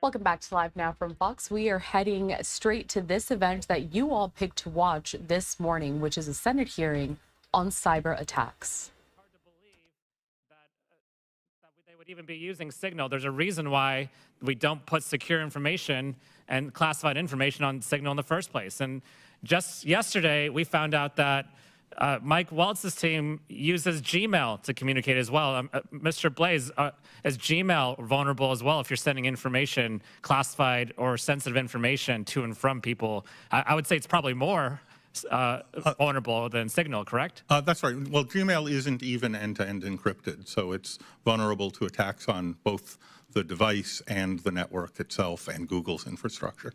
And has Gmail been infiltrated in the past for national security information? Yes. And can you tell me, do you remember any instances of that? There are many, many ways to attack a Gmail user. The most common is to obtain their passwords or other access control, and essentially log in as them with full access. And this happens so often that it's almost impossible to single out a single instance. But state actors are notorious for this sort of attack. And I think it's pretty clear that this shouldn't have been happening. And if any regular low-level defense or intelligence staff had been involved in anything like this, they would have been fired immediately. And that's what really is concerning to me now. Speaking of firings, we have actually been laying off a lot of our top cybersecurity experts at CISA and across the government. Dr. Blaze, what do you think would be the impact of some of these firings on our ability to defend against hostile cyber attacks in the future? Well, the battle to defend our infrastructure is fundamentally difficult. It's fundamentally a problem that the offense side has an advantage with, because computer systems, personal devices, the servers that serve them are all vulnerable to attacks, some of which have not yet been discovered and some of which have not yet even come into existence. But we don't know how to build secure systems in any top-to-bottom way. So I would say that having an active defense to identify and fix vulnerabilities from all sectors, from the private sector, government, and individual end users, is essential. Mr. Chairman, I ask for unanimous consent to enter into the record an article dated March 13, 2025. People are scared inside CISA as it reels from Trump's purge. Without objection, so ordered. Thank you. I think it's pretty clear that this shouldn't have happened. We need to understand how prevalent the use of third-party apps and private phones is when talking about classified or secure or sensitive information. And so we've sent a letter to the administration. I hope that we'll get some answers. I yield back. Thank you. I now recognize the gentleman from Texas, Mr. Cloud, for 5 minutes. Thank you, Mr. Chairman. I appreciate you hosting this hearing. I appreciate you witnesses being here. I actually came to this hearing thinking that we were going to be able to have a bipartisan hearing on this, as we all agree that CCP is a tremendous threat, that our infrastructure needs protected. It's surprising, again, to come to this and to see the politicization of this hearing. It seems to be that Democrat administrations can use signal, but Republicans can't. That when we have successful attacks against the Houthis, they get overlooked, but yet when the Biden administration withdraws from Afghanistan and 13 of our servicemen get killed, that the Dems sit on their hands and don't seem to be concerned about that at all. We just had another successful attack against the Houthis last night, so it seems that our administration is able to proceed unabated, regardless of the chicken little pie in the sky is falling stories from our ranking member. Thank you all for being here. Mr. Steinman, could you explain or answer for me, would signal messages be susceptible to exposure by the Salt Typhoon attack? I'd want to defer to my technical colleagues here to the left. Obviously, it's an end-to-end encrypted service. It's going to depend on a wide range of variables, including is the endpoint compromised. Again, I'd defer to the technical experts here. Mr. Marosa. Sure, I'm happy to provide guidance. So you're asking whether, in a sense, the Chinese Salt Typhoon. So Salt Typhoon is a broad description of an actor.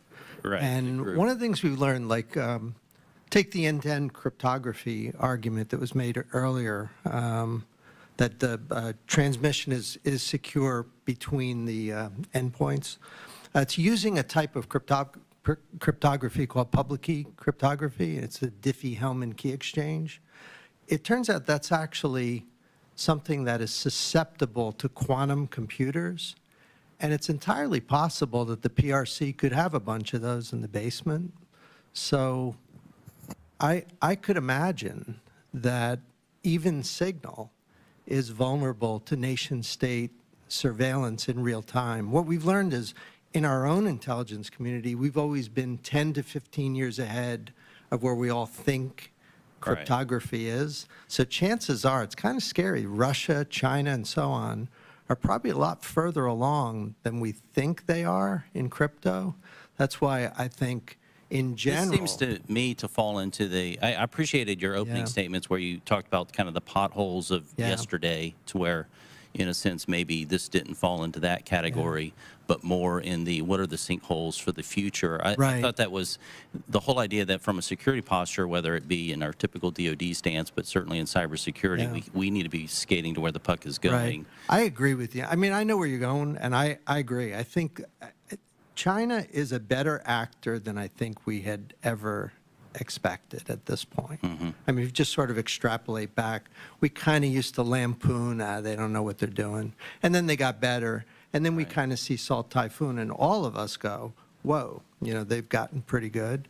So I think that's a wake-up call. Whether it would be good enough to break signal, whether Salt Typhoon connects, we can sit and debate that. But I think if you push the puck forward on the ice a little bit, it gets pretty scary, where things like even signal, that's kind of my point, like where we're going is even things you might depend on now are probably not going to be things we can depend on soon. So all of us need to think through how we fix that. A couple of my big concerns, and I may run out of time to get both of them, but it's been said, if you find yourself in a hole, stop digging.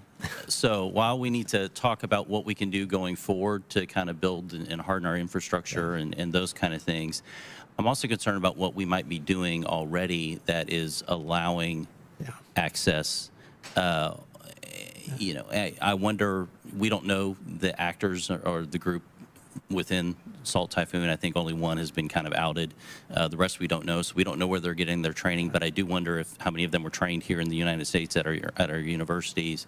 I wonder about the infrastructure that we get that's, even most of our phones are made in China, for example. Could you speak to that and what we could do to kind of harden on the our digging where thing, it is right now, and then we can talk about where we need to go. Great analogy. You do want to stop digging when you're in a hole. I think one of the things that I hear all the time, like in the context of telecom, Salt Typhoon, and even the broader issues, is we need to find the gaps, go find the 3, 5, 7 gaps and close them. I think that that's a fool's errand. Like, looking for the gaps and fixing them is not the way we get out of this. I think we need to design brand new infrastructure and start finding a way to eventually transition. Like in our world, we would call that next generation infrastructure. And I think that's something we have to do. It may sound like a big lift, but I don't see any other way. I guess my concern is, okay, if China's still building the next gen hardware and then importing it into the United States, do we still have that issue? I guess that's what the kind of question I'm asking. Well, we avoid, I mean, like if you take and if we're still training, we come up with the latest best practices, but then we continue to train their cybersecurity experts and send them back home to do damage. I'm against that. On the hardware thing with Huawei, that's kind of, I guess, my concern. I don't know. It is sensible, to your point, that for things like Huawei, that we stay away from that equipment. I think that's wise, and I think we've all probably agree with that. What's interesting is in Salt Typhoon, they didn't use any Huawei backdoors, because while I was at AT&T, I don't think they've since gone and bought any Huawei equipment. So that was not either the front, side, or even one of the components of the attack. So we sort of learned that they don't need that. Now, I'm not saying we should be buying that. I'm against that.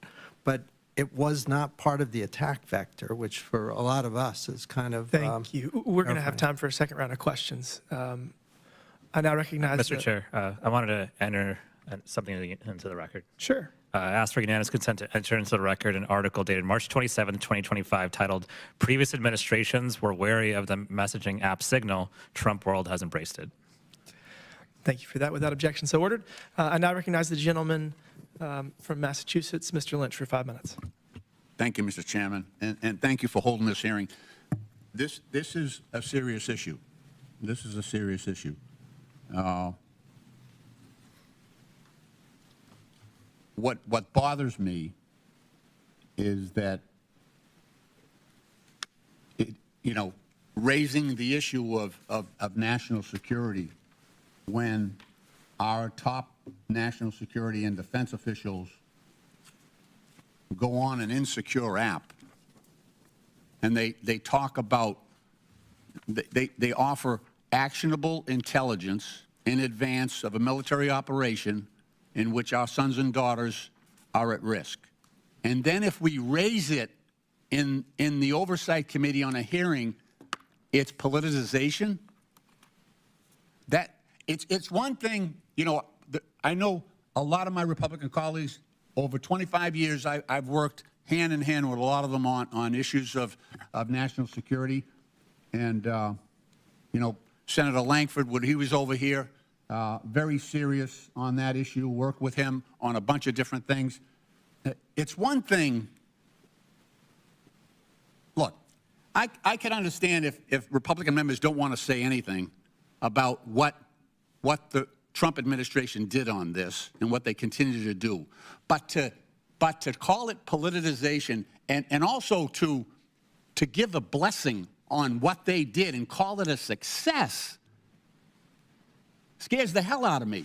If you think that was a success, going on an insecure line in advance of a military operation and discuss openly on an insecure app the operational details of the forthcoming strikes on Yemen, including information about targets, Will the gentleman yield? systems, and attack sequencing. Will the gentleman That's yield? okay. No, I'm not going to yield. I'm offended. I'm offended that members would say that's politicization when we're trying to protect our sons and daughters in uniform and use this forum. Are you kidding me? Are you kidding me? That was a colossal failure. We cannot encourage that. We cannot encourage that type of activity. On this committee, classified briefings, we were informed not to use Signal. We were informed that there are certain protocols that you have to take up. And, Will the gentleman yield? I'm not yielding, no. So, and my colleague got an extra minute on top of what... I'll give you 2. A minute and 40. So maybe I'll have time at the end to yield. Here's what it is. Here's what gets me. It is pointless for us to sit in this committee and try to grapple with the real issue of Salt Typhoon and other threats to our communication systems if the people at the top don't take it seriously.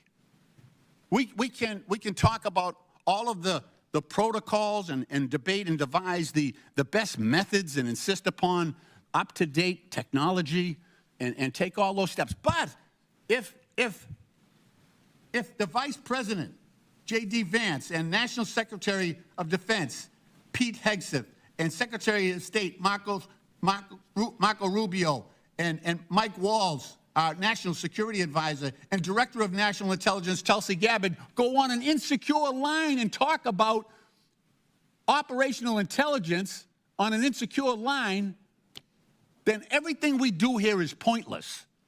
That's what I'm getting at. So we ought to be able to talk in a meaningful way and point that out. That's relevant. That's important. And they need to know that. And telling them that you were great and that was a success and look how great you did. That's not good. That's not good. That's not helpful to our national security. They made a mistake. Now, you don't have to say that publicly, but dear God, don't tell them that's the way to go. Nice job. Great success. That's insane. That's insane for anybody who takes national security seriously. That's what I'm getting at. And so our work here can't be just, it can't be just, advice to Democrats when they're in office. It has to be guidance as well to others. It shows that we're taking our job seriously, and it's not just for show. This is not politicization. This is national security. This is the real stuff. And there have been, and I'm happy to hear, there have been Republican colleagues who are very worried about this, and they've said that. And they try to be as respectful as they can to their Republican colleagues, and I understand that. I get that part. But that's a far cry from saying, way to go, do it again. That was successful. It's just, it does not bode well for our future and for the work of this committee. Let me just ask a quick question, Mr. Blaze. On top of all this, the Trump administration has just laid off 130 folks at CISA, and these are some of the very best. So the private sector is covetous of getting some of our really smart cybersecurity people to work for them. So when you lay off 130 CISA personnel, does that help our national security, and what problems does that present? Well, I mean, I can tell you that CISA, in both the first Trump administration and the Biden administration, was an invaluable resource in protecting critical infrastructure. It's a small... We're listening here to a Senate subcommittee hearing regarding security telecommunication systems across the U.S. from cyber attacks. We'll be right back.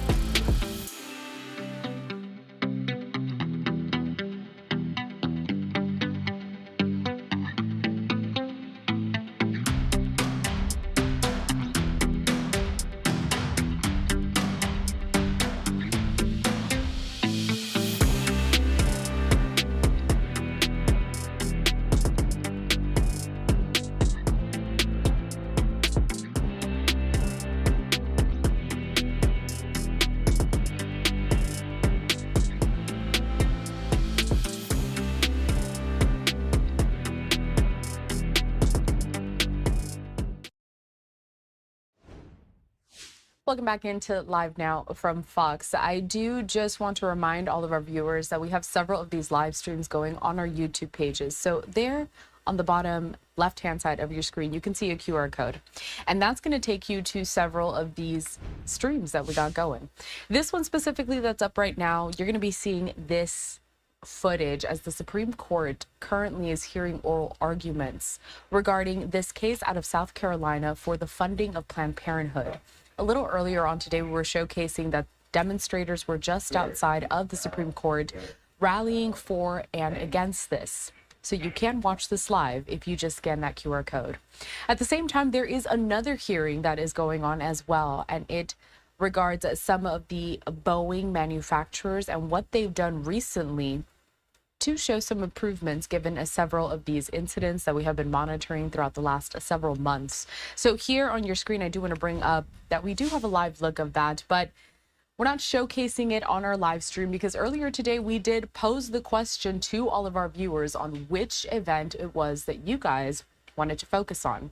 But we will also toggle back and forth between separate QR codes. Again, the one that you see right now is specifically for the Supreme Court and their oral arguments, but we also have a QR code for this Boeing hearing that we will be popping up briefly throughout the next hour or so, or as long as we stay with the hearing of your choice.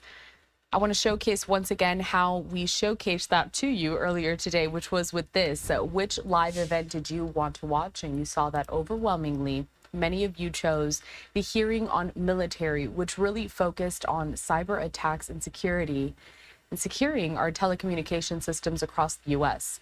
Just before the commercial break, we were listening into that. The moments got a bit contentious as we were hearing several senators also discussing that Signal chat leak that really dominated the headlines last week. We're stepping away for another quick commercial break. We'll continue with that event of your choice when we come back.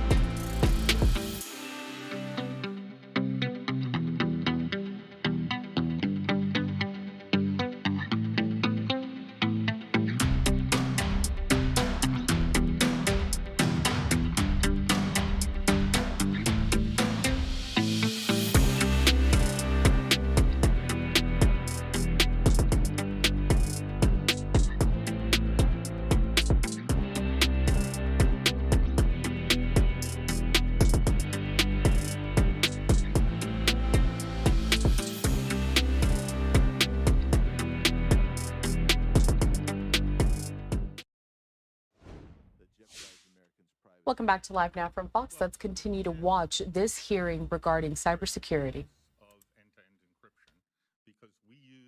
The internet and communications for essentially everything about our economy, everything about our national security, everything about our personal privacy depends on the security of our communications infrastructure.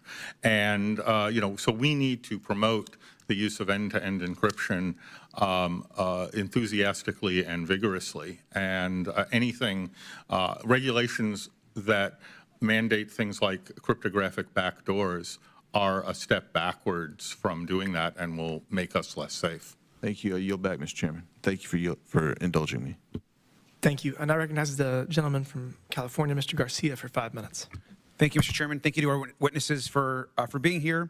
And obviously, I think we can all agree that the Salt Typhoon hacks were very serious, deserve a full response. Clearly, China is targeting our networks, and we need to step up to prevent them and, of course, prevent from worse things from happening. But, of course, I strongly disagree with comments that we should not be discussing other serious national security concerns. Members of Congress have the absolute right in hearings to ask questions that are of grave national security concern. And the fact that we, as the House minority and Democrats, are focused on the serious national security breaches that have happened because of Secretary Hegseth and others on the Signal fiasco, I think is the right response from us. The American people demand accountability for the Signal disclosures. And as a reminder, we have not only Defense Secretary Pete Hegseth, we have National Security Advisor Mike Waltz, the Vice President, the CIA Director, our Secretary of State, Marco Rubio, Treasury Secretary, and the Director of National Intelligence, all debating foreign policy, arguing about national strategy, and sharing what is clearly war plans, even though they'd like to say that they weren't, on a signal change. So this is of absolute importance to this subcommittee and important for us to discuss it. Of course, they're doing all this while chatting with a reporter. We can all agree, hopefully our Republican colleagues included, that that's totally insane and a level of incompetence and recklessness that should never be in our government. Now, Dr. Blaze, we've seen this many times. This is, of course, one of the updates from Secretary Hegseth.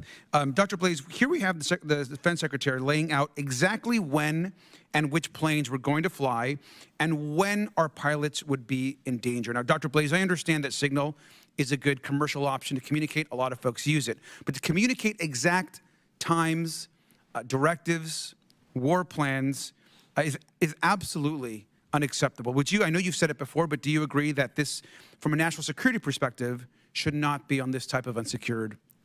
Right. I have no idea at what level that would be classified, but it's certainly sensitive national security information, and intuitively. And do we agree that Secretary Hegseth or anyone at DOD should know this, correct? Yes, anybody with access to classified information would also be briefed and have access to the authorized tools for handling that.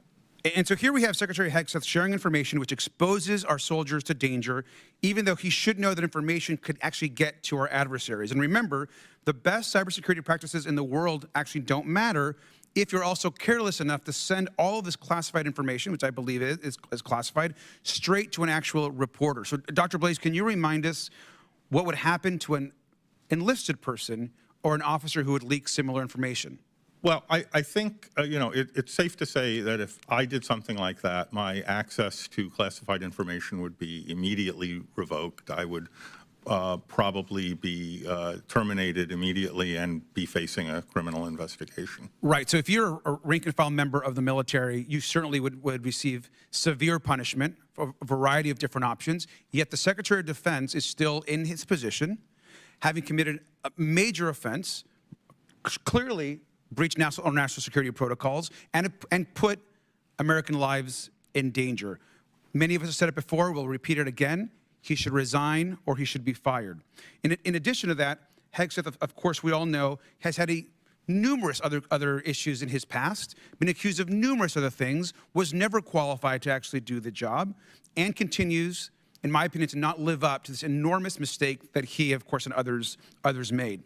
Now, I want to also just point out the bombings did not solve anything. Attacks from Yemen still continue. And the whole episode revealed breathtaking incompetence. We got lucky this time that no Americans were killed, but unless things change, we're sitting on a ticking time bomb. And I just also want to note, because I think it's important, that the CIA director and DNI director, Tulsi Gabbard, who were active participants in the chat, have told Congress under oath that they don't remember basic facts about the conversations they actually had and were involved with, of course, to avoid any sort of responsibility. Personally, I think they lied to Congress and should be held accountable. Now, we also know that this isn't the only time these people have used Signal to discuss classified information or other systems. And I just want to remind us that the Wall Street Journal just reported that Walsh, quote, created and hosted multiple other sensitive national security conversations on Signal with cabinet members. And of course, now we're also learning that he's sending information through his personal Gmail account. So this is an enormous amount to investigate. We absolutely have a right to bring it up in this committee, and we need additional accountability. And with that, I yield back. Thank you. I now recognize the gentleman from Arizona, Mr. Crane, for 5 minutes. Thank you, Mr. Chairman, for holding this important hearing today. Thank you guys for coming. You guys are probably starting to see why it's tough for us to get anything done up in Washington, D.C. I do want to defend my colleague, Mr. Cloud. I don't believe he ever said that, the Signal chat episode was a success. I believe he was talking about the strikes against the Houthis. I also find it rich that my colleagues on the other side, who now claim to be the accountability and transparency police, said absolutely nothing, when we pulled out of Afghanistan and 13 Marines were killed, amongst other issues. So moving on to this hearing, I think it was great, Dr. Amoroso, that you talked about potholes and sinkholes. You're looking at many of these hacks that we've experienced in the past as potholes, but you seem more focused on the bigger attacks that will come in the future, and you're referring to those as sinkholes. Is that correct? That's correct. Sir, would you look at some of the individuals that have hacked into our energy grid as a possible sinkhole scenario? Yes. Can you tell us what your major concerns are when it comes to infrastructure like that? Disruption. Yeah. Isn't it true that the former FBI director, Wray, even talked about that himself? I'm not sure. That's a common point, though, certainly. Mr. Steinman, do you remember that? I believe I do, sir. Yeah. What do you think would happen if the CCP or one of our adversaries were to take down our energy grid? I think it would sow incredible chaos. I think it would be damaging to almost every American in the first and in the second order, given the food supply chains that we use to eat every day, the energy required to purify water, to process sewage, et cetera. And respectfully, sir, I would just offer that there have been numerous unclassified statements by executive branch, senior executives, to say that we do have foreign adversaries on that energy grid. Right. Absolutely. One of the things that you guys brought up is whoever controls AI and does the best at implementing it into our cybersecurity, will obviously be in the best position. Can you guys talk to how the United States government is doing in implementing, developing AI and using it within cybersecurity? Yeah. I can offer a couple of points. I spend a lot of time on that. The first, I think everyone should recognize, again, another analogy. If you're a human being playing a well-programmed computer in chess, you realize you lose every time, right? I think everyone gets that. So just, do you think we can beat a computer at cyber? You kind of can't. And as your adversary starts to really move in that direction, you have to do that too. Now, when we think AI, in fact, for any of you, if you're thinking AI, the first word that should come to mind is data. You have to have data to train systems to learn, just like with children, they have to be exposed to experiences to learn. AI has to be exposed to data and, to some sense, experience. That's the first thing we need to do as a nation. So we have a lot of privacy concerns and a lot of issues of intellectual property and ownership and competition, and you've seen some of it in the hearing here. Some of the the squabbles that we have in our country. We have to fix that. If we can't fix that, then we'll never be able to build, like I've heard the president talk about this big global shield. Well, I think that's a perfectly good metaphor for AI. We need to do something that allows us to protect against AI offense, and the only way to do that is we have to architect something that makes sense. We need to have the right access to data. We have to have the national labs involved, and large critical infrastructure has to be involved. Academia has to be involved. And our government leaders need to be working together to help us coordinate something along those lines. Mr. Steinman, you want to take that one? Yes, sir. I would also offer that it might be worth the committee's time to look into some of the barriers to information sharing that private sector executives and companies face. I believe it was mentioned previously around DHS's role as acting as an information clearinghouse, but there are a number of barriers around liability protection that I believe, in order to adequately address, will require congressional action. So I would just offer that up as a possible place where you all could do some work. Thank you. I yield back. Thank you. I request unanimous consent that the subcommittee shall have a second round of questions for the members. Without objection, so ordered. I now recognize myself for 5 minutes of questions. So I was hoping to talk about Salt Typhoon more, but I just want to clarify some things about this signal chat issue. So there's really three components of it. There's the app signal.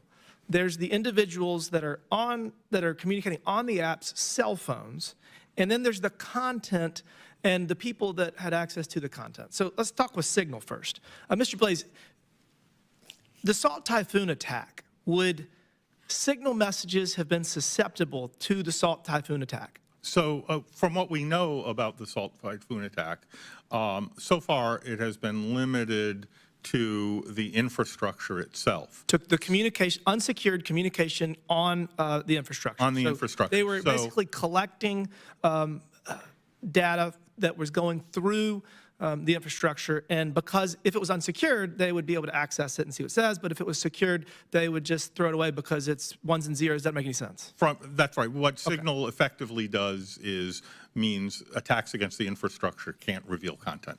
Thank you. That's exactly what I wanted you to say. So Signal has actually been encouraged to be used by the Department of Homeland Security, cybersecurity infrastructure security agency, CISA, and they actually recommended under the Biden administration for potentially highly targeted individuals to use it. So not only is it best practice to use end-to-end encrypted, it's encouraged to the point where when the CIA director took his post, they were like, you need to use Signal. You can't use anything else. So I guess, number one, Signal is secure unless the cell phone is compromised. So my question, Mr. Blaze, does it matter what app you're using if the cell phone is compromised? Well, no, but let me just add a bit of nuance to what you said. Signal is secure in that it protects the information in transit, but it's one of the reasons it's not authorized for classified national security purposes is it lacks features designed to protect classified information, such as ensuring that the recipient has a clearance and is authorized to receive. Correct. So, but again, Signal is secure end-to-end encryption, but again, it has to go to the right person. That has to go to the right person. So it would be, the classified tools would make it impossible, for example, to inadvertently add a reporter. But again, if the cell phone is compromised, it doesn't matter what app you're using because the cell phone's compromised. And in this case, our national security actors are not, have their cell phones checked, their cell phones were not compromised. Obviously, the issue now becomes the content, which was not classified. Was it best practice for a reporter to be included? No. Had that reporter told the Houthis what was going to happen, would that be really bad? Yeah, didn't happen. I can promise you that this will not happen again. National Security Advisor Waltz has indicated that this was an error, and I mean, listen, it's an error that will not be repeated. He is an incredible asset to our national security team. So again, there's just a lot of confusion around this. Signal is a secure end-to-end encrypted app. The cell phones were not compromised. A person was added in error, and it did not have any impact on the outcome of the operation, which was a success. So, I mean, I think the biggest thing here is that I feel like my colleagues across the aisle are talking out of both sides of their mouths when they're concerned about this Signal chat that had no adverse impact on national security and did not involve classified information. And I can promise you it won't happen again when we didn't have any hearings on Joe Biden having classified information that he actually had no right to have in his garage from his time in the Senate. Hillary Clinton's, classified email private server for days, and Joe Biden used a fake email account to correspond with his son's business associates. So I guess all of these things, we're here to talk about Salt Typhoon and what we can do to, as Dr. Amoroso pointed out, avoid the sinkhole. We've got potholes for days. The sinkhole is coming, and we need to be working to make sure that we are ready, and I would say that we certainly are not right now. So I look forward to working with my colleagues across the aisle to make sure that our country's critical infrastructure is secure, and we got a lot of work to do. With that, I yield back, and I now recognize the gentleman from Virginia, Mr. Subramaniam, for 5 minutes. Could I get unanimous consent first to enter into the record a couple articles? One, Chinese hackers are said to have targeted phones used by Trump and Vance. This was October 25th, 2024. I believe that's New York Times. Without objection, so ordered. And then the second one was Pentagon warned staffers against using Signal before White House chat league. I believe this was Washington Post on Tuesday, March 25th, 2025. Without objection, so ordered. We're listening here to a hearing regarding cyber attacks and also that Signal chat leak that has dominated the headlines. We'll be right back.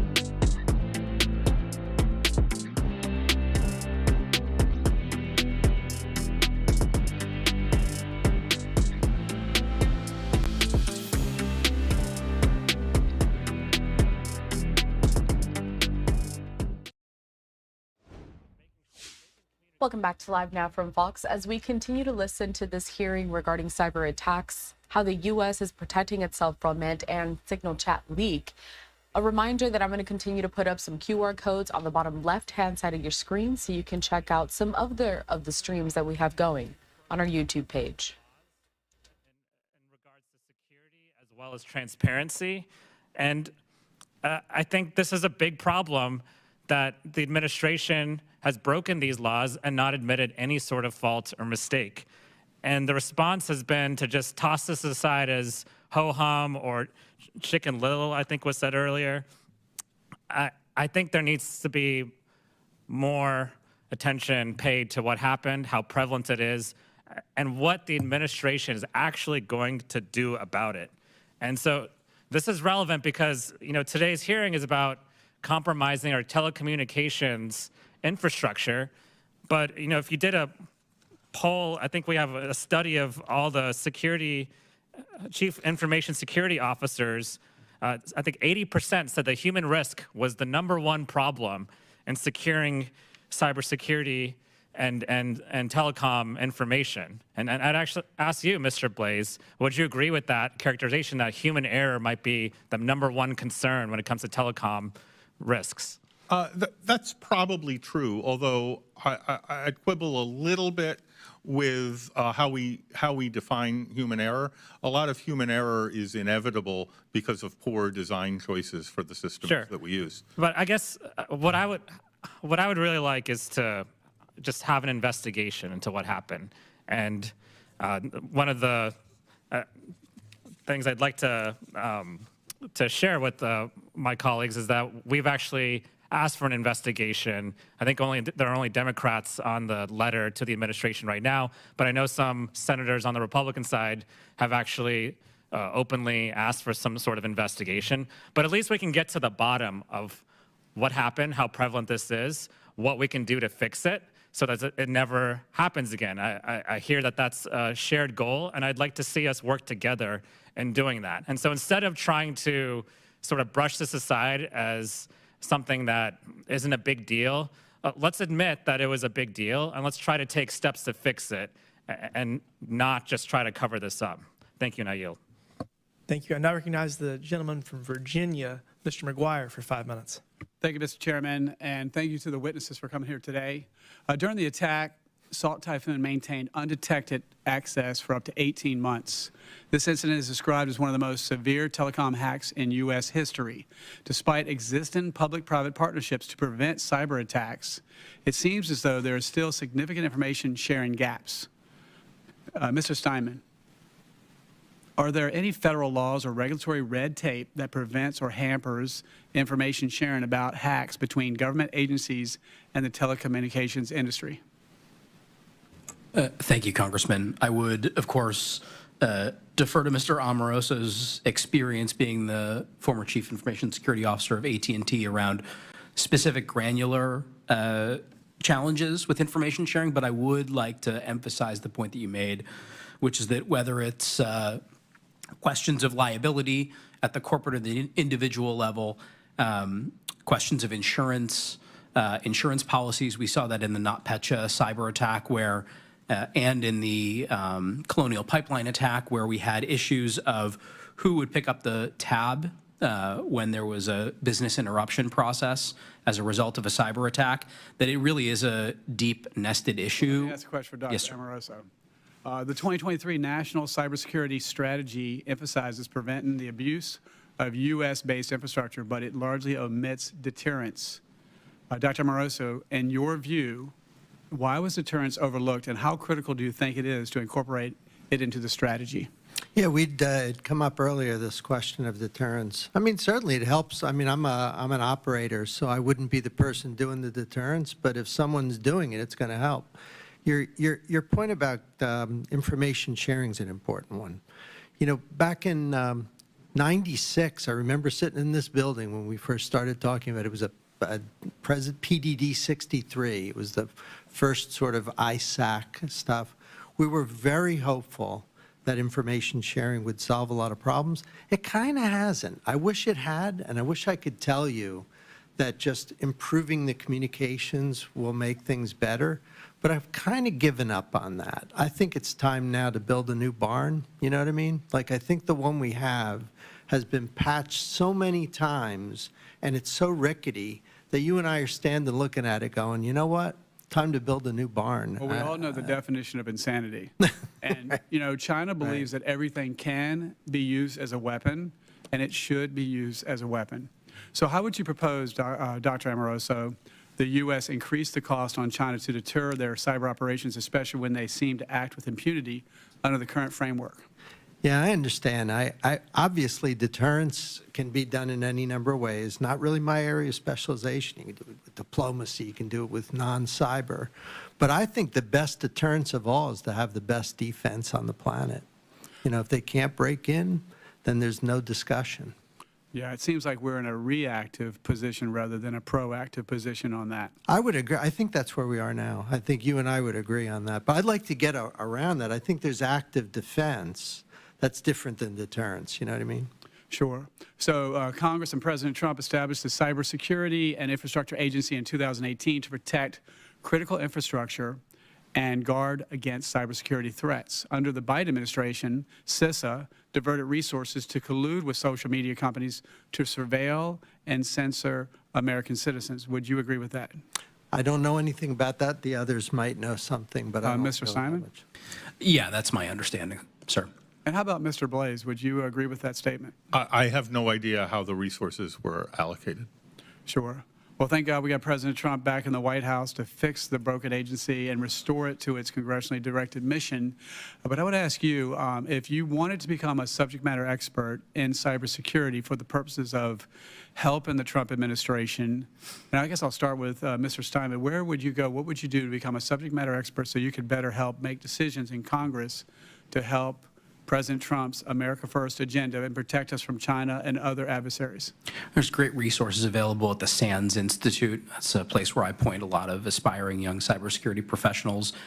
There are classes taught by my two fellow panelists at Georgetown and NYU. I'm sure they'd love to have you as well. Thank you. Dr. Amoroso. Ditto. There's a lot of good resources. Absolutely, and I'll point out many of my students are here in the gallery. Awesome. And tell me where they're students? Georgetown. With that, I yield back. Thank you. Thank you. I now recognize the gentleman from Texas, Mr. Cloud, for 5 minutes. Thank you again, Chairman. And one of the big concerns I have is, of course, we need to secure ourselves against China, harden our infrastructure, do everything we can to stand against what they're trying to do. But we are a free society as well. So I'm always mindful that keeping the American people safe is one of our top priorities, but keeping them free is actually our top priority as members of Congress and of the government. And so, and then we're in the context of, as we move to AI, as you point out, Mr. Amoroso, the challenges are going to get monumental when it comes to cybersecurity, and then AI is dependent and developed on big data sets, which the CCP has no qualms about stealing, hacking, invading personal privacy of their own people and our people in order to create these huge data sets. And so as we put together solution sets, I'm curious about how to keep that balance as we move forward of protecting the American people. Mr. Blaze, you even talked about the back doors in some of that have been required in some of our telecom infrastructure, which is of a concern to me as well. I wanted to throw that out there and just see what your thoughts were. I guess we'll start with you, Mr. Amoroso, if you want to follow up. Sure. I mean, I'll give you an example. So everyone in the room here either uses Microsoft or Google from email, right? Pretty much. And I'm guessing everybody in the room here would say that doing email is the worst 1 hour or 2 hours or 3 hours of your day, right? So if you had a piece of AI that did your email for you and you trusted it and it worked and it gave you a little list at the end of the day, the things that it needed to check in with you, then phishing goes away. Like the phishing risk, there's other attacks that emerge, malware in your AI agent. But the point is that as we upgrade our infrastructure and we do it intelligently, we can make some of these attacks go away. It's one example. There's a lot of things like that. But to do that would require a concerted sort of coordinated effort with the email providers, with privacy groups, with government, and so on and so forth. That's kind of what I'm talking about. But you can diminish the intensity of these attacks by using technology intelligently. Mr. Blaze, do you want to speak to the issue of the back doors? Yeah. And Certainly. So, I mean, so more broadly, we are, right now fighting a battle in which the attacker, the offense side, has the advantage because the systems that we have to defend are incredibly complex. New vulnerabilities are found, every week, and the implications of attacks are so far-reaching we can't even analyze what the consequences of some of these threats will be fully. And we will probably be at a disadvantage on defense for a while. It's one of the fundamental problems of computer science that we don't know how to build bug-free software.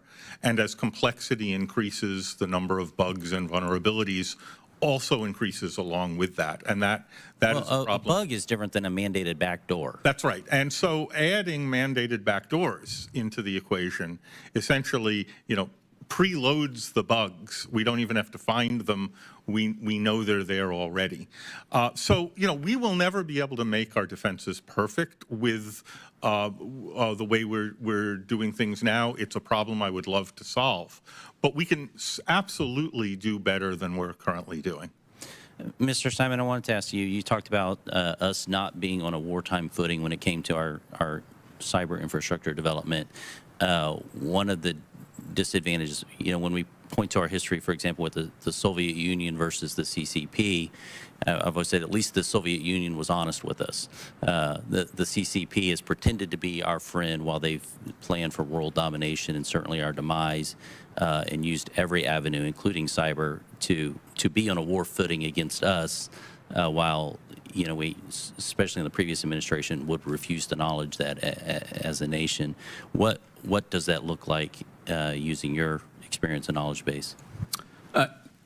Yes, Congressman, I think that's right. I think the Chinese Communist Party and their military intelligence apparatus are already in a footing that we would describe as a wartime footing. They believe that that's the posture that they should have 24/7, and they use language to try and communicate to us that they are not in that footing, and they use that language deliberately to deceive us and to make us think, oh, everything's okay, we can just sort of be friends. They do this while hacking us blatantly, while then denying when they get confronted. And so I believe that it's time for us to take a much more aggressive posture. That's what we did when I was in the White House during the last Trump administration. And I believe that it's the smart thing to do now.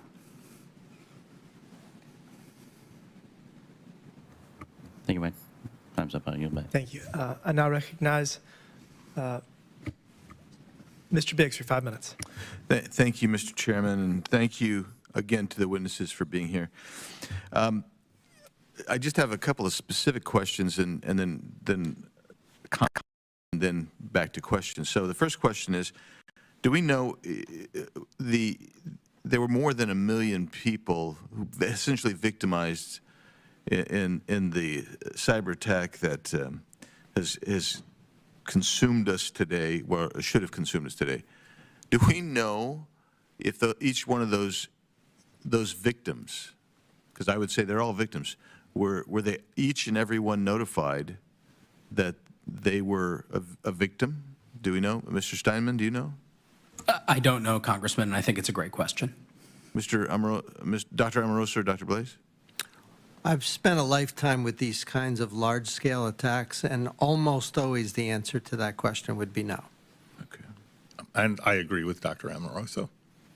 Yeah, I always wonder with my own paranoia, if I'm in that group somewhere, But in any event, and that leads me to some specific questions with regard to states and working with the feds. So you've all kind of alluded to this. There needs to be cooperation, there needs to be communication, there needs to be some kind of mutual communication about what needs to be done. How have the states themselves responded, or how are they being treated in this. Is there? Let me back up. Is there any kind of working collaboration that really exists today? Mr. Steinman. Thank you, Congressman. I would point to some of the bright spots in America's cybersecurity apparatus as the National Guard elements that do cybersecurity.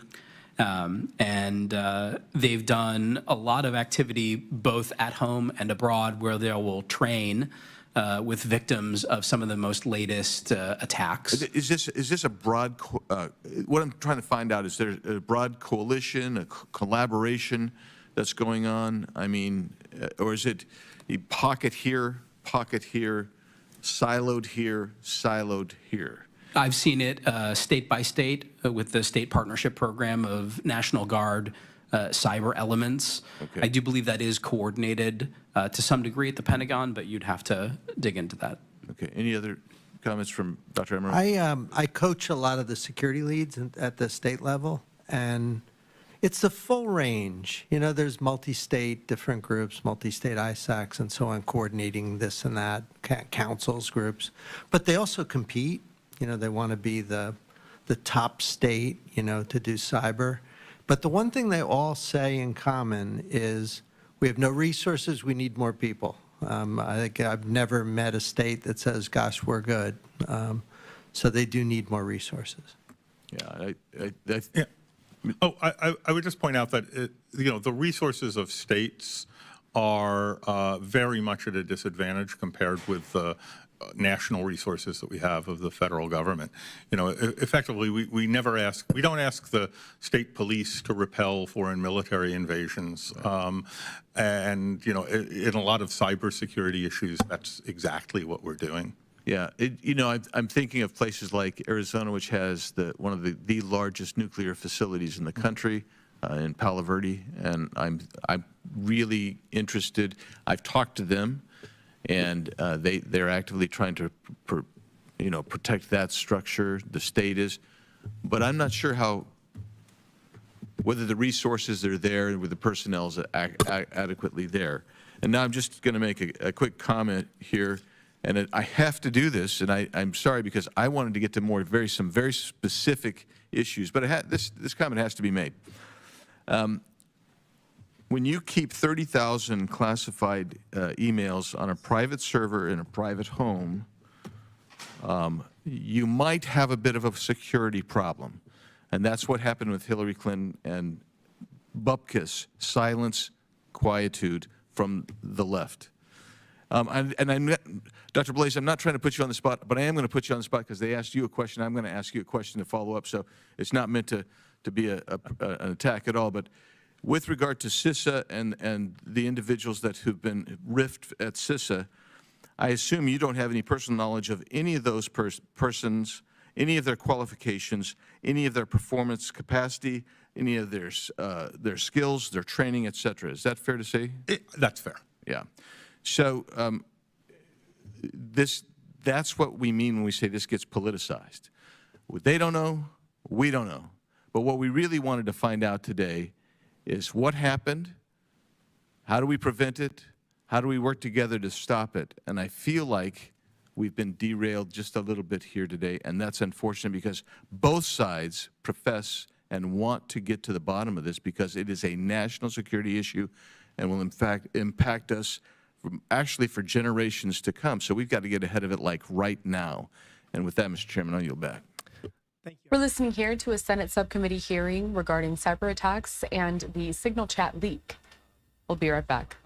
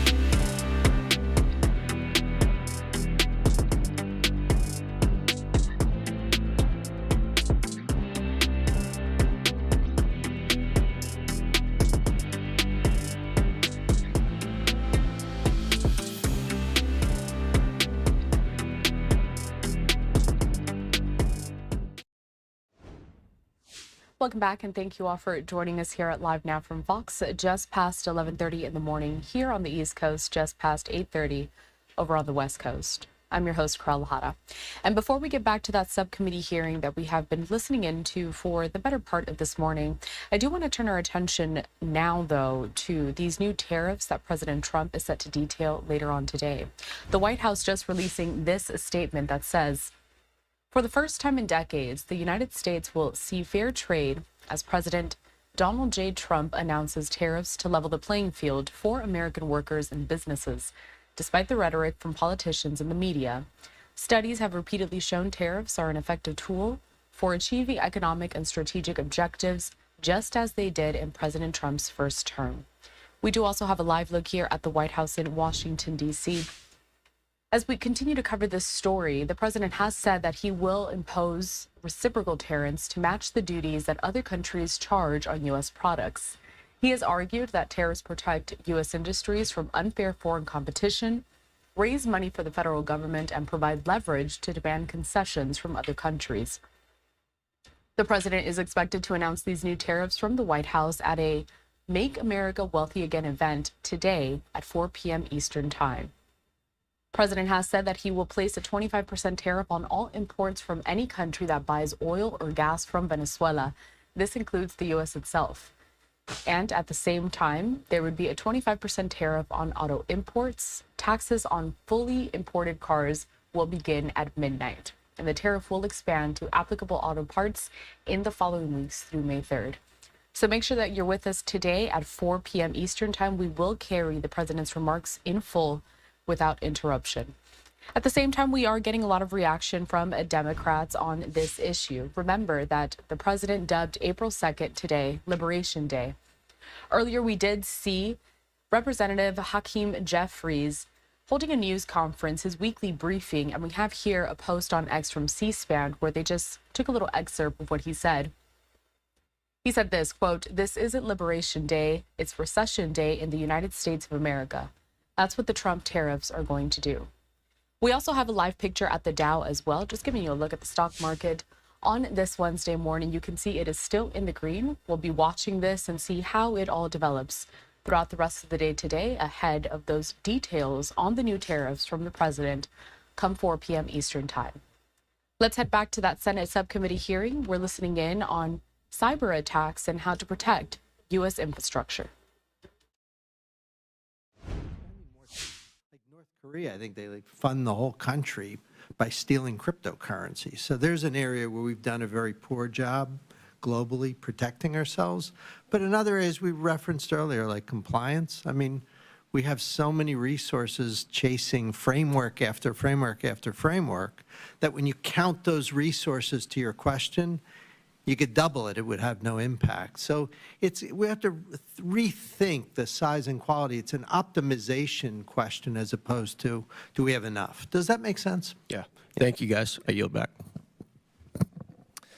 Thank you. In closing, I want to thank our witnesses once again for their testimony today. Salt typhoon is an important thing for us to learn from, and I guess we got to talk about signal a bunch too. Luckily, signal chats are immune to salt typhoon, as Mr. Blaze pointed out. With that, I now yield to Ranking Member Subramanian for closing remarks. Thank you, Mr. Chairman. Just before I go into my closing, I want to address a couple of things. One, someone mentioned that they didn't know who the CISA employees were, what their qualifications were. They actually, many of them live in my district, and so I can tell you from hearing from a few of them, they're actually, many of them were fired because they were probationary employees and who are actually very highly qualified in the work they're doing and actually had very good performance records. And we had actually, in the past two administrations, including the first Trump administration, been begging tech talent to come to CISA and come to the federal government. And then we fired them all. And so we're actually, a judge actually said that that was illegal, and so they're currently on administrative leave. But it's a big risk to our country when we are chasing away tech talent in our federal government. And so that's what really concerns me. And second, I still think we need to have an investigation into what happened with these signal chats. If we want to fix the errors, if we want to make sure that this mistake doesn't happen again, we need to know first what happened, second, what corrective actions are taken. Third, if this wasn't classified information, we should actually be able to have a secure briefing where we can get the communications from CENTCOM to the SecDef on exactly what they were saying and whether that was classified or not, and what he shared, whether that was classified or not. We can do that in a secure briefing room. But in either case, we need to get to the bottom of what happened, and that doesn't need to be partisan. But somehow it's become partisan. That's disappointing. I want to end by just sharing, again, constituent stories about this signal incident, because this really does hit home for many of the veterans and military families that live in my district. One constituent said that they've worked in national security for 18 years. I've held the highest security clearance for 18 years. And for 18 years, I've lived a life most people will never understand. My promise to defend this nation doesn't stop when I clock out. It permeates every single aspect of my life. It affects who I marry, who I live with, who I date, who I'm friends with, who I speak to. I would be sitting in jail right now if I had done something as brazen, thoughtless, and dangerous as what J.D. Vance, Pete Hegseth, John Ratcliffe, and Mike Waltz, among others, did today.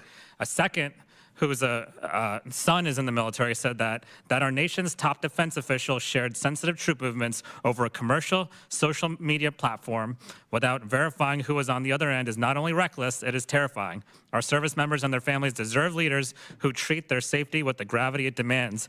This breach not only endangers lives, but erodes the trust of those who serve and support our military. My son has sworn to defend this country. I expect the same level of responsibility, integrity from those in charge. I yield back. Thank you. I guess we're going to start with Signal. I think it's important to realize that President Trump said Walt's messed up. So accountability has been acknowledged and a mistake was made. Waltz has, again, said it was an error himself. I think what's important is that no harm resulted from this mistake, and I can promise you that it will not happen again. So I appreciate that my colleagues across the aisle want to continue talking about Signal, but I think what's important is that our administration is leading in the global community and is holding our adversaries accountable and keeping us safe.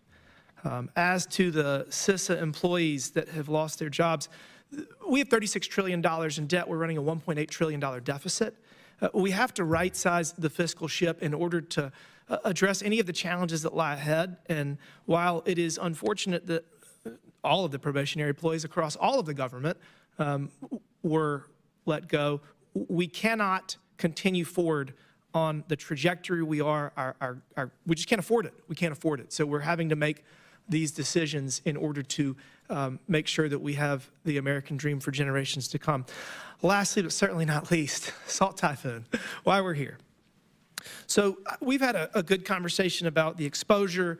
Obviously, the Chinese were able to use outdated infrastructure to gather enormous amounts of unsecured data, and they focused it largely on Washington, D.C. because it's our seat of government and because they're able to learn what we're planning, learn from the communications between our government officials. And I realized that my colleague from Arizona was asking the question of, was his data collected? If he's communicating on the phone or through unsecured text, I guarantee it was.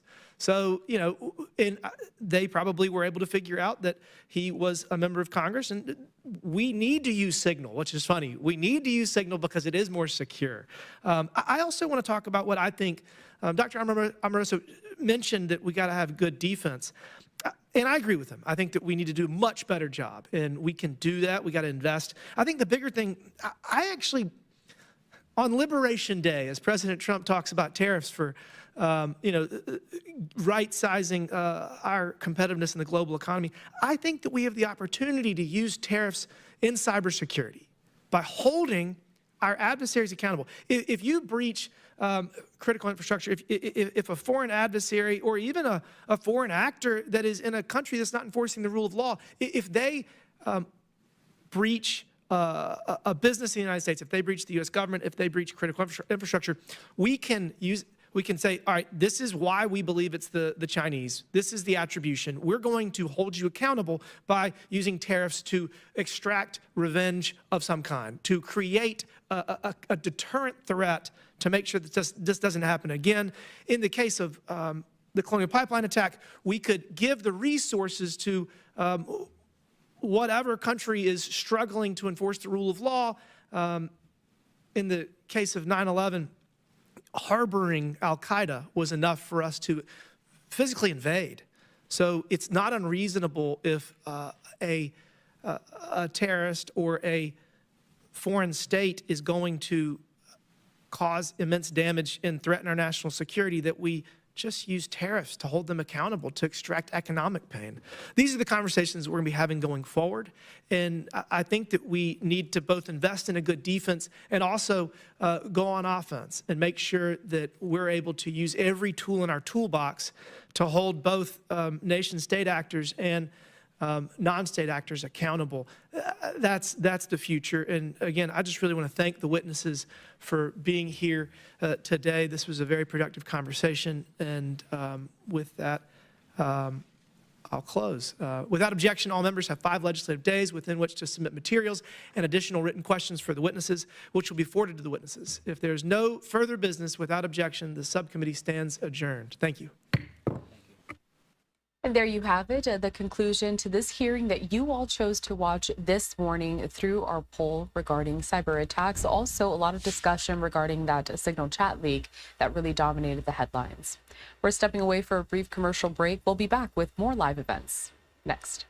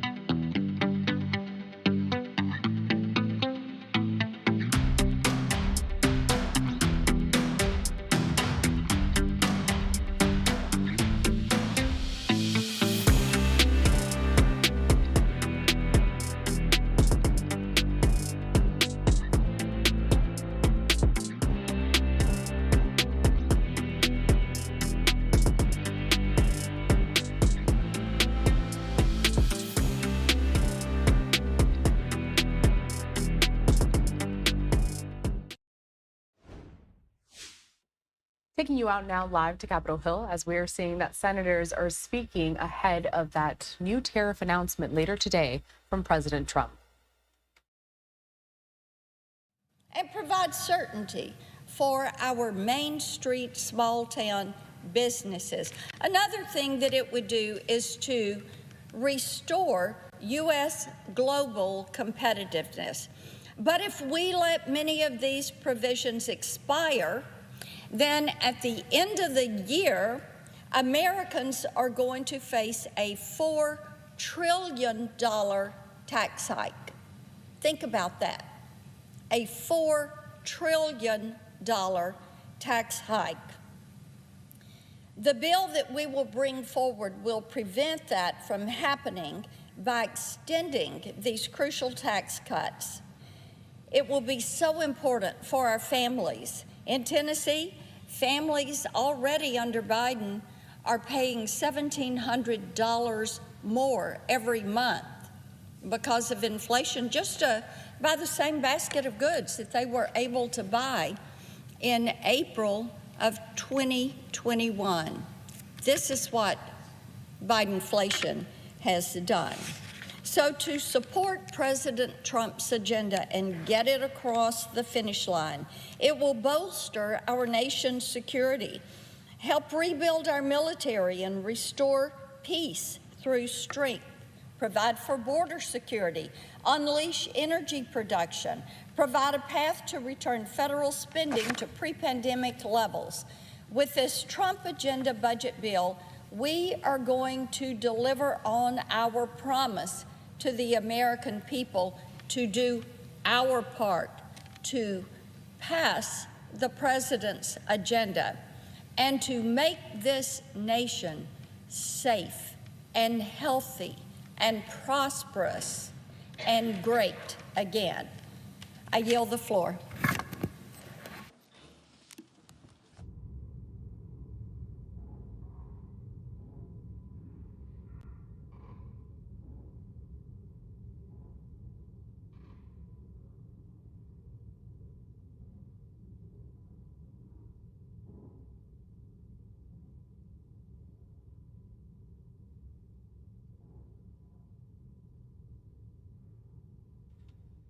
So I was just waiting a little bit, seeing if another senator might step up to the microphone to debate and discuss, as we usually do see during the week here over on Capitol Hill. Not too sure exactly when someone else will come to the microphone. So let's dip into this other hearing that earlier today we haven't really been in a lot. This next hearing is regarding Boeing and some of the changes that the company has made given recent incidences. This hearing was brought forth by Senator Ted Cruz. Let's just listen for a moment and see what's going on here. Quality and safety commitments. And from my understanding, if I were to order an airplane today, it could take more than a decade for it to be delivered, which suggests major challenges in the production pipeline, challenges that might stem from workforce shortages or training gaps. Can you talk to me a little bit about workforce planning, describe how current or projected workforce shortages are affecting the company's ability to maintain its safety and production standards?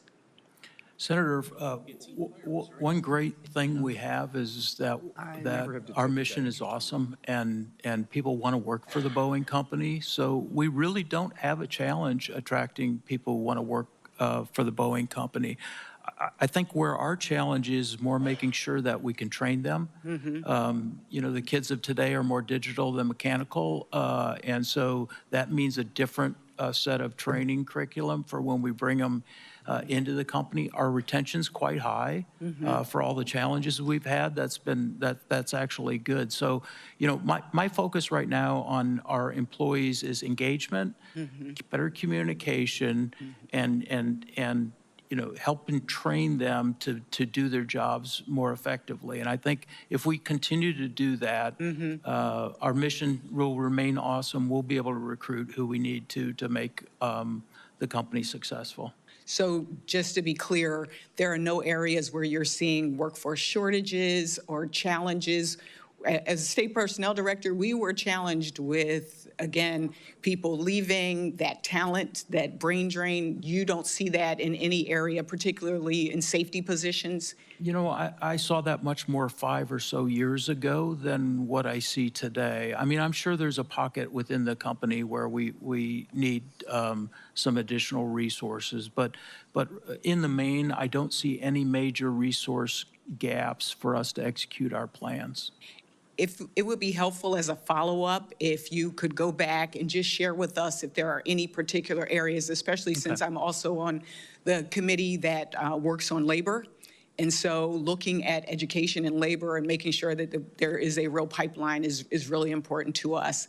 The FAA and the NTSB rely on Boeing to maintain strict internal safety reviews. However, every company has employees that make difficult workforce decisions such as retiring and seeking other employment. So again, just ensuring that your new hires are even trained. Can you talk a little bit about how you're adequately training new hires to prepare them to uphold your safety commitments? Senator, this has been a big part of our safety and quality plan with the FAA is additional training. We've added an additional 550 hours of curriculum to our training because we found some gaps in what we were training. On average, we've increased the training program by about 20 hours from, say, around 120 hours to 140 hours. So we are increasing the training. We're also adding competency evaluations for our employees before they get onto an airplane and start doing work to make sure they're competent in the work that they have to do. If they don't pass the competency, they go back through additional training to make sure that they are trained to do the actual work that they're doing. We've also kind of changed how we're training. We found that in a lot of cases we were training people in a lab and it didn't replicate the actual environment that they once they go out and build the airplane. So we've brought actual airplane parts, tried to replicate much more of the actual work they're going to eventually do in their training program. I would just close. We're listening here to a Senate hearing on some Boeing safety issues and improvements. We do have to step away for another brief commercial break.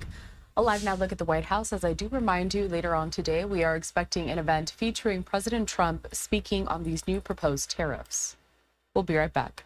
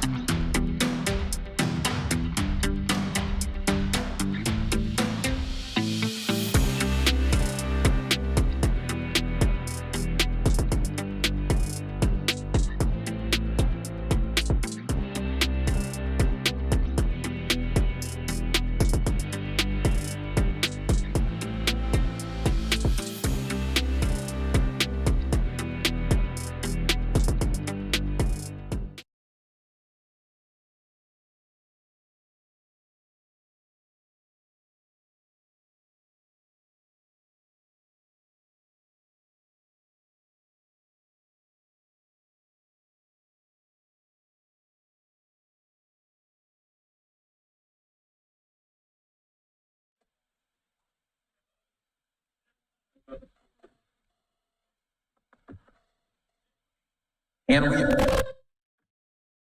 we are back here for you on Live Now from Fox. Thanks again to all our viewers continuing to join us right now. Live look here at the White House as we get you ready for President Trump remarks coming at 4 p.m. Eastern. Of course, this will be highly in demand as we hear from him on tariffs, as today will be the day that they are implemented, and we will be keeping an eye on the White House. And if there are any remarks from lawmakers ahead of that, of course, we will bring that to you on Live Now from Fox. All right, everyone, Mike Pace here. I'll be with you for the next 4 hours as we bring you top stories, live feeds, and breaking news as they come in. And we do have a breaking news report here that we want to bring to you regarding Elon Musk. Politico is reporting that Elon is thinking about stepping back from his Doge efforts. We are learning from Politico reporting that the president remains pleased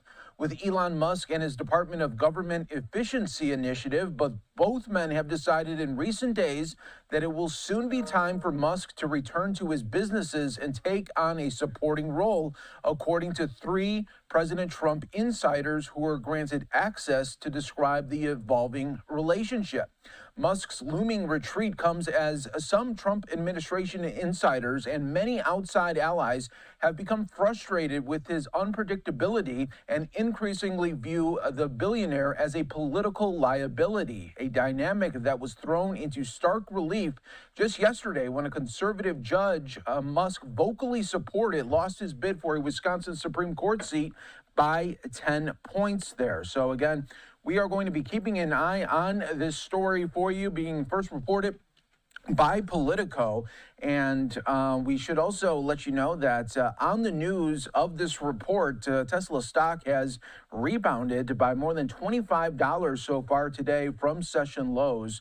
So again, we'll be keeping an eye on those impacts as well right here for you on Live Now from Fox. All right, let's continue on with more live feeds. Let's go out to the in-demand Senate hearing on Boeing safety issues. Let's listen in. Analytics to track patterns and maintenance issues to prevent future failures. Is that something you could speak to? Yeah, we have a program we call our COST program, which is a program with our airline customers where they report data to us, and we have a large base of airline customers. Not everyone reports, but most of them do. And that allows us to analyze events, look for trends, follow up on safety issues with the airlines. It's been very effective. I mentioned earlier, we're stepping up our efforts in those analytics to look for more trends, using AI tools to sort through the data to see if there are trends or things that we can't see with the human eye, and ensure that we're identifying those before they turn into an incident. Thank you, sir. Chairman? Thank you. I will now call on myself. Thank you, Senator. Good to see you, Mr. Ortberg, and really enjoyed our visit, and we had certainly something to celebrate when we were able to talk about that. We can talk a little bit more about that, but I did, one of the things I found fascinating about our conversation as it relates to this hearing, probably more specifically, is the culture shift, right? That the transition from different divisions and maybe some different silos to sort of more of a team-oriented spirit. Could you just talk a little bit more about what that looks like practically as you guys have made some internal decisions about that? Yeah, so culture is very important, and I think in some cases we're too isolated. Our people stay in their swim lanes or their organizational lanes, and everything we do is team-based in the Boeing company, large teams. And so to be most effective, we need people working across the organizational boundaries and feeling comfortable to do that. And so we're off on a big effort to change the culture of the company. And that starts with values and behaviors and how we reward people and how we evaluate people and how we select people. And we're implementing those. This is going to be a big year for us in the overall culture change. I'll tell you one thing that excites me is that the employees of the company are the ones who really want to see the company culture change. They recognize that we need to be better in how we work together. So I think we've got the case for change really nailed. We're just going to have to go do the hard work of making sure we walk the talk and get the right people in the right positions. And you guys obviously work with a lot of vendors and suppliers across the country. So in light of this hearing, what are some of the things that you're doing to ensure the highest quality and safety and all of those sorts of things? Yeah, so as a part of our safety and quality plan, that also includes our supply chain. And one of the major efforts is reducing the number of defects we're bringing into our factory from our supply chain and reducing the number of notice of escapes that we get. This is where a vendor would call us up and say, hey, I sent you something, but now I found something wrong with it. It's escaped their factory. And major activities to reduce those. One is stronger first article inspection and doing first article inspection when we actually move a product even within a company. So if it moves from one location to another or one factory to another, reevaluating the first article to make sure that something didn't happen in that transition. We have 1,000 activities underway or 1,000 vendor engagements underway right now to improve their overall performance and safety and the quality of the deliveries from our supply chain. And we are seeing better performance. I mentioned earlier the fuselages that we get from Spirit Aerosystems. We've seen a 56% reduction in the number of defects that we're having to do repair on in our factory facilities. And we got more work to do there, but I do think the getting to root cause and getting these defects out of our supply chain is just as important as getting them out of our Boeing production system. Well, switching gears just a little bit to something that obviously hits home. I also serve on the Armed Services Committee, and you know, the Next Generation Air Defense or our dominance, the program was, well, you know, whether or not the administration was going to move forward was sort of paused in the previous administration. Then the selection of what that next gen fighter was going to look like. We got some clarity about 10 days ago, and I couldn't be more thrilled. You know, of course, St. Louis is the sort of the hub of the operations on the military side, and we're building the F-47. It's thousands of jobs. I know everyone is very excited about that, not just for our country, but in Missouri. Could you just talk a little bit about that program and how you see that playing into this architecture of our national defense? Well, first of all, this contract award is very, very, very important to the Boeing company. In fact, I'm going to St. Louis tonight to go congratulate the team on this very, very large win, and we're honored to be given this opportunity. Our fighter business in St. Louis is historically legacy fighters, the F-15, F-18. As you know, the F-18 is reaching towards the end of its life. So this is an important program for us to continue our fighter franchise in St. Louis, and will, you know, create jobs and opportunities for a long time coming. So we're very pleased to have that. It's generational. We're happy about that as well, and look forward to working with you on that and so many other issues. Mr. Chairman. Thank you, Senator Schmidt. Mr. Ortberg, the FAA has played an integral role in solidifying a safe approach to production adjustments at Boeing following the Alaska Airlines Flight 1282 incident. As Boeing continues to monitor its KPIs and begins to increase production as appropriate, it will likely grow more autonomous in its internal oversight. As Boeing regains autonomy and eventually increases production caps, how will Boeing guarantee safety without enhanced FAA oversight? Senator, I'm not aware of increased autonomy that will come as we increase production rates. We're going to continue to provide transparency to the FAA on all the key performance indicators. We will go through a series of production increases. So the first one, cap, is at 38, but we will go through the same process for every subsequent rate increase. And if the KPIs aren't showing that we're meeting the performance, then we won't move forward with a rate increase. So I think this is a good practice. I think what we have in place, it's data-driven, it's not subjective. We've agreed with our regulator on what things we need to be measuring. If we find we need to adjust that, we'll do that. But I think getting to a data-driven process, I think, helps them also have insight and prioritize where they should focus. If our key indicators in one area are not good, that allows them to say, okay, we need to put more oversight in that particular area because there's instability in the production system. So again, I think the system we have in place, the plan we have in place, will be effective not just in the near term, but for the long term. Since you've become the chief executive officer at Boeing, there have been significant changes on the board and in the leadership. As the leadership changes, this affects the culture at Boeing. What personnel changes have been made at Boeing, and how have these impacted the safety culture at the company?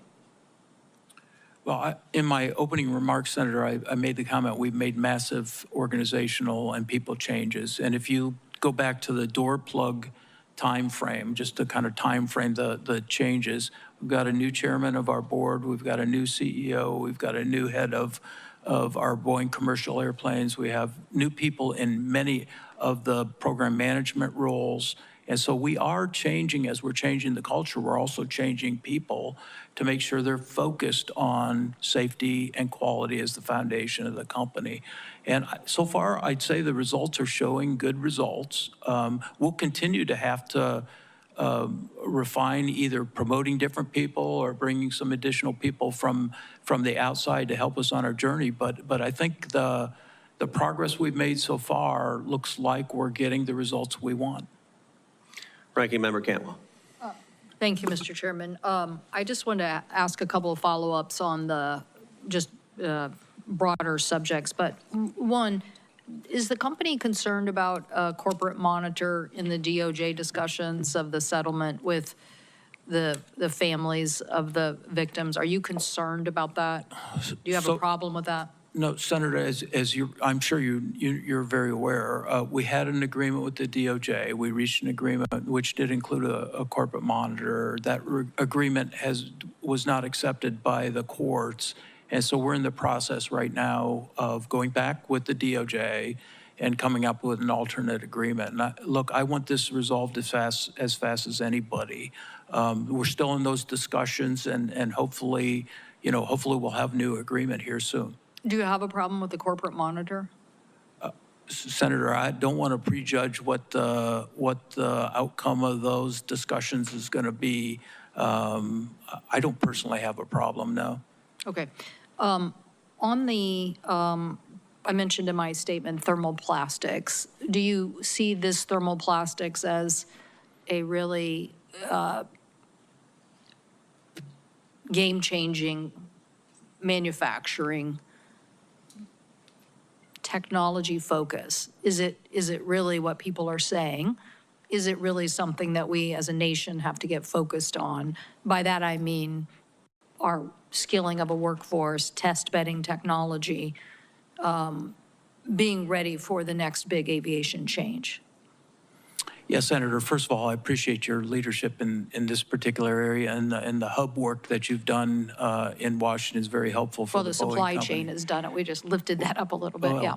Yeah, no, I think thermoplastics offer a huge advantage for the future, and probably more to streamline the production of aircraft. And so I think it is one of those major important technology areas we should be investing in.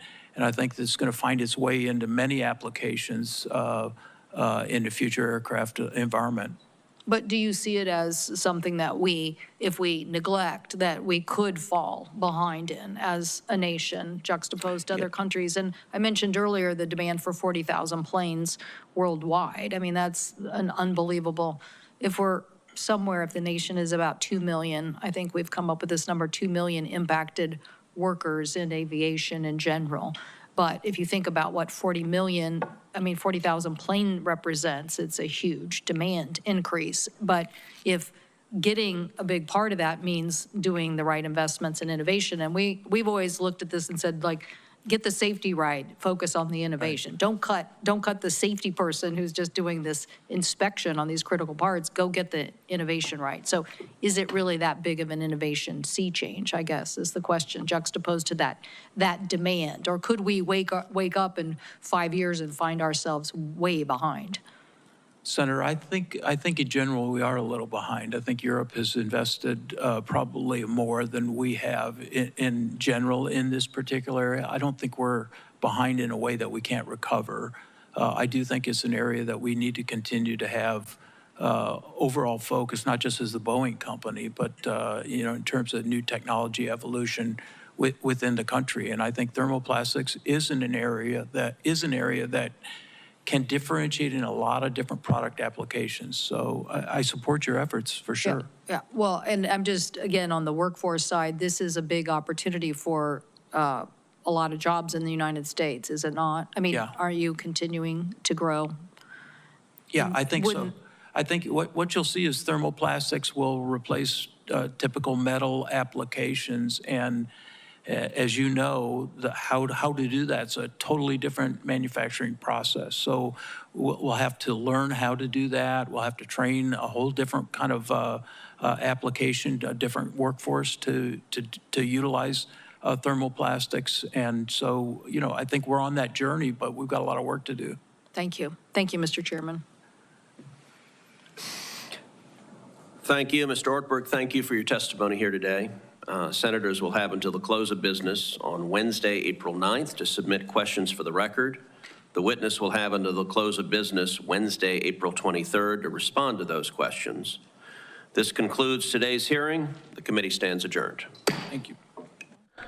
You've been watching here the Senate hearing on Boeing safety issues featuring the Boeing CEO taking some grilling earlier on, talking about the issues that have been in the past for Boeing and looking to the future as well. All right, everyone, we are going to take our first break here of this hour. Stay right here with us. More to come on Live Now from Fox in just moments.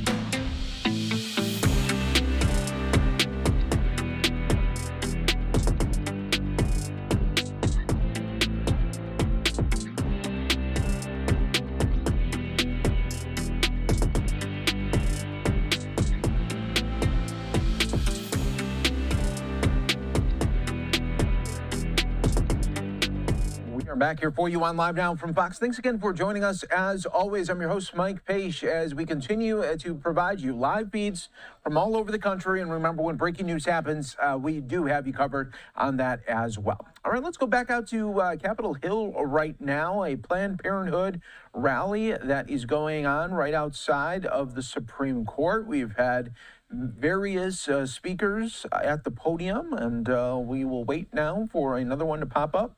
And here we go.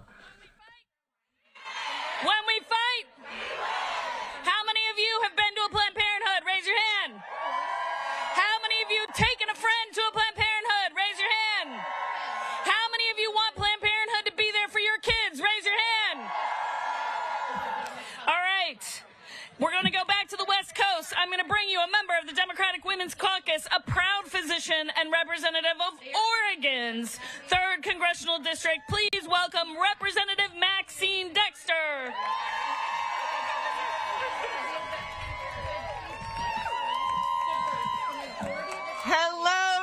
reproductive freedom fighters.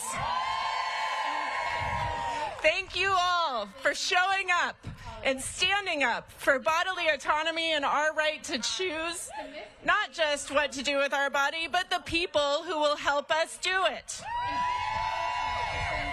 I am indeed Congresswoman Maxine Dexter. Most importantly about me is I'm a mother. I have a daughter and I have a son. They are 18 and 21, and their futures are on the line. I'm also a physician. I'm a pulmonary and critical care doctor who cannot imagine delivering care to people who are forced to come see me or didn't have a choice whether or not I'm the person for them. A partnership is between a patient and a physician, and it is one that is chosen, not the one that is imposed. Sorry. I am absolutely humbled to stand shoulder to shoulder with all you today, advocates, patients, providers, and fierce defenders of reproductive freedom. And I know you know, but let me be clear about what's happening inside this building. It is a direct assault on the fundamental right of every person in this country to access care from the person they trust. This case, backed by extremist politicians and their allies on the far right, is designed to take us one step closer to dismantling Planned Parenthood. Are we going to stand for that? Absolutely not. And in doing so, they are confirming what we all know, that they are perfectly willing to rip away our rights, our access to birth control, to STI testing and treatment, cancer screenings, and essential preventative care that has kept our mothers, our daughters, and our grandmothers healthy and thriving for generations. This is about control, not health, not safety, and certainly not freedom. So let's talk about who gets hurt if the Supreme Court sides with South Carolina. It's the single mom in a rural county like mine in Hood River who relies on Planned Parenthood for her annual checkup. It's the young adult like my daughter who just started college and needs birth control. And it's our LGBTQIA community that already exists in the margins of our healthcare system. And let's be honest, this is not happening in isolation. It's part of a broader campaign to gut Medicaid and hijack our public health system for political gain, certainly not for us. So that's why I was proud to join more than 200 members of Congress in filing an amicus brief with the Supreme Court for this case. We are making it clear we will not stand silent while access to reproductive health care, or any other health care for that matter, is stripped away by those who have no business making these decisions.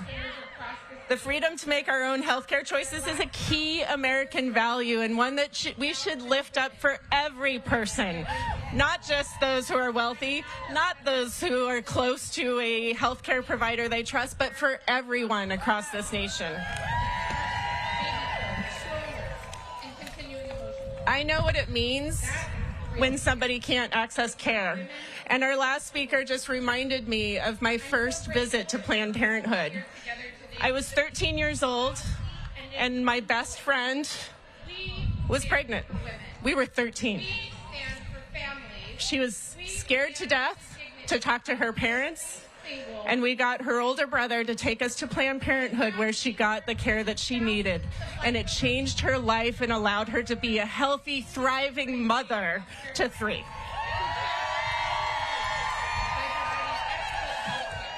Everyone deserves that access. Everyone deserves compassionate, high-quality care, no matter where they live, how old they are, or who they are. So we believe healthcare is a human right.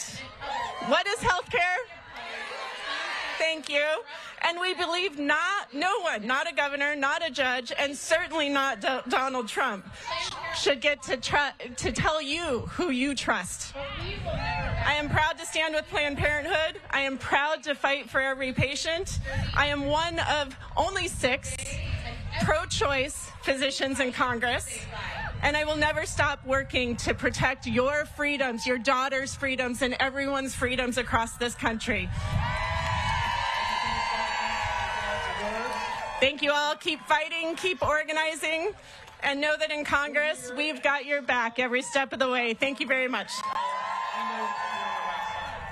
Let's just say it one more time. Say, choose help. Okay. I'm now going to bring up somebody who's very brave and is going to speak in front of you all, and you're going to give her tons of love. This is our next speaker is someone who speaks truth to power. All right, so that was just a little bit there of the Planned Parenthood rally right outside of the Supreme Court. We do want to take another 2-minute break here on Live Now from Fox. We'll keep you in D.C., but go out to the Senate floor where we do have Democrats speaking on President Trump's tariff plans. We'll have that all for you coming up next on Live Now.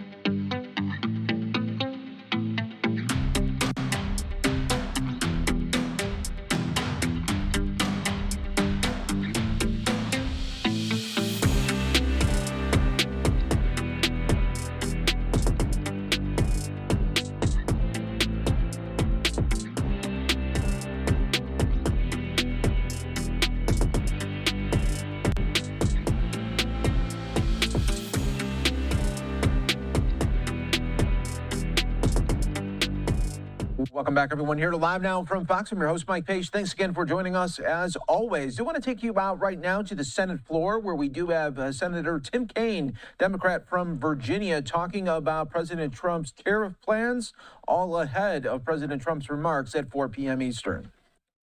Will decide they're not going to buy apple pies. This is a classic small business that are affected by Canadian tariffs. Let's go to the largest businesses.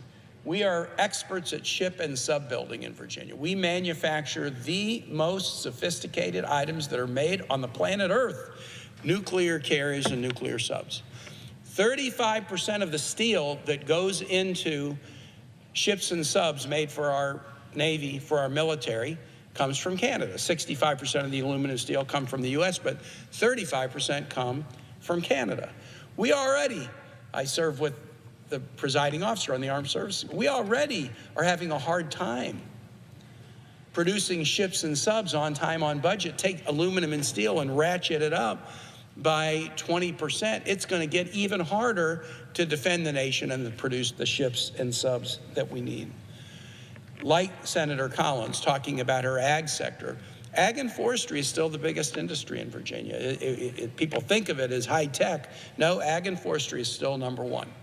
And it is my farmers and foresters that are most concerned about the Canadian tariffs, because they saw what happened last time. The first thing that happens, you put a tariff on Canadian exports, potash, the ingredient in agriculture fertilizer. 80% of potash comes as an import into the United States. So that immediately goes up by 25%, according to what the president has said he's going to do. That hurts farmers very, very badly.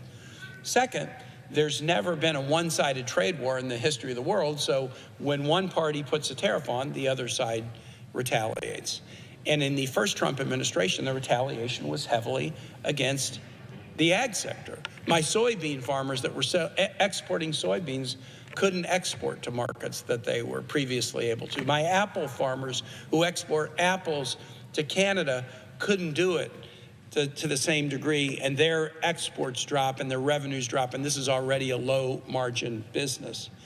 My distillers and wineries and breweries, many of whom find an important part of their revenue, might be 10% or 15% or 25% in export markets to the EU, to Canada, to Mexico, suddenly find that retaliatory tariffs price their products out of business.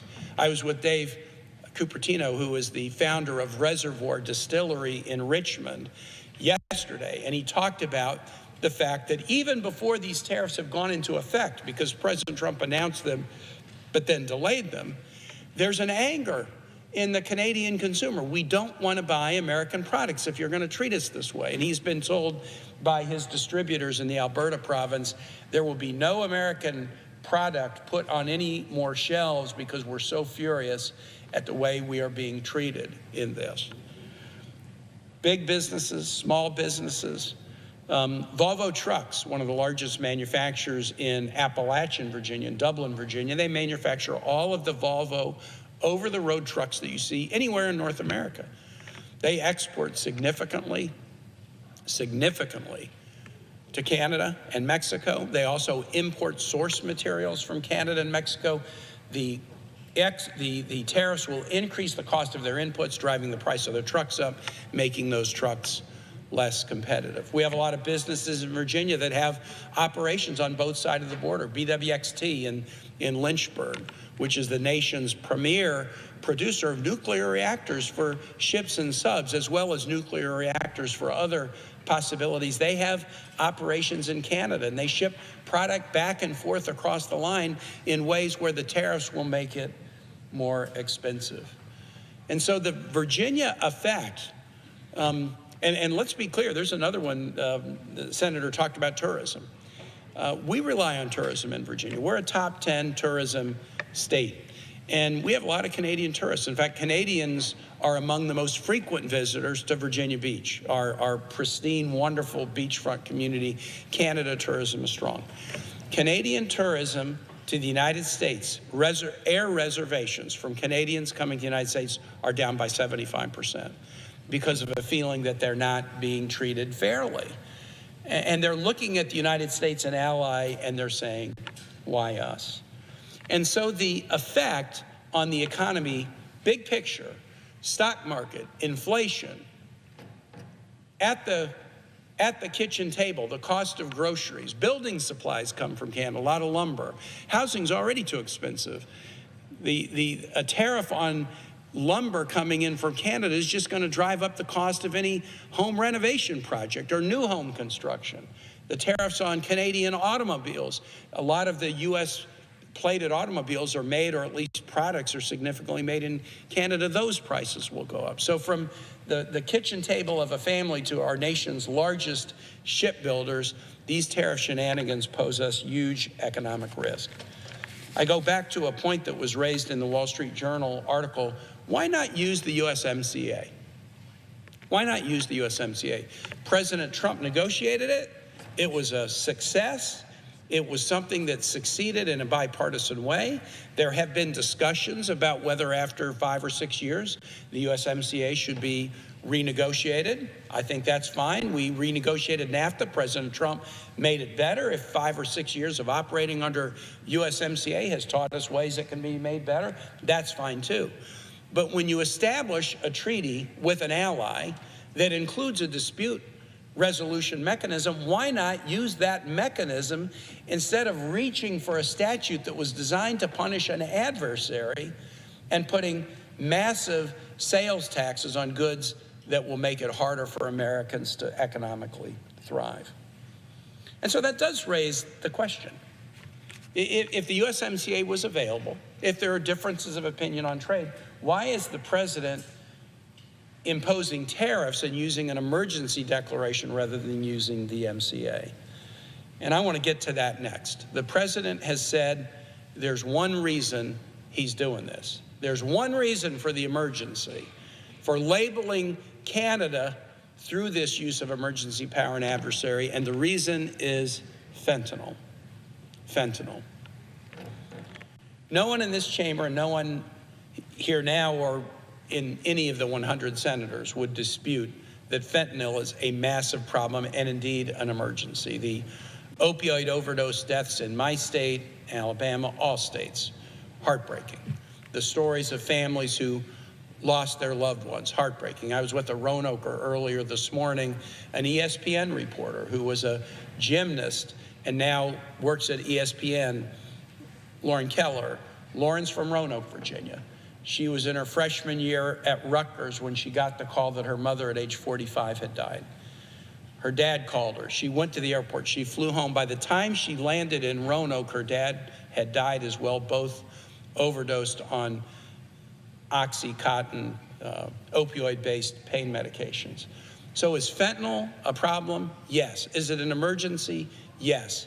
Is substance use disorder generally an emergency? Yes. Of course it is. That's why we passed, Mr. President, the HALT fentanyl bill just about 2 weeks ago in this chamber, big bipartisan vote.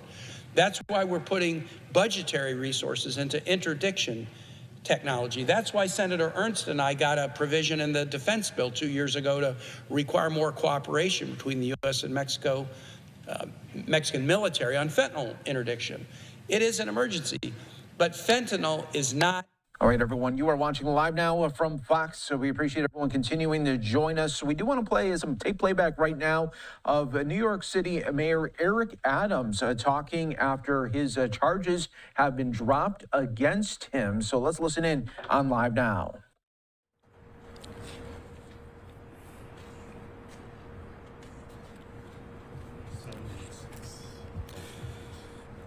My fellow New Yorkers, today finally marks the end of this chapter.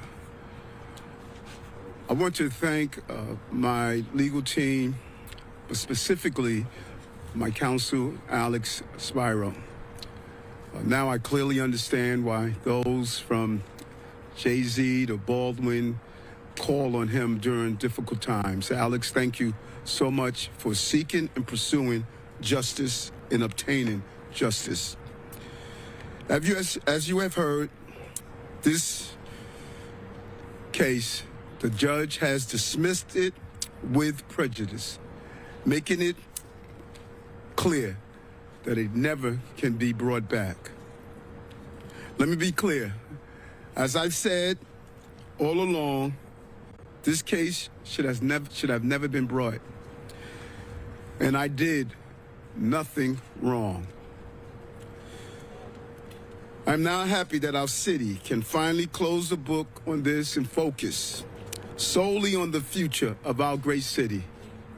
I want to thank New Yorkers who stood by my side, who prayed for me, who supported me from day one, and stuck with me while we focus on the work at hand. And continue to deliver for the nearly 8.5 million New Yorkers who call this city home every day. That's who I think about every morning when I wake up here. That's who I am fighting for. Each of you make this city the greatest city on the globe. Also want to apologize to New Yorkers for having to go through this with me, a baseless case that should have never been brought in the first place.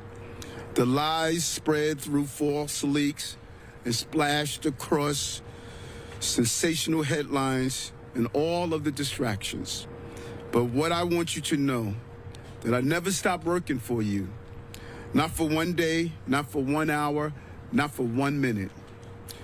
Because you are who I think about every morning. You are my North Star. This is the city that I put on that bulletproof vest for and protected the children and families. And I think about you every day. Just think about what we have done since the indictment was brought. We reduced crime 2 record lows in this city, delivered a record number of jobs in our city, built and created affordable housing for everyday New Yorkers. Record after record. But the work did not stop there.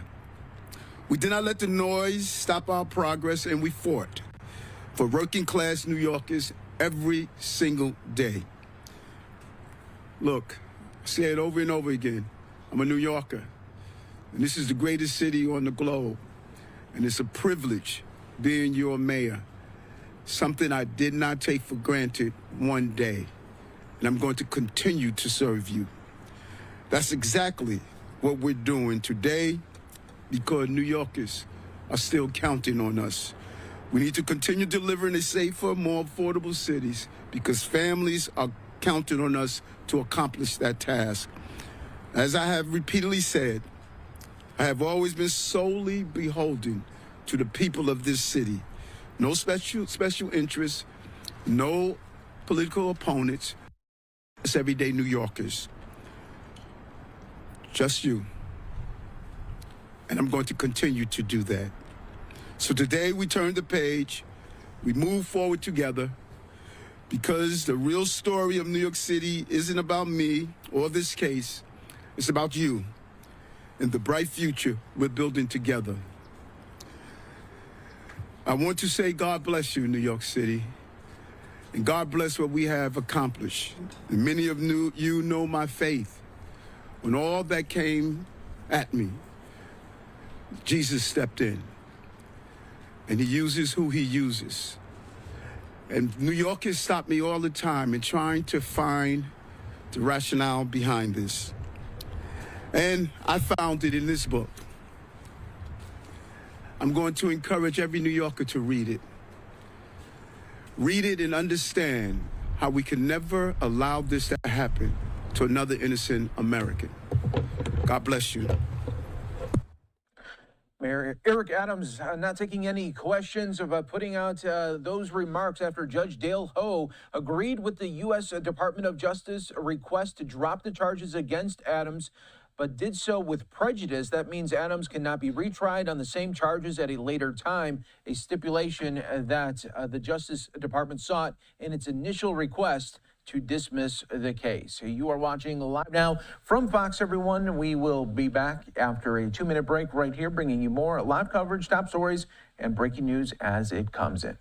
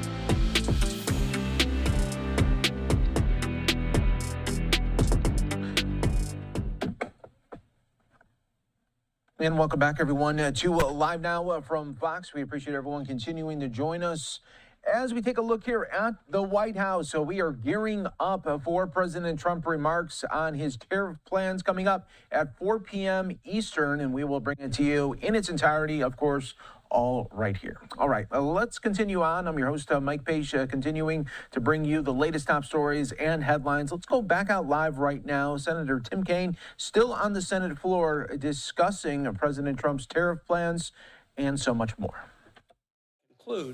I see other colleagues here ready to speak. I'm happy to say that the Senate Joint Resolution 37 has picked up the support of a whole lot of people that I think are pretty important people outside this chamber. This morning, the U.S. Chamber of Commerce weighed in support of SJ Res 37. I'm going to read from the letter that they have sent to senators. The tariffs being imposed on imports from Canada and Mexico, America's top two trading partners, are inflicting real harm on American workers, companies, and farmers. Tariffs are taxes paid by Americans, and they will quickly increase prices at a time when many are struggling with the cost of living. These import taxes are also harming U.S. manufacturers and drawing retaliatory duties, worsening their impact on the economy. Further, these tariffs are at odds with the commitments the United States made in the landmark USMCA, which was negotiated by the first Trump administration. The U.S. Chamber of Commerce supports Senate Joint Resolution 37, and they join a number of other organizations. The AFL-CIO, that's threading a needle, Mr. President, when I get the AFL-CIO and the U.S. Chamber of Commerce on the same page on a matter of such importance. The United Steelworkers, the International Association of Machinists and Aerospace Workers, the International Federation of Professional and Technical Engineers, the National Retail Federation. Retailers don't want to see costs of products increase. The North American Building Trades Union, sheet metal workers, the U.S. Conference of Mayors, Foreign Policy for America, the National Taxpayers Union, tariffs are a tax, and Advancing American Freedom, the think tank that was established by former Vice President Michael Pence, all have weighed in to support SJ Res 37. Tariffs are a tax. Tariffs will hurt our families. Canada is not an enemy. Let's act together to fight fentanyl. We can do that. We have done that. We showed it with the Halt Fentanyl bill we passed 2 weeks ago. But let's not label an ally as an enemy. Let's not impose punishing costs on American families at a time they can't afford it. Let's not hurt American small businesses. Let's not make our national security investments in ships and subs more expensive. I earnestly request that colleagues support SJ 37 when we vote on it later today. And Mr. President, I yield the floor.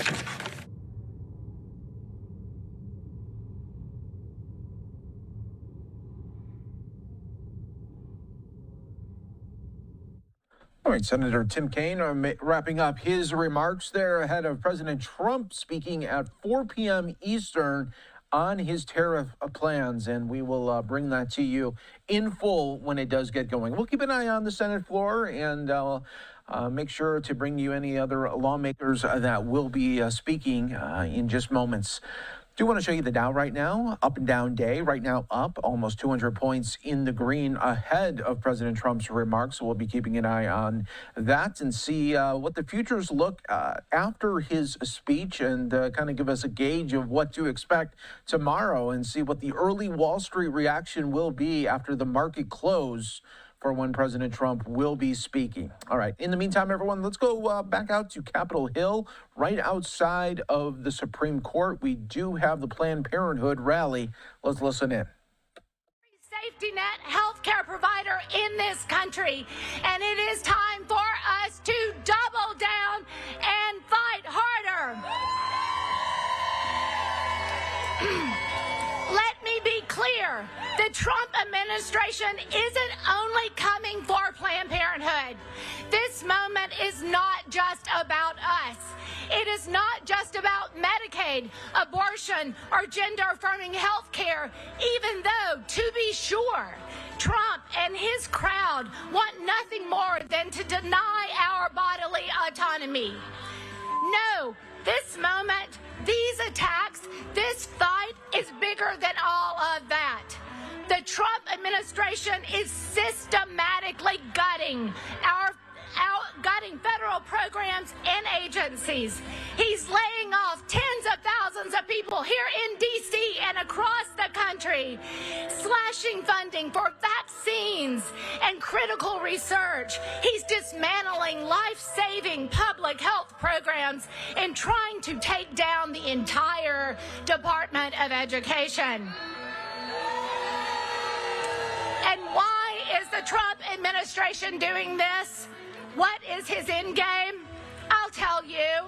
Donald Trump's Project 2025 is about taking our government away from us and rigging the system to deliver tax cuts for billionaires. Trump is taking critical funding for essential services and putting it in the pockets of people like Elon Musk.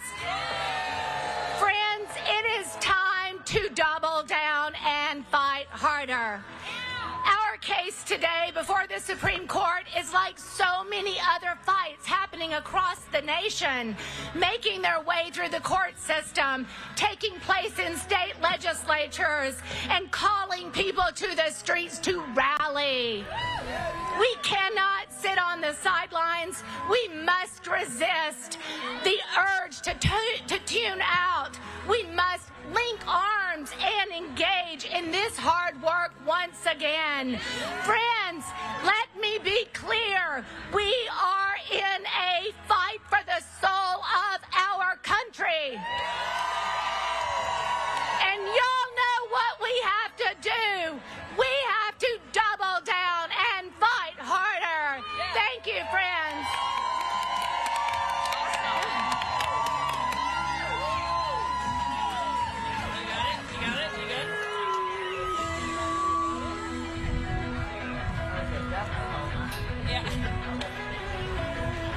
All right. Are you still here? Because we fight harder and we stand longer.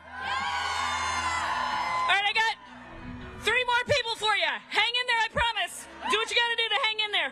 Because we have a fierce advocate for health equity and reproductive justice. She leads efforts to protect and expand access to care. Please welcome Elizabeth Taylor, Executive Director of the National Health Law Program.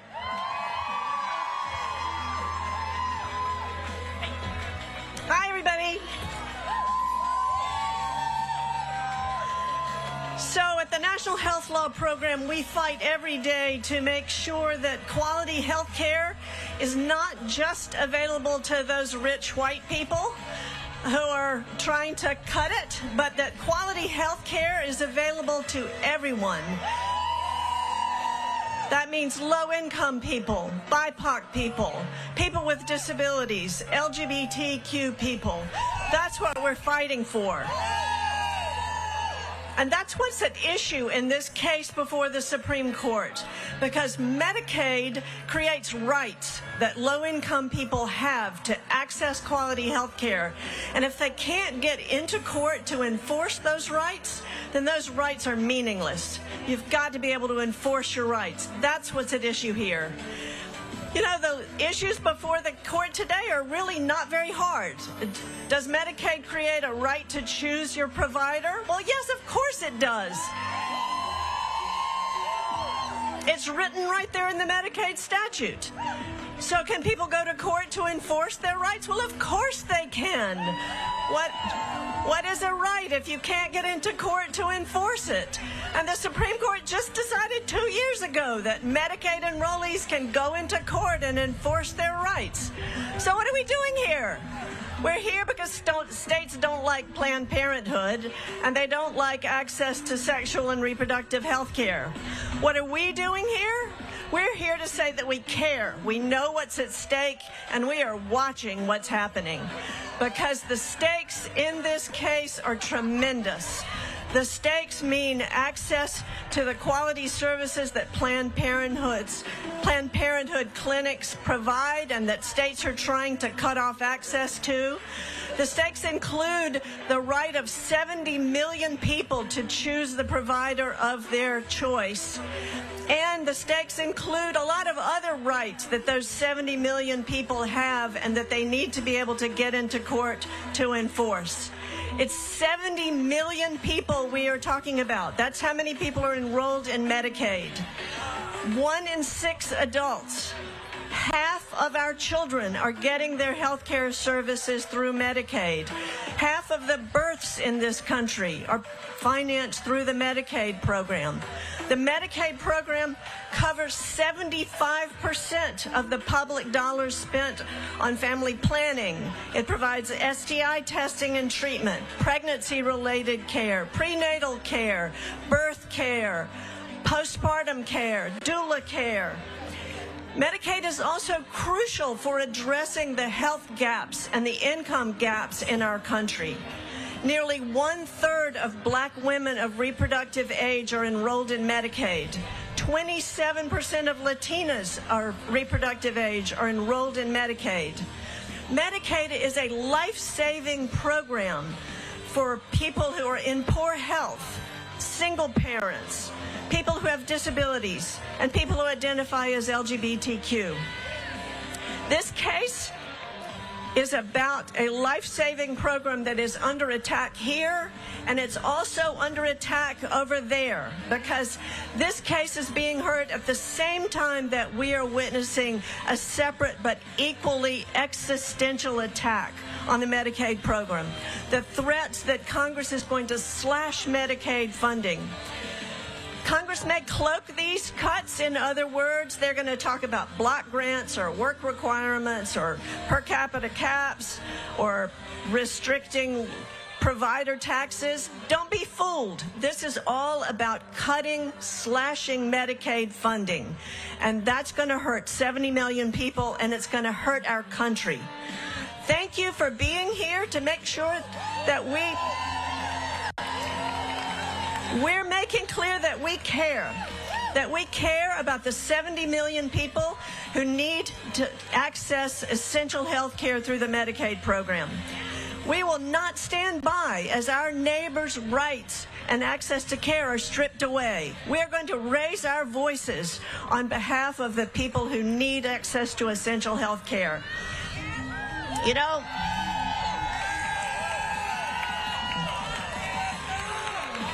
low-income people don't have a lot of political clout on their own, and there are a lot of them who can't be here today because they're working and they're caregiving.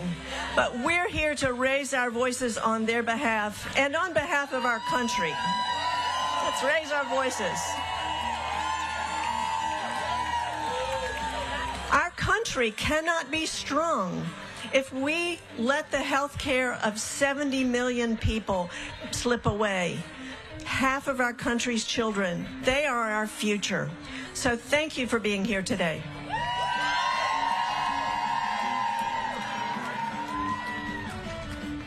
Okay, guys, you are strong. You're strong. You are channeling your inner Cory Booker. I feel it. All right, and I'm going to ask you to come forward because we're going to do one more selfie. I'm going to get you all in. All right, everybody scoos in. We're going to get a little warm, too. Come on. Hold on. That's not the camera. Okay. Okay, another selfie. All right, everybody. Scooch in, scooch in. Say, I'm for Planned Parenthood. All right, awesome. And our next, second to last speaker, our next speaker is a powerful voice for reproductive freedom. Oh, you guys, wait.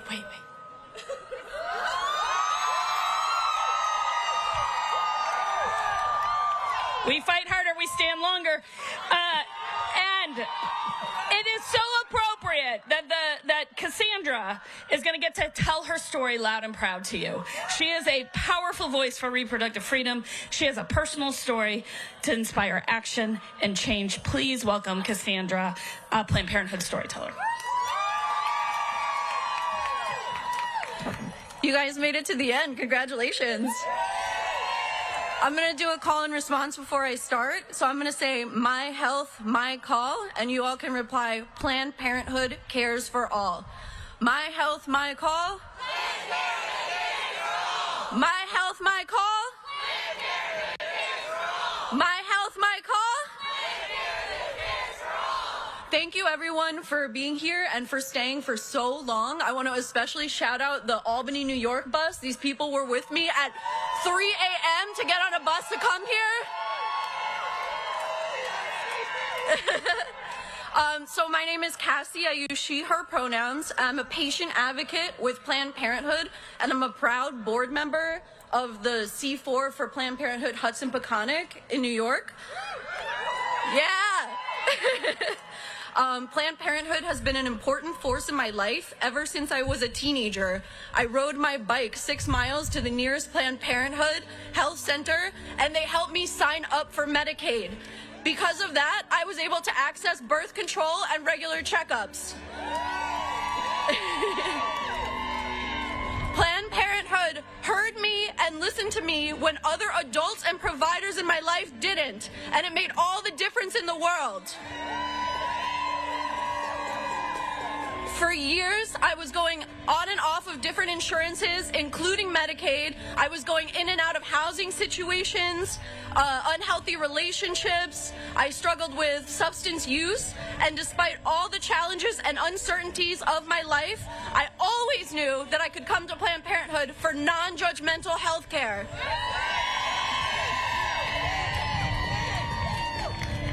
I continued to choose Planned Parenthood for my checkups and chronic health conditions. I found that not a lot of providers took Medicaid, and Planned Parenthood was the only place that I could receive good quality care. I had experiences at other doctors where I would sit there, fill out the forms, and learn that they didn't take my insurance. I also had experiences of doctors not believing me when I said something was going on or when antibiotics didn't work. And I always knew that Planned Parenthood would believe me and continue to provide care and help me find answers. So I moved around a lot, and from New York to Arizona to Massachusetts, I went to Planned Parenthood because I knew that they were reliable. I knew they would take my insurance and they would always find a way to see me. Yeah, woo! And I also have to say, there were years where the only medical care I received was from Planned Parenthood. So today, I have good insurance, but I still choose to go to Planned Parenthood because I trust them. And now I'm able to support Planned Parenthood through donating and as a volunteer so that I can give back what was so freely given to me during the most vulnerable times in my life. To say that it is not lost on me that the reason I was able to receive care had to do with the federal funding that Planned Parenthood was receiving. Younger me didn't have a clue about any of that. I didn't even know what kind of assistance I was on. Like I couldn't tell you the difference between Medicaid or Medicare. I just knew that I had this insurance and I knew where I could go to use it. I had a provider that I trusted and that I could rely on. Planned Parenthood builds lifelong relationships of trust with their patients. Stopping patients who use Medicaid from accessing Planned Parenthood health centers means stopping people from accessing health care, period. And that is why this moment is so dangerous. I keep fighting because I want the people who come after me to have access to the same health care and support that I did. And in some cases, I want them to have an easier time than I did. I know that the stakes are high because I lived it, and I can see how different my life would have been if I hadn't had access to regular STI testing, pelvic exams, and birth control options through the toughest time in my life, and I know that I'm not the only one. So there's too much on the line for us not to stick together. I want to thank you all for standing here all day. Thank you for listening to my story and supporting Planned Parenthood patients being in this fight with me.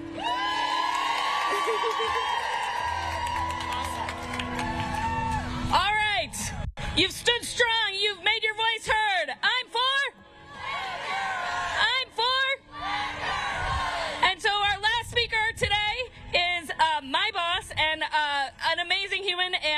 so proud and honored to introduce her, Alexis Miguel-Johnson, President and CEO of Planned Parenthood.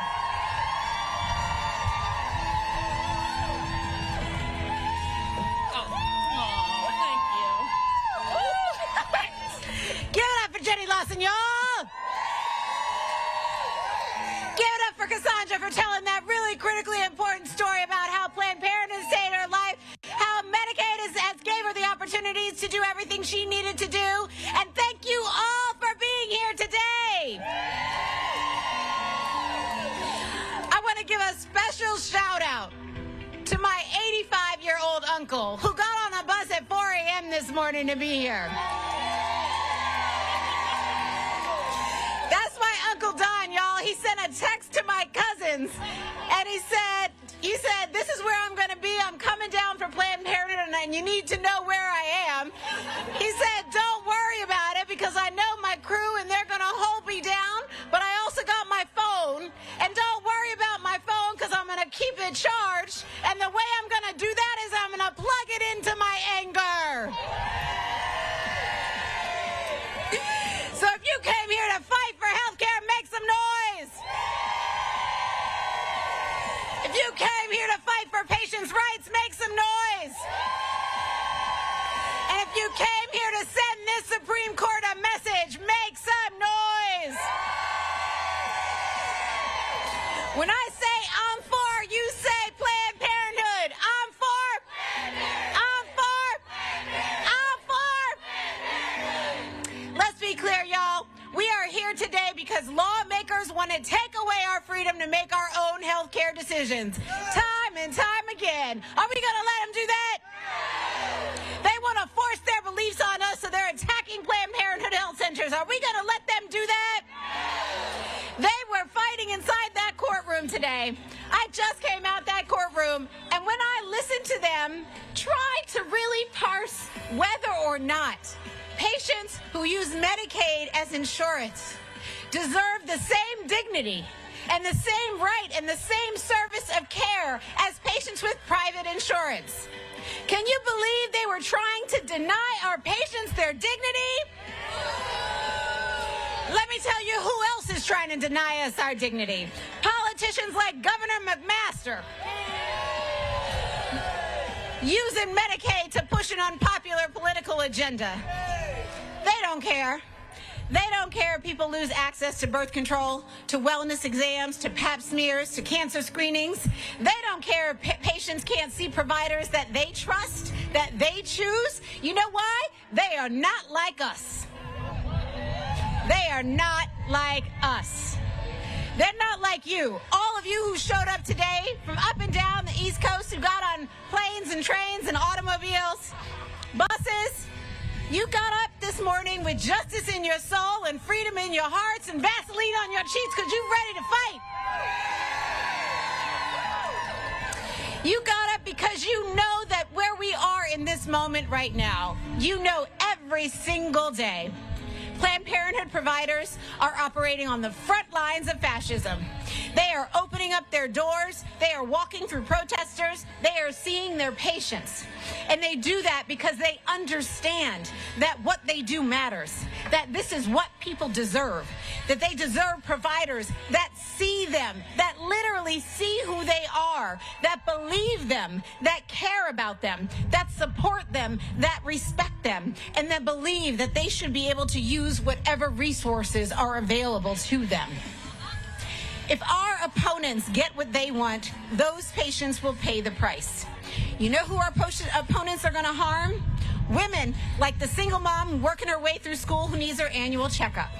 You know who they're going to harm? Students like the grad student with big dreams who really wants to continue on and prevent her pregnancy. You know who they're going to harm? Young people like the teenager in the rural town who has questions and concerns about their body. People who lose access to essential health services at Planned Parenthood because many will have nowhere else to turn. But we won't have it because we are here. I'm for. You know that the fight is here and the fight is right now. And the attacks are bigger than this case. I know fascism is a small word, but it is a big thing that is happening and taking shape all around us. They are coming for Planned Parenthood. They are coming for Medicaid, for Title X, for vaccines, for HHS employees, all of healthcare. Trust me, all of it, the truth and trust is on the line. This is what tyranny looks like.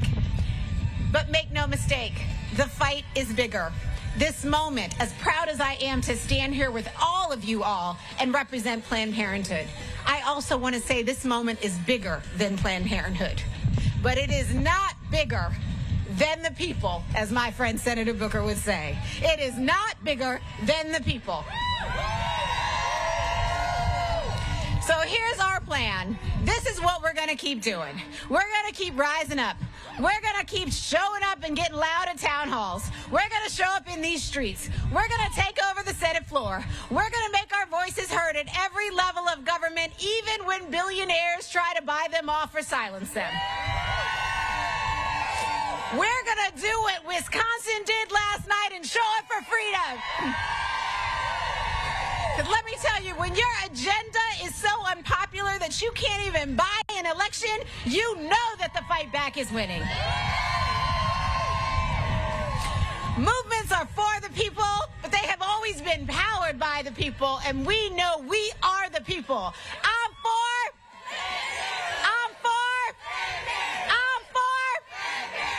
So let's keep protesting, y'all. Let's stay in these streets. Let's do everything we need to do. Thank you so much for being out here tonight. Thank you so much for your love. Keep up the fight. Let's go, let's go, let's go.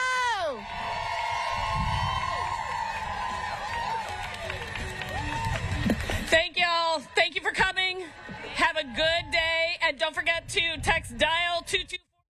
All right, so the hearing, the rally, for that matter, wrapping up on Capitol Hill outside of the Supreme Court. We always got you covered on Live Now from Fox Worldwide. We are going to take a 2-minute break. When we come back, we are awaiting Senator Chuck Schumer to be speaking on tariffs and President Trump and his administration's plans for tariffs. That's coming up next on Live Now.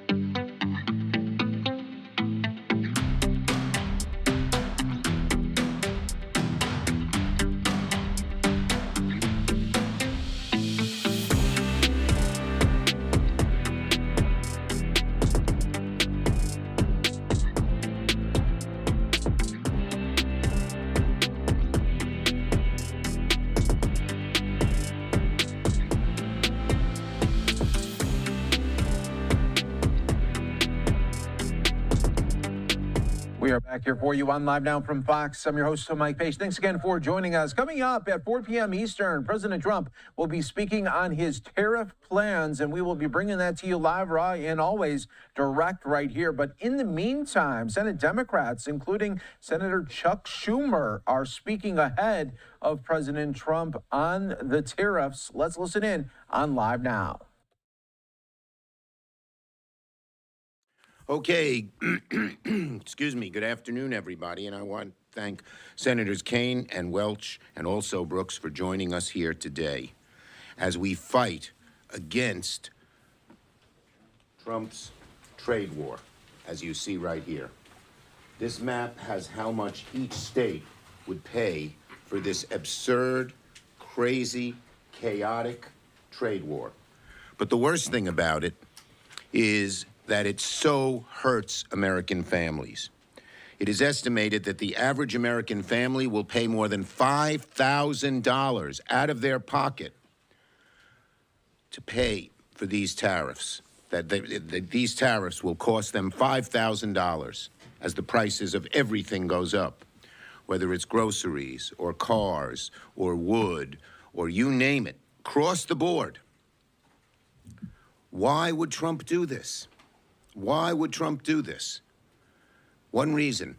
He wants to take the money that he gains from tariffs to give tax cuts to billionaires. And when told that American families would pay a whole lot more out of their pockets, you know what he said? I don't care. What kind of bubble is this man and his billionaire cohorts in that they don't understand that when the average American family is told that you're going to have to pay $5,000 more for the things you buy, that it pains them so? Well, can't buy that new car. Can't take that vacation we've been planning for a whole year with the kids. Can't go visit grandma. Got to cut back on even the medicines I buy. What kind of bubble do they live in? So we have documented in this chart how much each state would pay from Trump's trade war. And it's devastating. I just talked to over 50 people in my state of New York. We're right on the Canadian border. Buffalo thinks they could go into a real recession if these tariffs came about. Plattsburgh, 20% of their businesses are Canadian-owned. What are they going to do? And there are tens of thousands of job losses in every part of New York State because there are tariffs. They are a tax on families. They don't like taxes? This is one of the worst taxes they could put in. And don't just listen to us. Rand Paul, hardly a Democrat. Tariffs are simply a tax. Senator Mullen, tariffs is a tax. He didn't have the right grammar, but I'll read him verbatim. Tariffs is a tax, and it will be passed on to consumers. According to the New York Times, 6.5 million jobs would be impacted by the Canadian tariffs, and people in red states will be especially impacted, from farmers to small businesses. And here's another problem. It's chaotic. He says one thing one day and another thing the next day. He changes which countries, he changes the percentage, he changes which goods. And what do businesses hate? Uncertainty. Whether you're a small business, a medium-sized business, a large business, you want certainty. There's no certainty. That's why the stock market has gone down so much. Consumers, why is their confidence at lower levels than it's been in a very long time? In part, in good part, because of these tariffs. They say, if I'm going to have to pay more for eggs or for bread or for gas or for a car, I better not spend now. So it's creating huge problems in the whole economy. So soon, the Senate will vote on a resolution from Senator Kaine to undo Trump's tariffs on Canadian goods. And we hope that some of our Republican colleagues will join us in that. They don't like the tariffs either. They know they're a tax hike on the American people. They know that the stock market is in turmoil, risking people's retirements. They know that consumer confidence is down. And the odds of a recession, something people hate. It's harder to find a job, keep a job, maintain your weekly budget if a recession occurs. And now our greatest financial prognosticators are saying the chances of recession because of these tariffs, this tariff tax goes way up. So we're going to fight these tariffs tooth and nail. Trump's done a lot of bad things. This is way up there. Ask American people. And one final thing. Look at what happened in Wisconsin yesterday. The American people understand that Trump is not on their side on tariffs, on tax cuts for billionaires, on cutting Medicaid, on cutting the others. The American people are seeing how bad Trump is. Tariffs is a good part of it, and they are not supporting people like Elon Musk and those who support Donald Trump. Tim. Thank you to Leader Schumer for being a great partner in this effort. And here we are. It's an unusual procedure. There are not many things where even one senator can file a motion that will be guaranteed a floor vote. But the crafters of this legislation, the International Emergencies Act, believed that while a president might need to declare an emergency, that should not go unchallenged if members of Congress felt like, hold on a second, let's get this right. No one is denying that there's a fentanyl challenge in the United States, a huge challenge. We've all seen it in all of our states, And that is why this is not an action to undo the Mexico tariffs or undo the China tariffs. You might argue about whether the emergency is one that where tariffs is the right answer, but clearly the fentanyl trade is being heavily driven through Mexico or precursor chemicals from China. But Canadian tariffs are not the answer to the solution because the fentanyl problem is not primarily a Canadian problem. There's an article that's out in the Globe and Mail today that digs into the disparities, 21,000 pounds of fentanyl seized from Mexico coming across the border last year. And there's a claim that there's 43 pounds seized from Canada. But the article that's just come out from the Globe and Mail suggests it's actually a good bit less even than 43 pounds. Is there work that we should and need to do together on fentanyl? Of course, Chuck led us to pass the Halt Fentanyl bill in the Senate just 2 weeks ago, and there's more we can do.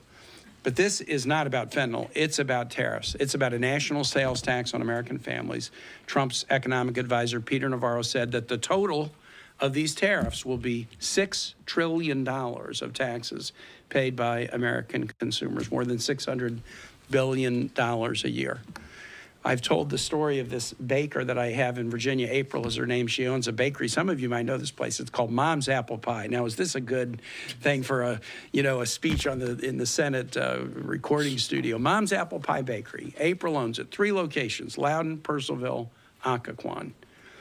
I was with her recently. She said, "Tim, you got to do something about these Canadian tariffs." And I said, "April, you got these 3 little bakeries. I mean, Canadian tariffs, how do they affect you?" Pie tins. All aluminum pie tins, they all come from Canada. You increase the price of a pie tin by 25%. And it's even worse if you have a can of beer with your apple pie. There you go. Or try some whiskey or something. The pie tin goes up by 25%. And she said, nobody has to buy an apple pie. It's to celebrate somebody's birthday or a party. And if the price of a tin goes up by 25%, I sell fewer pies. I may have to lay people off. She's been through it in round 1 with Trump's tariffs in the first term. My largest business in Virginia is the shipyard, Huntington Ingalls Shipyard in Newport News. Ships and subs, critical to our nation's security. 35% of the aluminum and steel that are used in U.S. ships and subs comes from Canada. The other 65% is American-made steel. We're having a hard time producing ships and subs on time and on budget now. These tariffs kick in, it's going to get much worse. I'm very, very proud that this is a bipartisan bill. Rand Paul is an original co-sponsor of the bill. He's going to take the floor at 3 o'clock today for a half hour to talk about this. But I'm also proud with the number of stakeholders that have signed on. This morning, the U.S. Chamber of Commerce signed on to support SJ Res 37, the AFL-CIO, the sheet metal workers, the steel workers, the U.S. Conference of Mayors, the National Taxpayers Union. Mike Pence started a think tank after he stopped being vice president. I think it's called American Freedom Alliance. They came out yesterday. Vice President Pence's think tank came out to support SJ Res 37. We have support left, right, and center because people don't want Americans to have to struggle to pay more for groceries, pay more for building supplies, pay more for apple pie, for God's sake. I'm really happy to be joined by Senators Alsabrook and Senator Welch, and I think Senator Welch might be up next. He is. Yeah, thank you very much. Nobody supports tariffs economically. Economists have looked at this, and they don't work, and they do a lot of hurt. So what we have with the Trump policy here is essentially a faith-based economic plan. There's no evidence that it works. There's overwhelming evidence that it fails. And the American people are going to get a history lesson starting very soon about Smoot-Hawley. Two names that don't immediately come to mind. But it was just before the recession that the U.S. had the highest tariffs in our history. And those tariffs were put in place by a president who got it wrong and thought this would help us. Well, it helped us usher in the Great Depression. And since then, presidents on both sides of the aisle have steered clear of these trade war tariffs until President Trump. Now, second, we have an affordability crisis in this country. Working families are struggling to pay their bills. And just in Vermont, to make it very concrete, we get a lot of our electricity from Canada. We get a lot of our gasoline on the northern part of Vermont from Canada. We get our home heating fuel from Canada. And those bills for folks are going to go up immediately. Home heating fuel, gasoline, electricity. Why in the world would we do that? The other thing is that Canada's our friend. It's not China. And along the border, where we have decades and decades of mutual respect, we're starting to change that into distrust. And a confident country treats its allies with respect. And these tariffs are going to do direct and immediate economic harm to everyday Vermont families and farmers, maple sugar producers. But it's also going to start eroding the trust that is the benefit of good relations over time. Why in the world would President Trump want to be Smoot-Hawley? That's what he's embracing. Totally bad, totally wrong, doomed. And the only question is, how much pain will he inflict on everyday Vermonters before he comes to his senses and withdraws this tariff policy? Thank you. Senator Also Brooks. Thank you. I want to thank Leader Schumer and Senators Kaine and Welch for being here today. You know, President Trump has dubbed today Liberation Day. And I continue to think how tone deaf and how arrogant it is, because I'm asking myself, for whom? You know, who's liberated? And I think that Elon Musk. Yeah, I think the reality of it is that middle class and hardworking families like the one I grew up in, I regard myself in so many ways as having grown up in a blue-collar family. A father who was a car salesman, a mother who's a receptionist, and the fact of the matter is the people who are being liberated are the billionaires. None of his policies, including these tariffs, anticipate any relief for hardworking and middle-class families.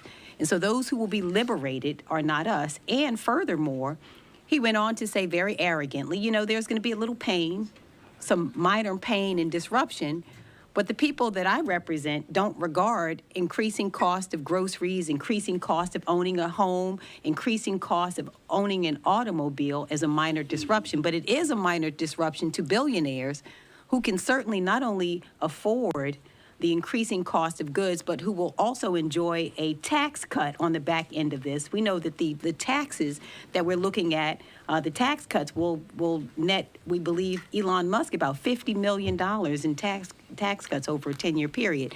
So the cynical nature of these tariffs is really, really very disturbing. And so I have, my first bill is a Tariff Transparency Act. That has been filed. I'm going to go to the floor today and ask for a unanimous consent on. And if it is in fact the case that these tariffs are a minor disruption and this is Liberation Day, we're simply asking this administration and my colleagues on the other side of the aisle to prove it, to be transparent with the American people, to tell us the cost of these tariffs. And I can tell you, I've met in my state with people from every corner of the state. Just a couple of weeks ago, had the opportunity to sit down with farmers. Some were poultry farmers. I met with business owners, and many of them feel betrayed by this administration. The farmers who said, you know what, now not only the retaliatory tariffs will cost so much money. Some were selling chicken parts to other countries, and they've said to me, this is going to cost us money.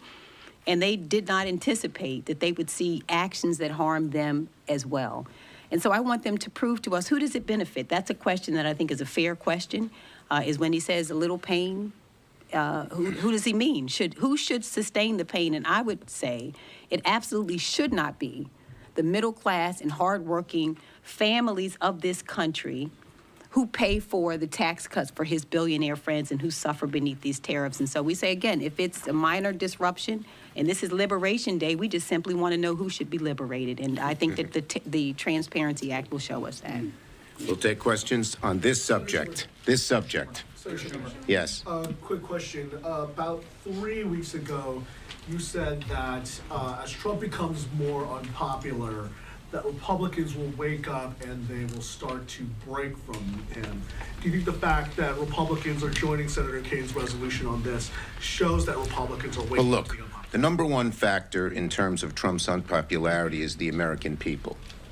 And he is becoming less and less popular, particularly on issues like this, on the economy. His numbers are underwater rather significantly, depending on which poll you do. And once the American people say, I don't want to embrace somebody, I don't want to vote for somebody, I don't want to support somebody who embraces Trump's policies, things begin to change. But public sentiment is everything, and we are letting the public know in every way we can, fighting every day on how bad the Trump policies are for them.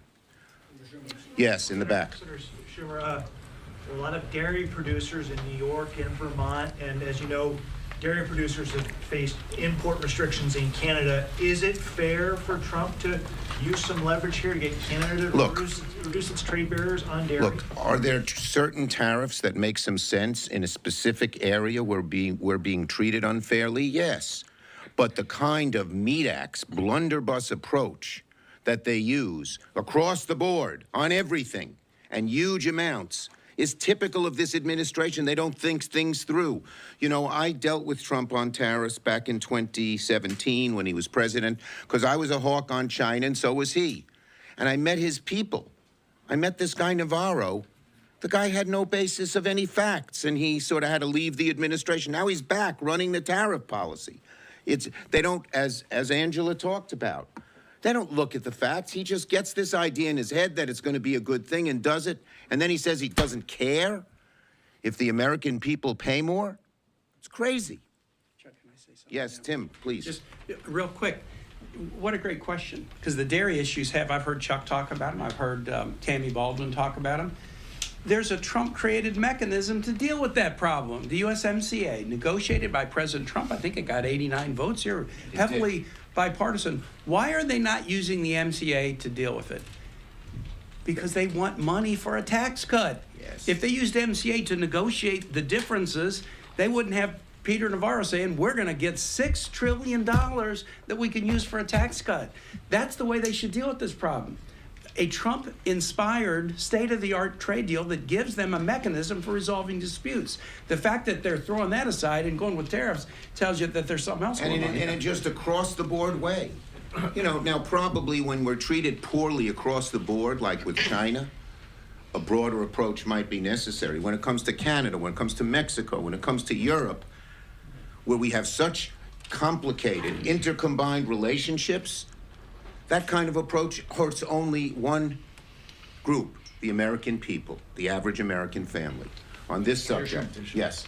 Thank you, Leader. What is your response to the president's argument that these tariffs will lead to reshoring of manufacturing overseas and allow for a level playing field for U.S. industries? Yeah, well, he gets these ideas in his head. He has no proof, and every study, and these guys know this, has shown that that doesn't happen. Plain and simple. That's the problem. There's no factual basis here. It's a crazy idea in his head that hurts American families and does very little benefit, and in an untargeted way that makes no sense.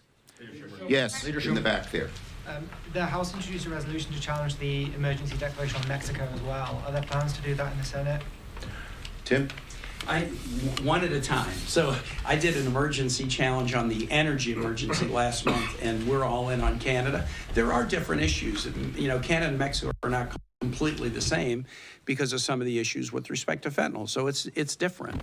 But let's get this one done. And if we can get this one done and succeed, then we also have to see what President Trump does this afternoon. Exactly. There may be a whole new series of trade or tariff-related motions coming your way soon. Lord knows.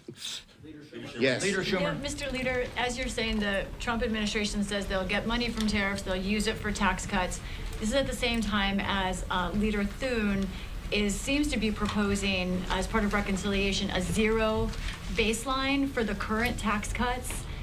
The parliamentarian will probably have to rule on that, but do you think that that comports with Senate procedure possibly? Okay, that's a different problem, but another huge problem yeah. he's causing. It wasn't the same, but you're so nice. I'm going to entertain it. The bottom line is this. If they go through current policy baseline, it will increase the deficit on the United States by $30 trillion, virtually doubling it. And who's going to pay the price? Us, our children, our grandchildren. It just makes no sense. It's hocus pocus. What Mr. Chip Roy, looking for the beard, Chip Roy called it fairy dust. It's a scam. It's a scam to allow them to get more tax cuts for the wealthy. And it's going to hurt the rest of us. Thank you, everybody. Senate Democrats are wrapping up there on Capitol Hill ahead of President Trump's big remarks coming up at 4 p.m. Eastern. Of course, we will carry that for you as always. All right, we will take another 2-minute break. Stay right here with us. More to come on Live Now.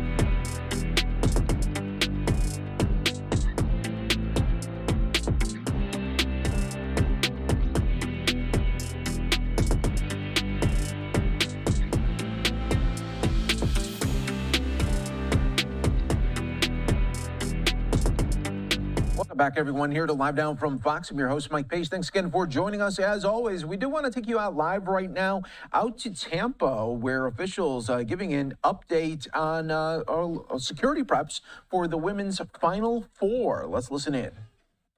We also rely on the eyes and ears of everyone to help keep us safe. Whether it's a person acting strangely, unattended packages, or any other concerns, please do not hesitate to call us, no matter how minute it may seem. Most importantly, if you plan on drinking, plan ahead and plan a way home. Whether it's using a rideshare service, arranging for a designated driver, or finding an alternate route or alternate transportation, we want to make sure that everybody gets home safely. We've worked diligently to put a comprehensive plan in place, and we're confident that our collective efforts, alongside the support of the public, will make the Women's Final Four a successful event for everyone. Let's stay vigilant, plan ahead, and make this event a slam dunk for the city of Tampa. Now I'd like to bring up my partner in keeping our city safe. She provides leadership to our paramedics and firefighters. And please welcome Chief Barbara Tripp.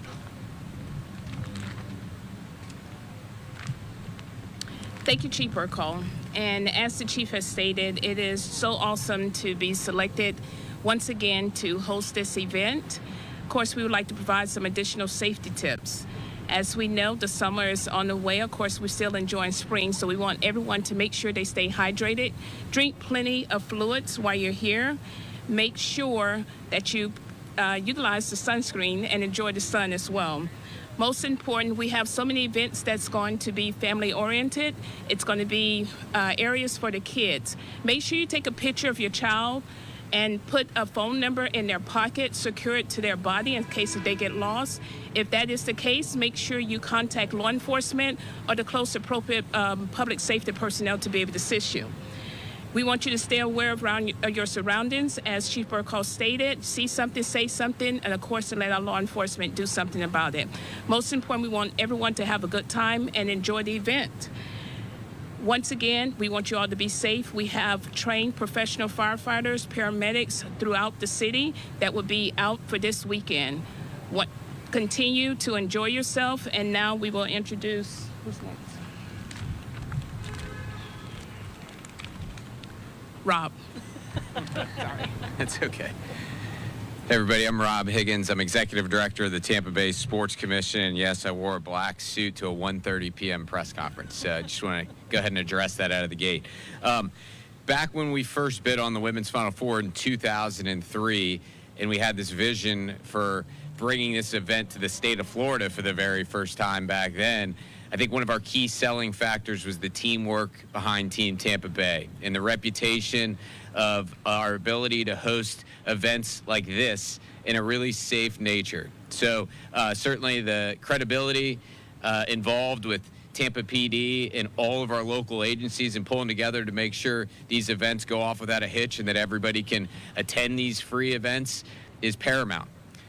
We do have, speaking of free events, we have a variety of different ways to enjoy this event. While the game tickets sold out faster than they ever have in the past, there's so many different ways to make memories with your family in a free way. So if you log on to WFFTampaBay.com, you can make your game plan to be a part of what's going to be a really, really special week. From Tourney Town to the Bounce, to Party on the Plaza, to anything and everything in between. We want you to come out and enjoy it. And rest assured, based off of the support of Chief Burkle, the Tampa Police Department, and many other agencies, this is going to be a wonderful and safe event for all involved. So up next, I'd love to introduce you to our good friends at the NCAA, the Vice President for Women's Basketball, Lynn Holzman. Good afternoon. On behalf of the NCAA and the Women's Basketball Committee, I just again want to express gratitude and appreciation for the community of Tampa Bay and Hillsborough County for really opening its doors to the NCAA and the women's basketball community for this event. Tampa Bay, as the first time ever four-time host of the Women's Final Four, really exemplifies and it's representative of why this championship and this premier elite mega women's sporting event continues to come back to your community. One of the primary reasons, as Rob indicated, is because of Team Tampa Bay, and that includes the leadership of all the individuals and the agencies standing behind me, and many of you throughout the community itself.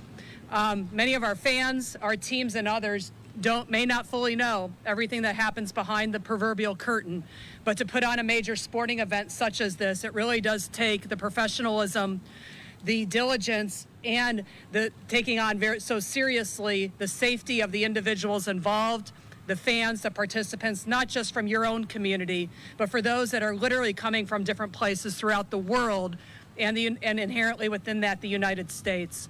Together, We have a great opportunity here to really showcase your community for those that are coming in, those that are from here, through all the different events that have been cited already today through this and are available on that website that Rob referenced there. But in having that opportunity to really showcase all of this, part of what we want to do is to provide that safe, fun environment for everyone to really lean into what is awesome about the community nature of sports and women's basketball, which is us coming together and having the opportunity here to crown a national champion. So thank you. Before we take questions, I'd like Sergeant Angela Coppolis to come up for a Spanish translation. Thank you, Chief. Hola a todos, me llamo... But I'll be happy to answer any questions.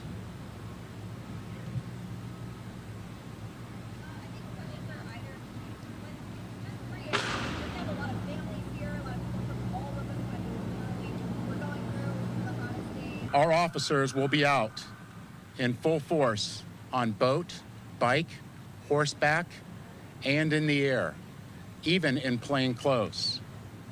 But we also rely on the eyes and ears of everyone to help keep us safe. Whether it's a person acting strangely, unattended packages, or any other concerns, please do not hesitate to call us, no matter how minute it may seem.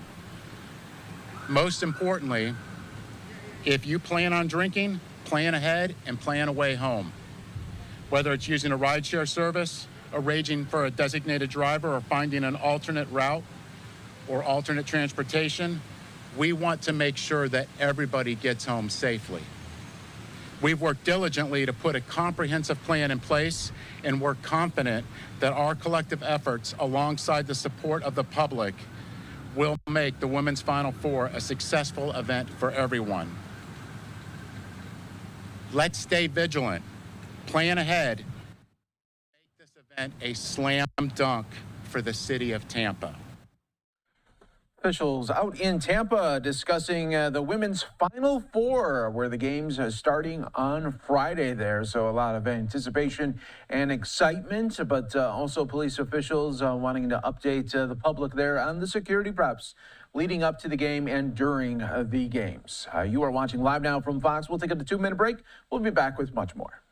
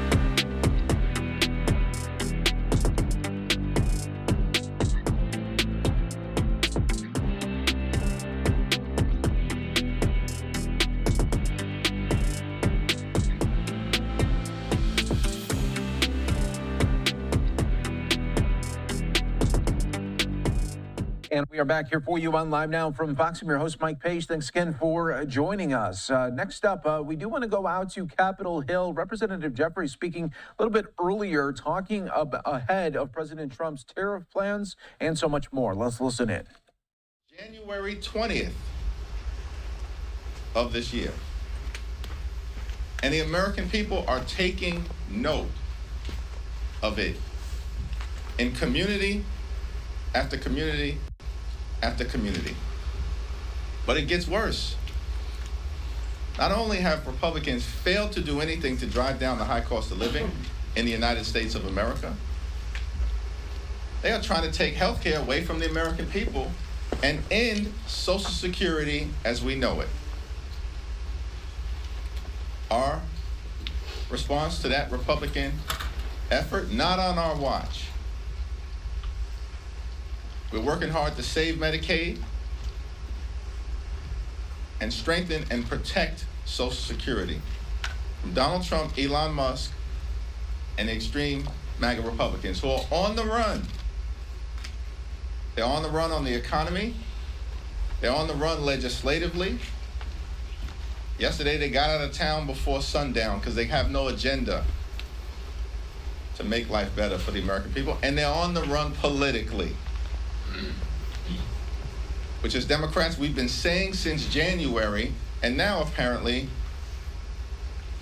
other people are starting to catch up. Questions? Thank you, Leader. So Democrats massively outfunded and outraised the Republicans in these Florida House races, but still lost by double digits in both the congressional districts. So what's your takeaway from these races, and what do you think that this means? What implications does this have for 2023? Well, I mean, Florida won. Donald Trump won by 37 points in November. In Florida 6, Donald Trump won by 30 points. These are deeply Republican districts. Why in the world were they even competitive? Why were Republicans panicking in Florida 6? And so as a result, they spent millions and millions and millions of dollars to try to stop an embarrassment from happening, and they were still embarrassed because the Democratic candidate in both districts dramatically overperformed the Trump numbers in deep red Florida. What's interesting about Florida 6 is that Josh Weil cut the margins in Florida from 30 points. In fact, Walz had won by closer to 35 to about 15 points. There are 60 House Republicans who hold districts right now that Donald Trump won by 15 points or less in November. Every single one of those Republicans should be concerned that the American people have rejected their extreme brand and their do-nothing agenda, and are going to be held accountable next November. Thank you, Mr. Leader. You were among several congressional Democrats in the Senate chamber yesterday to watch Senator Booker's historic speech.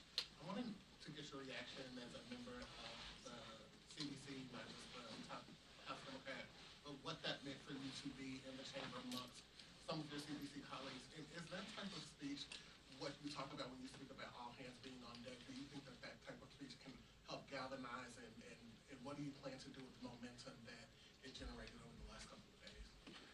You know, I've known Corey for 25 years, came into politics together, we're in law school around the same period of time, traveled in the same circles. It was amongst Corey's finest moments, and he's had many throughout the years. But it was incredible in that he was strong, he was substantive, and he was soulful all at the same time. It was an intellectually powerful speech, and obviously there was incredible endurance that he demonstrated, but above all else, he spoke from the heart. Because this is a moment that requires every single one of us to stretch in ways that we may not have previously been called upon to do, and Cory Booker did it at an extraordinary level. And it was very meaningful to be on the Senate floor. And I initially went over there in the early afternoon just to show Cory support, as many House Democrats did. But I decided to change my plans and go back when it became clear that he was going to break Strom Thurmond's record, because of how meaningful a moment that is in the United States of America.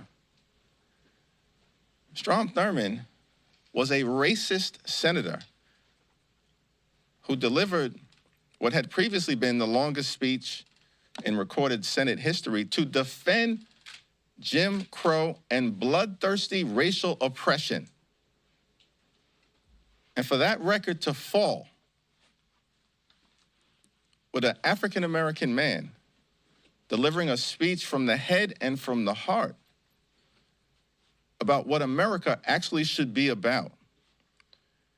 The best of America, an inclusive America, a decent America, not a nasty America. The best of America. That was a powerful thing. And I certainly think it will be one of those moments that will continue to energize people across all about where Democrats stand in defense of the American people and what we're fighting against, and what we're fighting against in terms of the extremism and the mean-spiritedness that's coming from Musk, a big loser, Trump, who keeps losing as well, and the Republicans. Thanks.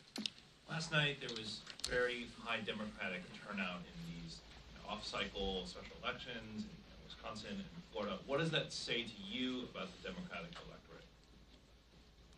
It's been very interesting because all we've heard for the last 4 months is that Democrats were dispirited,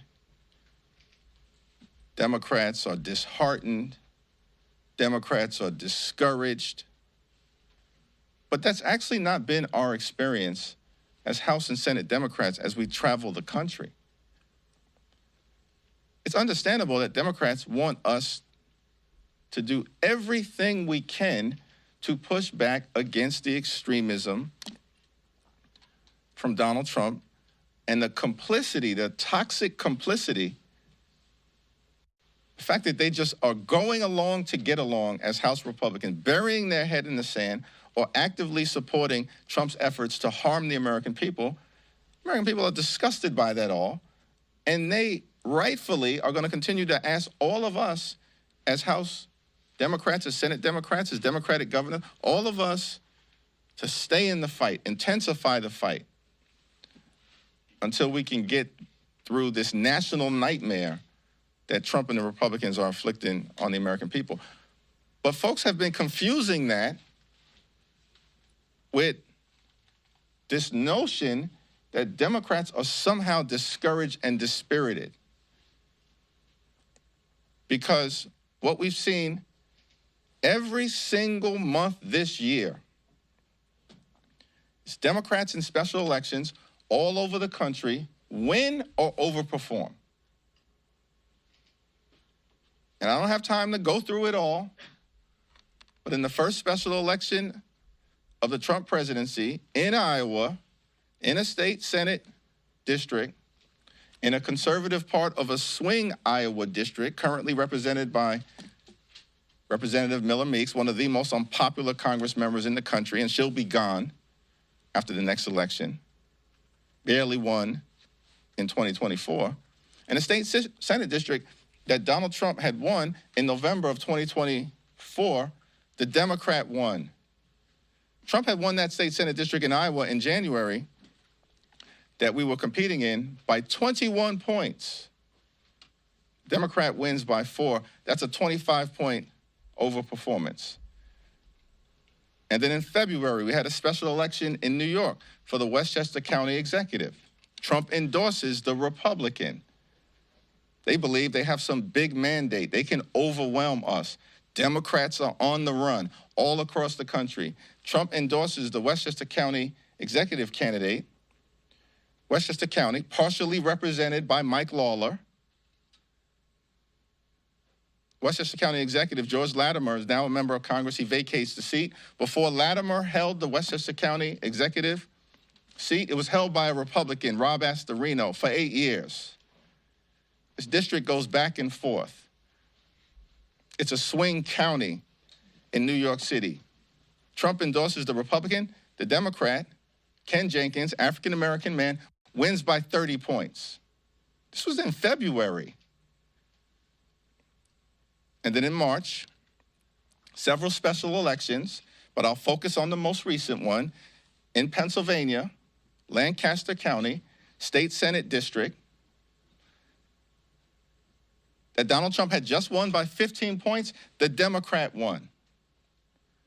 By the way, Pennsylvania, one of the 13 original states, a Democrat has never represented a state Senate district in Lancaster County. That just happened. And then Wisconsin yesterday. By the way, in the state that Donald Trump had just won. Elon Musk pours millions and millions of dollars into it.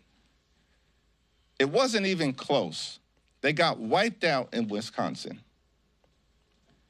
That's the kind of energy that we've been seeing as House Democrats from the very beginning of this Trump presidency.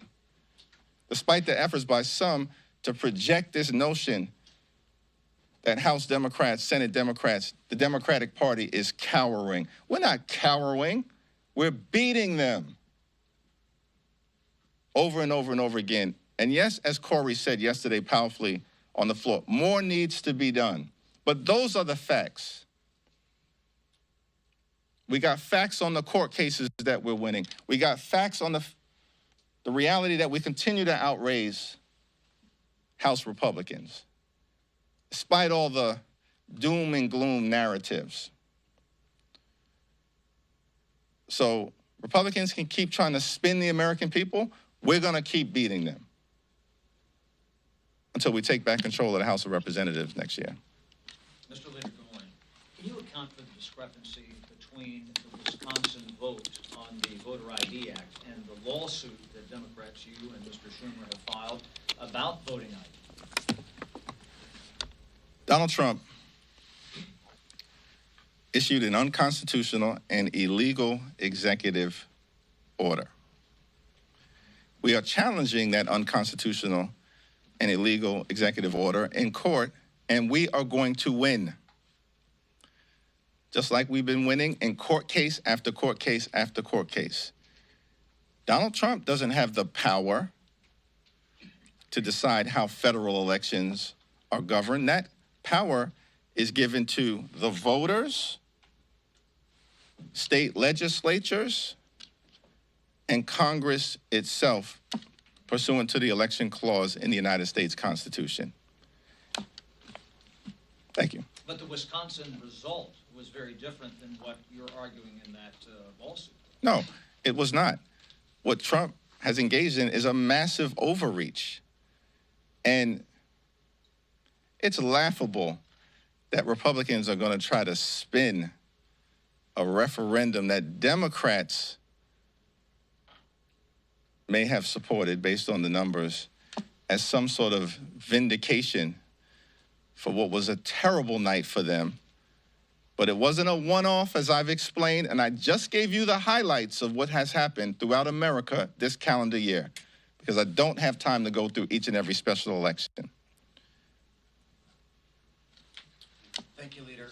Just to follow up on that, are there any takeaways from voters approving, enshrining voter ID into the Wisconsin Constitution? We are going to continue to protect free and fair elections.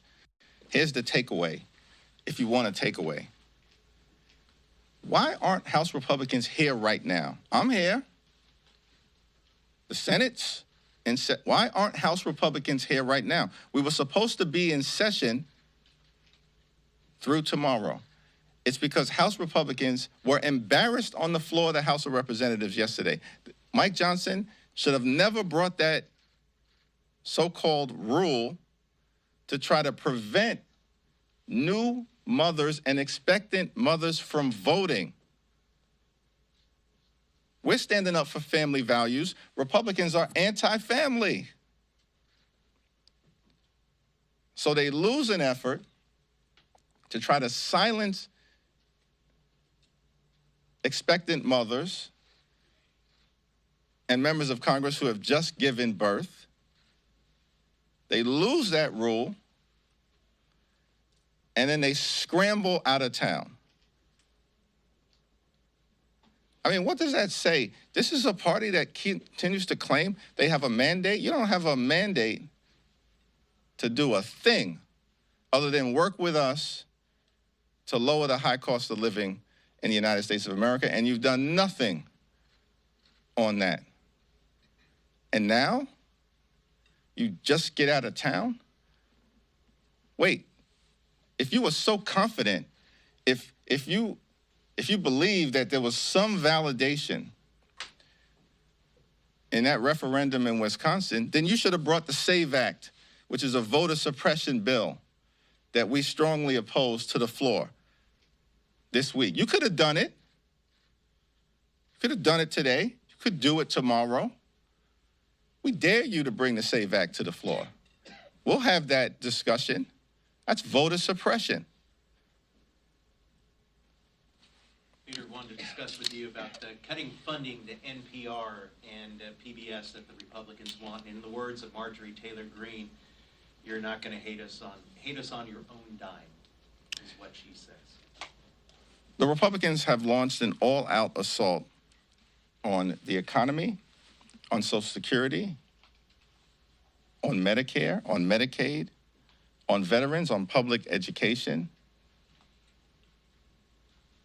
as well as on the American way of life. They have no mandate to do any of it, which is why they are on the run, governmentally and politically. And the decision to attack Big Bird and the Cookie Monster, I mean, it's just a strange thing. Why are they constantly creating mythical targets as opposed to tackling the issues that matter to the American people? The reason why the Republican Party and Donald Trump are cratering in terms of public sentiment is because they are failing to do the things that matter to the American people, like drive down the high cost of living. Instead, they are tanking the economy and driving us toward a recession. That's what the Trump tariffs are all about. So this effort to try to distract the American people is not working. It's not going to work in Congress, and it's certainly not working with respect to the American people. The judge today dismissed the case against Adams with prejudice, and part of his ruling says that, quote, everything here smacks of a bargain, dismissal of the indictment in exchange for immigration policy concessions. What do you make of this decision, and what does it say about Adams and the Trump DOJ? The effort by the Trump administration to extort the sitting mayor of the city of New York has failed spectacularly. Failed spectacularly. We said from the very beginning that this notion of trying to dismiss a case without prejudice so that the Department of Justice could hold the people of New York City hostage to try to demand concessions from Mayor Eric Adams was a disgrace from the beginning. We exposed the scheme, and a federal judge has now put an end to it. I wanted to go back to the SAVE Act. You mentioned you want to have that fight with Republicans if and when they bring this bill back up. It's supposed to be on the floor on Thursday. In the past, there were a handful of Democrats who did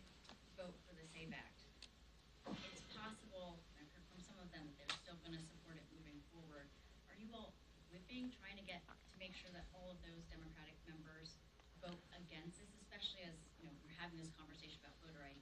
Is there a different point of view among Democrats on whether there should be voter ID laws? There are voter identification laws that exist right now in the state of New York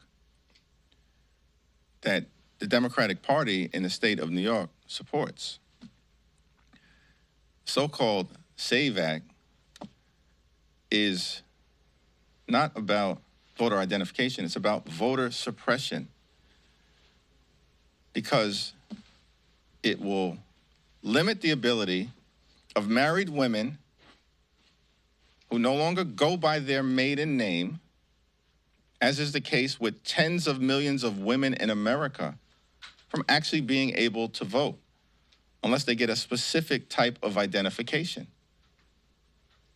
When it's clear, based on a driver's license, for instance, that they are a citizen that is eligible to vote. What is the so-called SAVE Act allegedly about? The Republicans are lying to the American people. They claim that the so-called SAVE Act is about making sure that only American citizens can vote. The Constitution requires that only American citizens can vote. Every state requires that. Right now, it's illegal for even a lawful permanent resident to vote in federal elections. Illegal. And so this is an effort to distract and to try to weaponize and divide. This is the Republican playbook. We're not going for it. There are men and women in uniform who serve this country, are sacrificing, risking their lives in theaters of conflict all across America. And you know what? Under the so-called SAVE Act, their military identification would not be an acceptable form of ID. Are you kidding me? Military identification is not acceptable under the so-called SAVE Act. It's a voter suppression bill. And it's just designed to distract. Understand, this is the Republican playbook. Donald Trump, Elon Musk, and the Republicans had a terrible week last week. It's continuing this week. But they had a terrible week last week. On Monday, the national security scandal breaks into the public domain, exposing the incompetence and the clownish nature of many of the highest-ranking national security professionals in the country, including the Secretary of Defense, who needs to resign or be fired, and we're going to stay on that case. That's on Monday. On Tuesday of last week, Republicans lose a special election in Pennsylvania, in a district that Trump had just won by 15 points. On Wednesday, finally begins to break through that the Trump administration is dismantling the Social Security Administration in real time, which is going to impact the ability of hardworking Americans to access their earned Social Security benefits. On Thursday, Donald Trump is forced to pull back the nomination of Elise Stefanik as UN ambassador when they were planning in the House her farewell party. And Donald Trump makes clear, so that there's no ambiguity, that he's pulling back Stefanik's nomination because they're on the run legislatively and their margins are tight in the House despite the claim of some big mandate, and they're on the run politically, and they're not clear that absent Elise running for re-election, they can hold a district that Trump had just won by 21 points. You are watching Live Now from Fox. We appreciate everyone continuing to join us here worldwide on Live Now. That was Representative Jeffrey speaking a little bit ago, talking about President Trump's tariff plans, as well as the Republican Party as a whole. We are going to take a 2-minute break on Live Now from Fox. When we come back, we will take you out to a U.S. House hearing on the FBI. We'll be back with much more.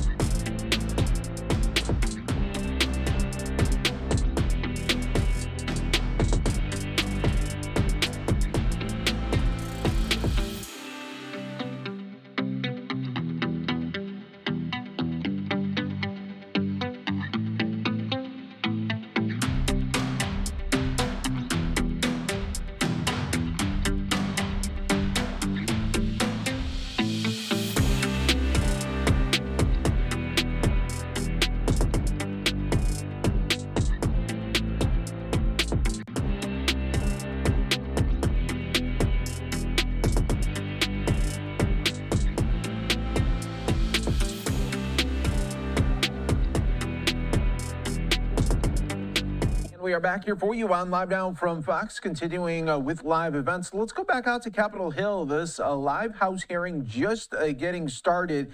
This is on the FBI leadership and practices and investigations during the Biden administration. Let's listen in on Live Now. Let's talk about free speech. The FBI knew Hunter Biden's laptop was real. They knew it. They colluded with big tech to frame it as Russian disinformation. They tried to bury the story from the American people. That wasn't law enforcement. That was raw political election interference. And all of this, the worst part of all, it wasn't free. It came with a price tag.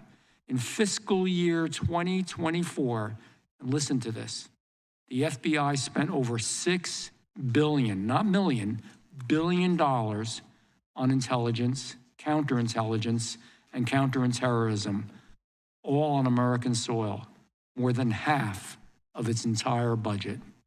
But instead of using those billions to fight violent crime or keep our communities safe, the money was funneled into politically driven investigations and abuses of power. The waste did not stop there. $220,000 paid to Igor Danchenko, a key source behind the discredited Steele dossier. Plus another $300,000 to that planned before the FBI can finally close him as a source. Up to $1 million offered to Christopher Steele to try and corroborate, which he couldn't do, his own baseless claims. $200 million more secured for a new FBI headquarters, a reward in Greenbelt, Maryland, despite widespread public distrust and concern and strong opposition from the Judiciary Committee. And that is only scratching the surface. The FBI couldn't give us enough real numbers, and we're going to continue to pursue that and just find out how much this really cost us. For 4 long years under the Biden administration, Americans had to suffer through this. Groceries got more expensive, rent kept rising, families struggled to make ends meet, some working 2 or even 3 jobs just to stay afloat. And while they were scraping by, Americans working hard, trying to survive, the federal government was using their hard-earned tax dollars not to help them, not to protect them, not to make things better, but to surveil them and fund political hit jobs. People, and I'll use the vernacular, they're pissed off. They're tired. They're tired of it, and they have every right to be. They want the FBI focused on real threats, the southern border, cyber attacks, violent crimes in our neighborhoods and our cities, foreign adversaries that are hacking our elections, not on chasing down somebody you don't agree with, not on chasing down a political opponent. All of this pointed to a clear conclusion. The Biden FBI picks and chooses its priorities based on politics, not on public safety. And ladies and gentlemen, that is wrong.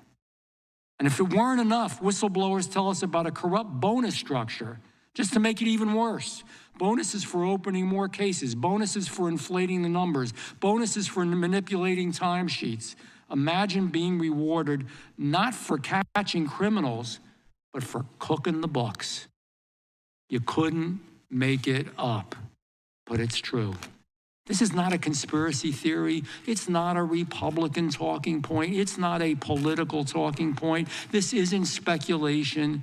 This is documented, well-documented abuse, verified by brave whistleblowers and confirmed by this Judiciary Committee.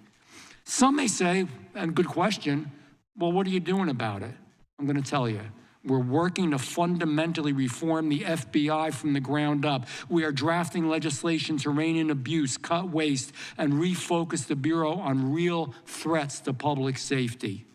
We're investigating every single dollar spent and every abuse of power uncovered. We are demanding accountability from those responsible and pressing for transparency at every single level. And yes, we are exposing the truth. Because as they say, the truth shall set you free. The first step to real change is making sure the American people know exactly what's going on, what was done to them with their own money. That's the cruel part of it. By their own government, the cruelest part of it. Director Kash Patel is leading a new FBI, one that returns to its roots, one that Americans can be proud of. He moved agents out of Washington, D.C., back into communities, back to fighting violent crimes as they should be. Attorney General Pam Bondi took swift and decisive action to dismantle the most politicized units within the Department of Justice. She redirected resources towards real law enforcement priorities, scaled back abusive practices, and made clear the DOJ's mission is to uphold the law, not to serve any political agenda. Any political agenda. You know, it's the old saying, if it happened to us, it can happen to you. This isn't Republican. This isn't Democrat. This is just doing the right thing. Together, they are rebuilding the Bureau from the ground up. They're doing it the right way, with transparency, with accountability, and with a focus on the Constitution of the United States of America. This is the FBI that the American people deserve. So today, we're going to hear from those who know the truth, former agents, former insiders, people who saw firsthand what went wrong and what we can do to fix it. Because, you know, this isn't just about the past. It's about a better future. It's about restoring our faith in American institutions. It's about protecting our freedoms. It's about demanding that taxpayer dollars go to protecting Americans, not targeting them. The only way that we will understand where we are and where we want to go is by understanding where we were. It's about doing the right thing. I thank you, and I look forward to this testimony. I now will recognize the ranking member, Ms. Crockett, for an opening statement. Thank you, Mr. Chairman, and as I'm sure you can assume, we see this a little bit differently. Here we go again, talking about Biden, and more Biden. Today is nothing more than a dog and pony show for Republicans to avoid facing the American people for their trash policies that are killing the economy and our democracy. Despite Republicans' claim of backing the blue and being the party of law and order, we're here today because Republicans are willing to throw our country's top law enforcement agents under the bus to appease Trump and execute his political vengeance. Now, I know remembering things is hard for some of my colleagues on the other side of the aisle, like remembering not to add reporters into a signal chat discussing military war plans. But let me remind my colleagues that it was Trump who decided to store national secrets and classified documents next to his oversized bathtub and toilet at Mar-a-Lago. It was Trump who took the documents out of the boxes and shared them with his guests. It was Trump who told his staff to move the boxes when the FBI was coming. And it was Trump who appointed Director Christopher Wray as head of the FBI, the same director that allowed the investigation to move forward. As much as Trump and Republicans hate to accept it, we are still a country with laws. And when you break them, there are consequences. Now, make no mistake, we should all be concerned about the FBI. But my concerns as ranking member of this subcommittee, as a member of Congress, and as an attorney, as well as a citizen, are based on things called facts. And when I say facts, I mean clear, indisputable facts, not those alternative facts my Republican colleagues continue pushing onto the American people. So let's talk about facts. Fact. Even prior to being confirmed by the Senate, Kash Patel was directing officials within the FBI to fire members within the Bureau simply because they worked on the lawful investigations into Trump. Fact, Patel failed to disclose his previous work and financial ties with the country of Qatar, a country that, had you had read the Mazars report, released last year by the House Oversight Committee, you would know paid close to $500,000 to Trump while he was president of the United States. Unsurprisingly, the FBI's Foreign Influence Task Force was recently disbanded, and the DOJ also cut back on its Foreign Agents Registration Act enforcement. Our enemies are jumping up and down now that we're doing their work for them. Another fact, Patel has never even been an FBI agent and is now leading the Bureau. Even one of today's Republican witnesses organizations, the Bureau, has advocated having an FBI agent lead the Bureau.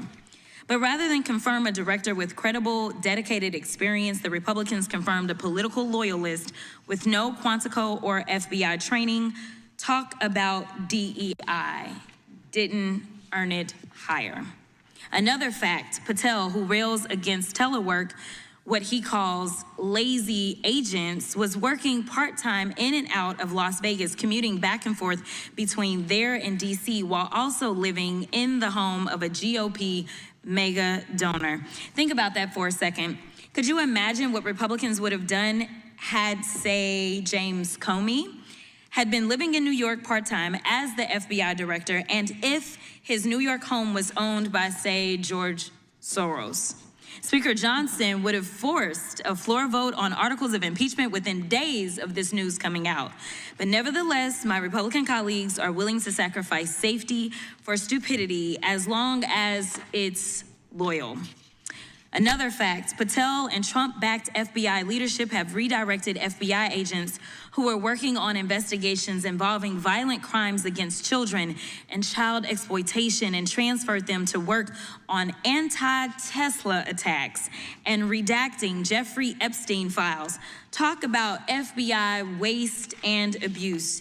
You simply can't make this stuff up. To be clear, Director Wray testified before Congress last year, noting that, quote, if each one of the FBI's cyber agents and intelligence analysts focus exclusively on the China threat, China's hackers would still outnumber FBI cyber personnel by at least 50-1. Yet rather than hire more agents to protect against these cybersecurity threats, Director Patel is reassigning agents to redact Epstein files. Someone please tell me how this makes America safe. It's almost as ridiculous and wasteful as Patel's idea to contract the Bureau with UFC fighters. And while I have very real concerns about the current state of the FBI today, I want to be very clear. My concerns aren't with career agents, the men and women dedicating their lives to protect our country and communities. It's with the irresponsible leadership and reckless decisions coming from Patel, Trump, and Doge staff within the FBI. Our Bureau needs resources to do its job effectively. What it doesn't need is 20-something-year-old Doge bags reviewing materials without having undergone proper vetting and clearance. The American people have a right to be worried, but these worries shouldn't be based on Republican baseless conspiracy theories. Our country is already on a dangerous path, pushing closer to causing irreparable harm. Republican members need to wake up and put Trump loyalties aside to engage in real oversight of the current FBI before it's too late. Congress deserves it. The brave men and women at the Bureau deserve it, and the American people deserve it. I want to add one more point. As a civil rights attorney, I have had to sue law enforcement. There have been times that I can truly say that law enforcement has crossed the line. And I truly believe that there can be one or two in a bunch that can ruin everyone. The problem that I have right now, though, is that we have decided to focus in on something that my Republican colleagues have decided to term as being political. What is political is when somebody says that they are going to come back and seek retribution. What is political is firing people because they simply were following the evidence and doing their jobs as law enforcement has been trained to do. And ultimately, regardless of whether or not anyone believes that it was right to indict the president, not once, not twice, not three, but 4 times he was indicted, ultimately, each of you knows enough to know that at the end of the day, it is citizens that sit on a grand jury that are the ones that decide whether or not evidence exists to go forward with an indictment. And ultimately, when this president was convicted by a jury on the state level, it was a jury of his peers. And so I want to say thank you so much for your time. Thank you so much for your commitment. And thank you so much for the testimony that you will provide. With that, I will yield back. All right, as opening remarks are underway, we do want to slide away for a 2-minute break on Live Now from Fox before we listen to the witnesses at this hearing here on Live Now. We'll be back with much more in just moments.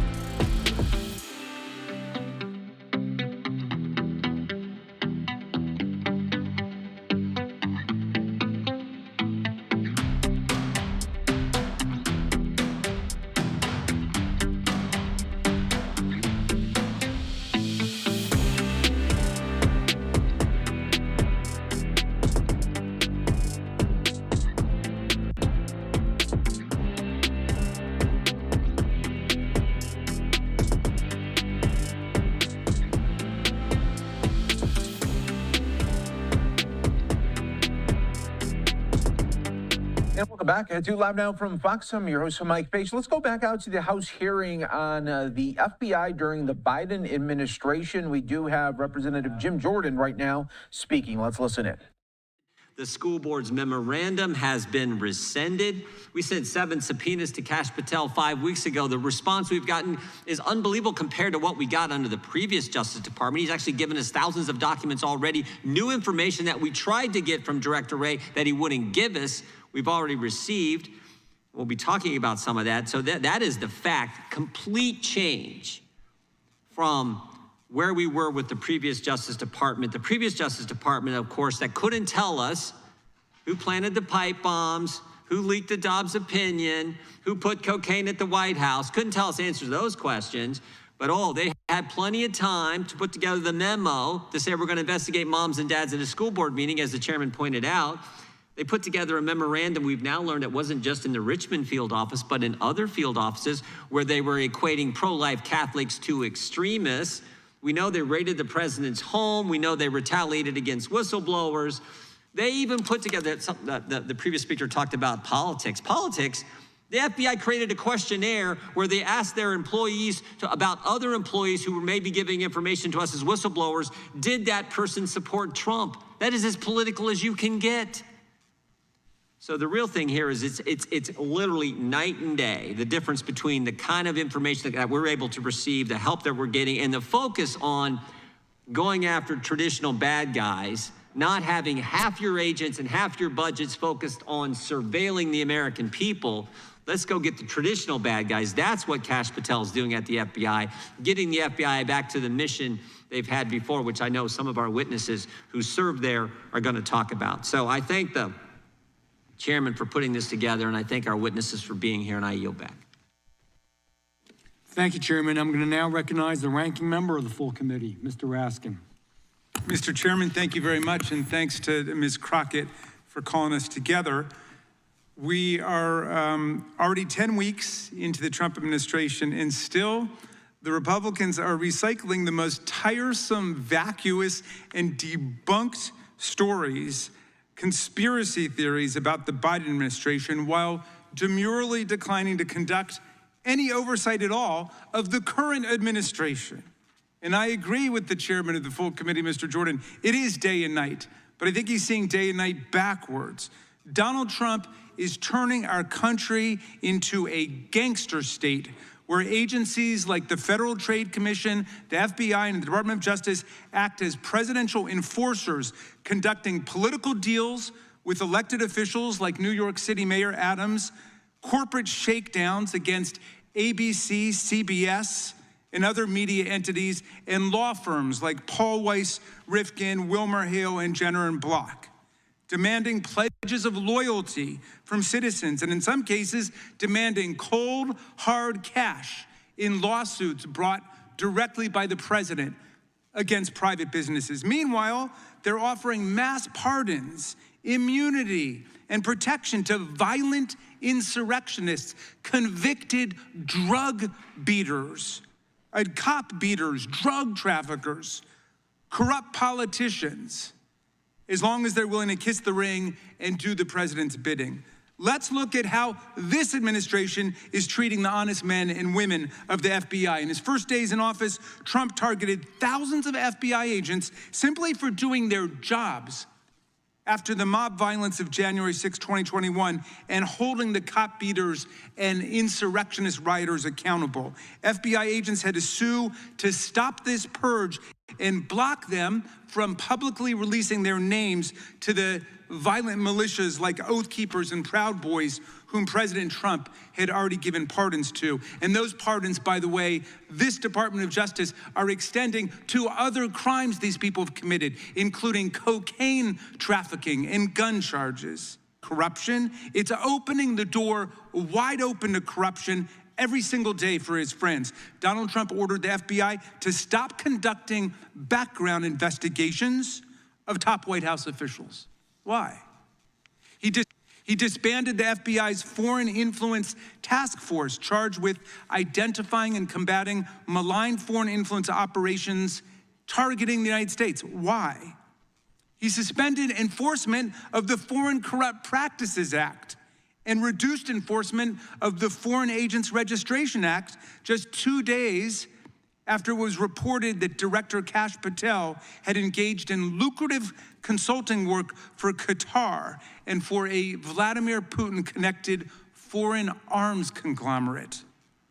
The current FBI leadership is diverting the FBI's resources away from public safety and national security and towards mega conspiracy fixations and obsessions. According to press reports, hundreds of agents ordinarily assigned to defending the national security of the United States have been pulled into a mind-boggling effort where they were pulling all-nighters and working around the clock to review the Epstein files after Attorney General Bondi botched the first attempt at what she said was going to be a complete release of the Epstein files. So it's important to consider what the FBI is not investigating in the frenzy of all these Back to the Future wild goose chases. They're not investigating Signalgate, the extraordinary decision by a group of America's highest national security officials, including one who was in Moscow at the Kremlin at the time, to compromise the safety of our service members and intelligence officers by using Signal, a non-secure commercial application to reveal specific confidential and classified details about an impending military airstrike, complete with timestamps for when F-18 aircraft would launch and arrive at their targets and when Tomahawk missiles would be fired at buildings controlled by Houthi members. What are DOJ and FBI doing to investigate this stunning, dangerous episode of incompetence or recklessness, at the very least, that undoubtedly violates all kinds of federal, criminal, and civil laws? Nothing. In fact, when asked about the Signal chat, Attorney General Bondi changed the subject to Hillary Clinton and Joe Biden. Sound familiar? That's what we're doing today.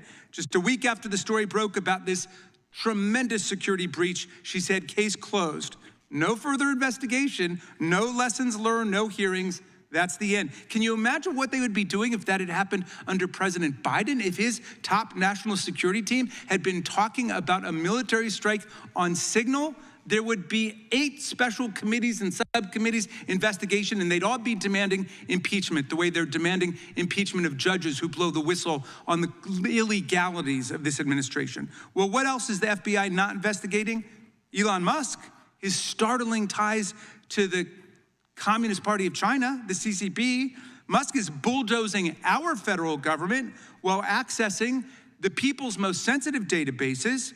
And he's traveled to China multiple times in the last several years and met with the highest level Communist Party officials. He's continued to open factories in China where he does half of his business, even as he works as a, quote, special government employee to dismantle and destroy our federal government. Can you imagine if President Biden had done that, what our colleagues would be saying?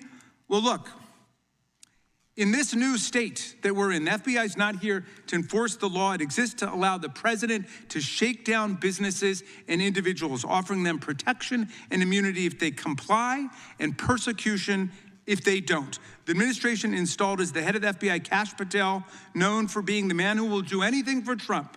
They also installed as deputy director Dan Bongino, a far-right podcaster and conspiracy theorist who boasted in 2018 that his entire life right now is about owning the libs.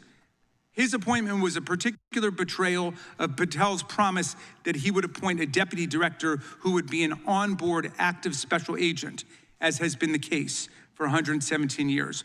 Already stories of intimidation and pressure in this DOJ and this FBI are trickling out. 7 veteran prosecutors were forced to resign rather than take part in a corrupt bargain to dismiss charges that were brought by a grand jury in New York against the mayor of New York, Eric Adams. The U.S. Attorney for the Southern District, Daniel Sassoon, who clerked on the Supreme Court for Justice Scalia and was active in the Federalist Society, resigned, saying nothing had changed in the facts of the case, nothing had changed in the law of the case, nothing had changed in the evidence. It was simply this political deal that Donald Trump had cooked up with the mayor of New York, who traveled down to Mar-a-Lago. The longtime criminal chief in the DC U.S. Attorney's Office was forced to resign rather than open the current bogus investigation into Biden-era clean energy projects. So what we see at the Trump FBI and DOJ is part of a broad pattern. They're targeting lawyers who took up causes or clients that Donald Trump doesn't like, and they've issued illegal executive orders intended as threats against them. The president and his friends are threatening federal judges that ruled against them to halt their blatantly illegal executive actions, calling for impeachment of the judges. And there have been threats against their families made online. The president and his friends are threatening journalists and deporting legal immigrants for exercising their First Amendment rights, sending a clear message to anyone thinking of speaking up against the administration. The FBI's leadership are threatening to take the FBI down a very dangerous path today, one that's entirely incompatible with the values of the men and women of the FBI and the best traditions of the agency. Once again, with today's hearing, my colleagues are turning a blind eye to what's going on right now, choosing instead to regurgitate and recycle debunked and discredited lies about the Biden administration and somebody having an investigation into parents and school board that's been debunked a million times. That was an investigation into people making violent death threats against school board members. Nobody was ever arrested. Nobody was ever charged with anything, and yet they've been dining out on that. I think it's for 5 years now, talking about something that led nowhere, and there was nothing wrong with it in the first place. So the men and women of the FBI deserve to know that Congress is watching, and we've got your back. We're not going to stand idly by while this administration tries to turn the FBI into an arm of a pay-to-play gangster state. Thank you, Mr. Chairman. I yield back. Democrat Jamie Raskin giving his remarks there at the beginning here of this hearing on the FBI. We will be back after a 2-minute break with much more coming up next on Live Now from Fox.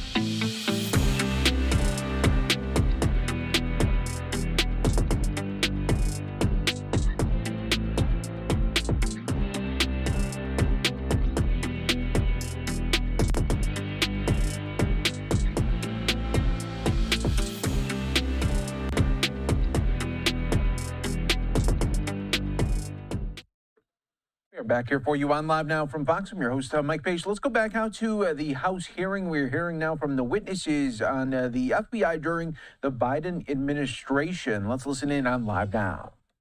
Undermine public trust. And there are surely other FBI employees still entrenched in the Bureau that will resist meaningful change in less obvious but equally harmful ways. Look, it's simple. While the vast majority of FBI employees are incredible, hardworking people who will faithfully execute their duties, the few who undermine the new leadership cannot be allowed to do so. And those who have engaged in past behavior warranting dismissal or who refuse to come to work when ordered to do so must be fired, period. Number two, drain the swamp. Director Patel should drastically reduce the size of the FBI headquarters, keeping a small footprint in DC to promote accountability while shifting more staff and resources to the field offices and other locations outside the Beltway. Relocating the FBI outside of DC would save money and reduce political influence by allowing the FGI to hire professional staff from outside the DC bubble. Number 3, moving the bulk of FBI headquarters out of DC will present a natural opportunity to consolidate and reorganize existing units that perform duplicative or outdated missions.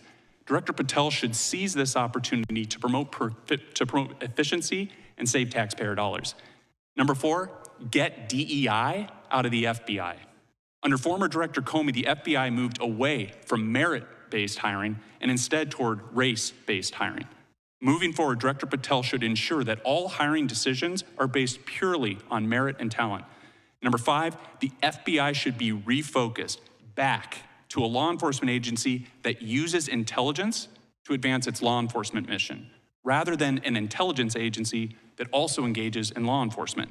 Patel could start by eliminating the intelligence branch and merging its personnel and mission into the FBI's other operational units.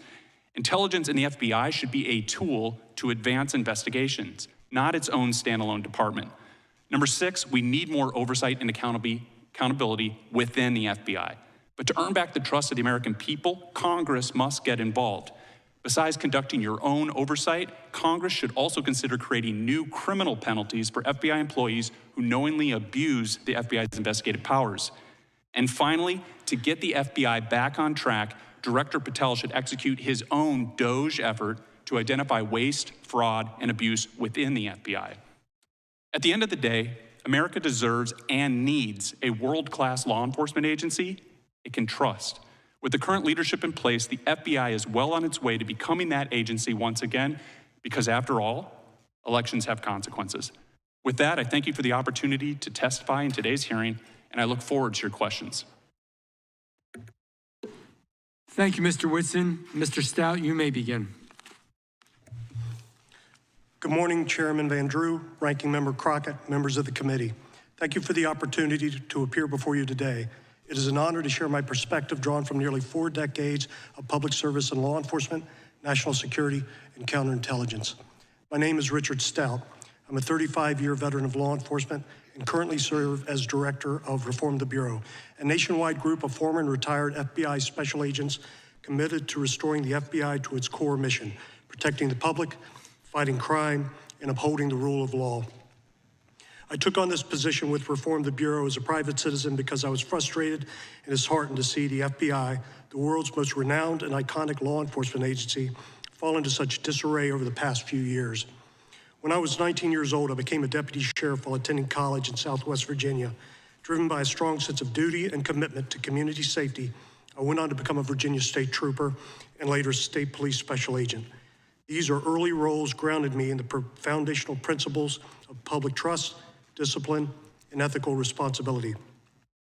In 1997, I joined the FBI as a special agent and was assigned to the Miami field office. There, I was assigned to a Colombian drug trafficking squad where I initiated multi-jurisdictional complex investigations and was responsible for overseeing federal wiretap operations known as Title IIIs targeting significant DTOs. Following 9/11, I became part of a specialized team tasked with tracking the hijackers' movements before their attack.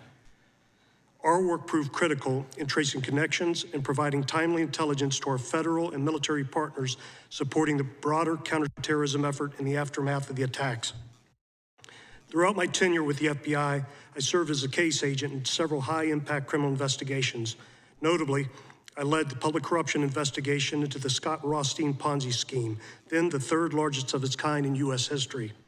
In 2005, I was deployed to Haiti as part of a team of FBI SWAT and hostage negotiators to assist in the rescue of a kidnapped 9-year-old American girl. She had been abducted from her home and was found in a remote mountainside shack being held for ransom. This operation demonstrated the Bureau's global reach and our unwavering commitment to safeguarding American lives abroad. Between 2017 and 2018, I responded to 2 active shooter events. The first was the attack at Fort Lauderdale International Airport, where I assisted Special Agent Nicole Parker in gathering evidence. The second was far more personal. My daughter was a student at Marjorie Stoneman Douglas High School in Parkland, Florida. It was inside one of the classrooms hardest hit during the shooting. The memory of that tragedy has deeply influenced my perspective on public safety, the importance of preparedness, and the deep concern I carry over the FBI's failure to act on 2 prior reports regarding the shooter's intent. In 2018, I was part of a small team that apprehended Cesar Sayoc, who targeted high-profile Democrats and media figures with mail bombs. Internationally, I represented the FBI in coordinating with foreign partners on reintegrating deportees formerly radicalized by extremist groups. I've lectured at the International Law Enforcement Academies at Hungary and Botswana, and proudly graduated from the FBI National Academy Session 272. Since retiring, I've continued to serve the public through Reform the Bureau. We at Reform the Bureau support Director Patel, AG Bondi, President Trump, and their reform-minded approach to the FBI. Our intent is to not harm the Bureau, but to restore it. The stories and data we've brought forward represent deeply ingrained issues, repeatedly experienced by dedicated professionals. Our goal is not retribution, but responsibility. We must rebuild the Bureau's integrity and reorient to serve the American people, not internal politics. One of the areas we've been most focused on is Bureau decentralization, getting more resources and agents out of Washington and back into the field. The Director has been vocal in his support for this approach. We applaud his efforts. Another area is proper resource allocation. We at Reform the Bureau believe the criminal investigations have been deprioritized over the past few years in favor of those more political in nature. That must end, and we trust the Director will properly allocate the resources needed to pursue, capture, and deter criminals who wish us harm. Mr. Chairman, members of the committee, our nation is at a crossroads in how we approach law enforcement, national security, and the trust placed in our federal institutions. I look forward to contributing to this important discussion and happy to answer your questions. Thank you. Thank you, Mr. Stout. I've been listening in to the House hearing on the FBI during the Biden administration. That is going to continue on. That is going to do it for my time here on the desk. But after the 2-minute break, my colleague Josh Breslow will be with you for the next several hours, including the big event coming out of the White House at 4 p.m.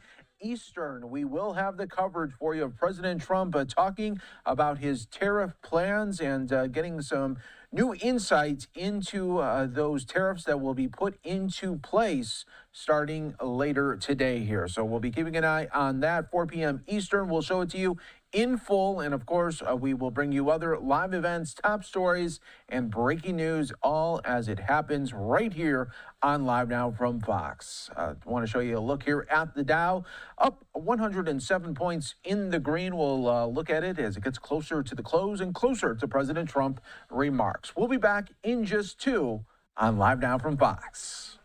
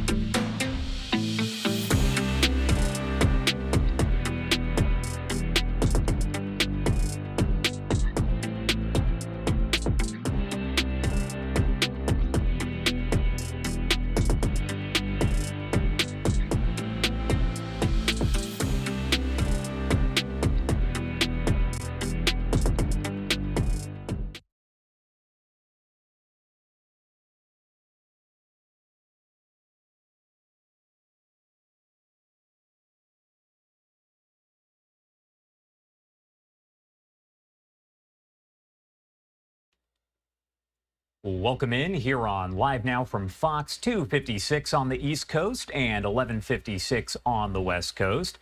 Taking a live look outside the White House right now, where in just about an hour, President Trump is expected to announce a slew of tariffs, calling today, quote unquote, Liberation Day. The announcement will come at a Make America Wealthy Again event in the Rose Garden. And the White House saying that the tariffs are a bid to boost U.S. manufacturing and punish other countries for years of unfair trade practices. Again, that's expected to start here in just about an hour at the Rose Garden, so we'll bring it all to you right here on Live Now from Fox. If you are just tuning in, my name is Josh Breslow, and I'm here for the next couple hours to bring you all of your top stories and live events from across the country and across the world. Do want to take you right back out to this subcommittee hearing of the Judiciary Committee as they are discussing the FBI leadership under President Biden and his administration and what should change and could change there under Kash Patel. Let's pop up the audio here and listen in. Of social justice pandering. The list of issues and concerns myself and others had with the FBI was growing long. No one felt that their voices mattered or that any changes were possible as Director Wray and AG Garland believed that all was well, while many at the FBI were deeply troubled by what was transpiring. After much prayer and reflection, it was time for me to walk away. It is remarkable that several fugitives from the FBI's most wanted list have already been taken into custody since President Trump took office January 20th. I am hopeful and confident that under this new administration with AG Pam Bondi and FBI Director Kash Patel at the helm, that with time, effort, and serious reform, the FBI will regain Americans and FBI's employees' trust again, dismantling the political and social weaponization and return to its greatness.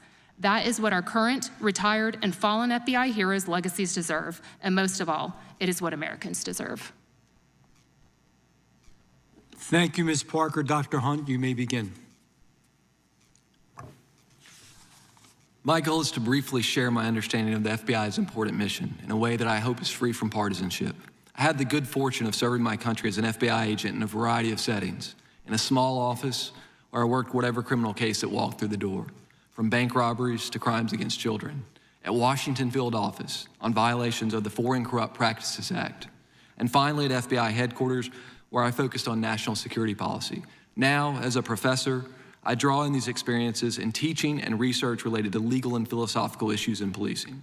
But I'm not interested in the ivory tower today.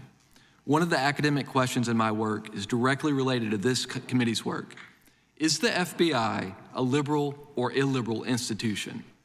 By liberal, I'm not referring to politics or whether you're a liberal or conservative member of Congress. I instead mean the philosophical tradition with which I assume everyone in this room agrees. The philosophical tradition going back to John Locke, on which this country was founded. At its core, the political morality of liberalism tells us that all persons are free and equal and should be governed by the state in accordance with the rule of law. What is the alternative? Illiberal regimes governed not by the rule of law, but by arbitrary power and the official whim of state agents who are above the law. The FBI can and should be an agency that promotes the rule of law. However, I want to raise three concerns about the current state of affairs that could lead to the erosion of the rule of law. First, lack of predication. Predication is the basis of an investigation, the information or allegation that justifies a case. While most FBI investigations require predication, so-called assessments do not. In other words, the FBI has the discretion to investigate almost anything without any factual basis to do so. Investigation without predication is contrary to the rule of law because it may be based not on fact, but whim or arbitrary discretion. It is thus crucial for Bureau leadership to avoid any appearance of impropriety and partisanship in both actions and rhetoric. The second worry I raise is the selective enforcement of corruption. Corruption includes the use of entrusted authority for unethical benefits. This is, of course, an issue in politics. But corruption also arises in social and economic domains such as business. It should go without saying that corruption is contrary to the rule of law. It undermines institutional reputation, circumvents fair processes of economic development, and denigrates democracy and justice.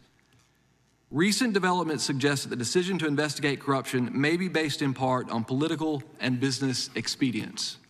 Prominent cases of political corruption have been dropped suddenly for reasons unrelated to the legal merits of the case. investigation of corruption under the Foreign Corrupt Practices Act has been paused. The FBI's Foreign Influence Task Force, DOJ's kleptocracy team have been disbanded. A lack of transparency into this sort of selective enforcement of corruption could politicize the FBI, undermining the rule of law. Predication suggests a righteous investigation, regardless of whether the target is a regular citizen or a powerful politician or corporation. If we don't want to slide towards illiberalism, then no one should be above the law. Finally, I raise a concern about the selective enforcement of national security threats. We are all familiar with the horrific pattern of political and ideological mass killings in recent years. The 2015 killing of 9 black people in a Charleston church by a white supremacist hoping to spark a race war. The 2018 killing of 11 in the Pittsburgh Jewish community. The 2019 killing of 23 people in El Paso, motivated by claims of a Hispanic invasion.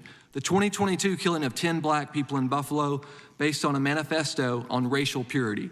We should add the assassination attempt of President Trump, a very heinous act that occurred in 2024. Now listen, I have no personal information about the FBI's plan to stop politically motivated violence.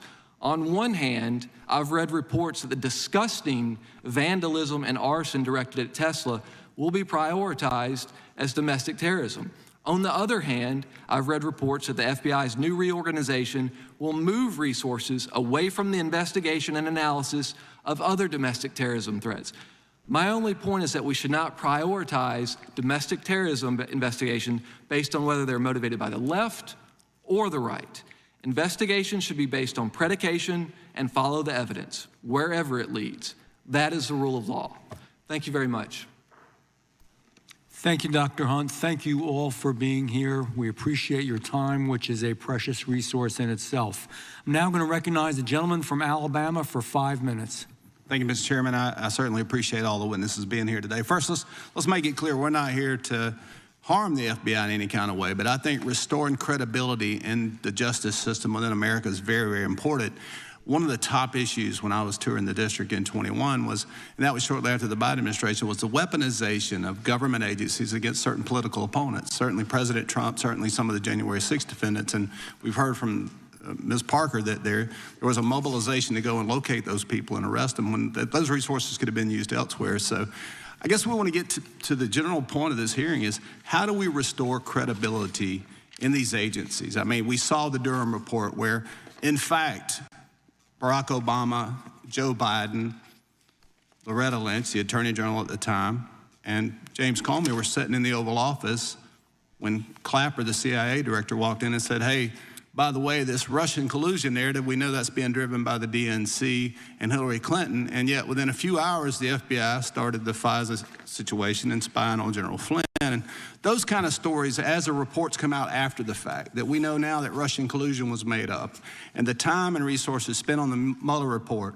and even the people in leadership in the Democratic Party driving those narratives were very dangerous for this country. And so as the American people look back and go, wow, this system does seem to be weaponized against political opponents, and that's certainly a concern. So, Mr. Whitson, I'll start with you. What steps do you think the FBI should take today to reform the agency and regain trust of the American people? What would be one of the couple of steps you think we need to look into? Thank you for that question. I think first and foremost, the most important thing to understand is that Director Patel has 2 missions here. One, he has to fix the FBI, and the other, as you're alluding to, is he has to restore trust. And so to fix the FBI, you have to do a bunch of things, make sweeping changes, but to restore trust, you have to do even more. You have to go beyond actually what is necessary to fix the FBI, because that's not going to be enough to get the rest of the American population back on board. And so how does he do it? It's one word: transparency. I was going to ask you, where does transparency come in, and how much transparency do we need at this point? We need as much as we can get. And you heard Chairman Jordan mentioning that. You're already seeing that out of Director Patel. So it's very simple. Congress has an important oversight role. When Congress asks for documents that the law requires the FBI to provide to Congress, then the FBI needs to do that. And I think Director Patel has already shown that he gets that and that he's delivering. Are there any other mistakes that you think Director Wray made as opposed that Director Patel needs to avoid?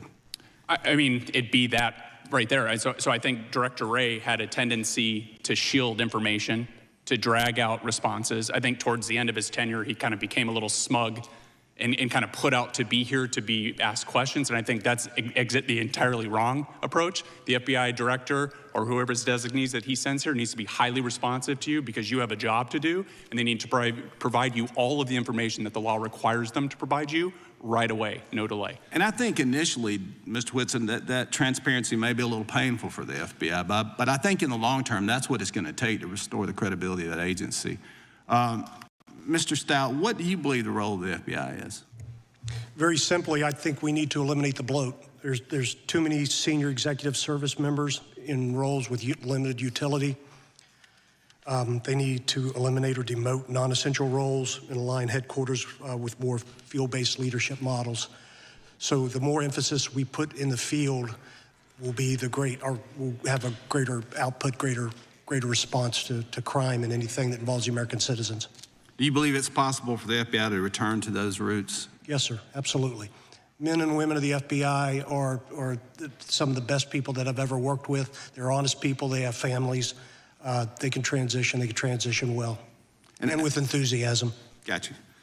Ms. Parker, you said in your previous testimony, over a course of the 12+ years of service, the FBI's trajectory kind of transformed. What do you mean by that?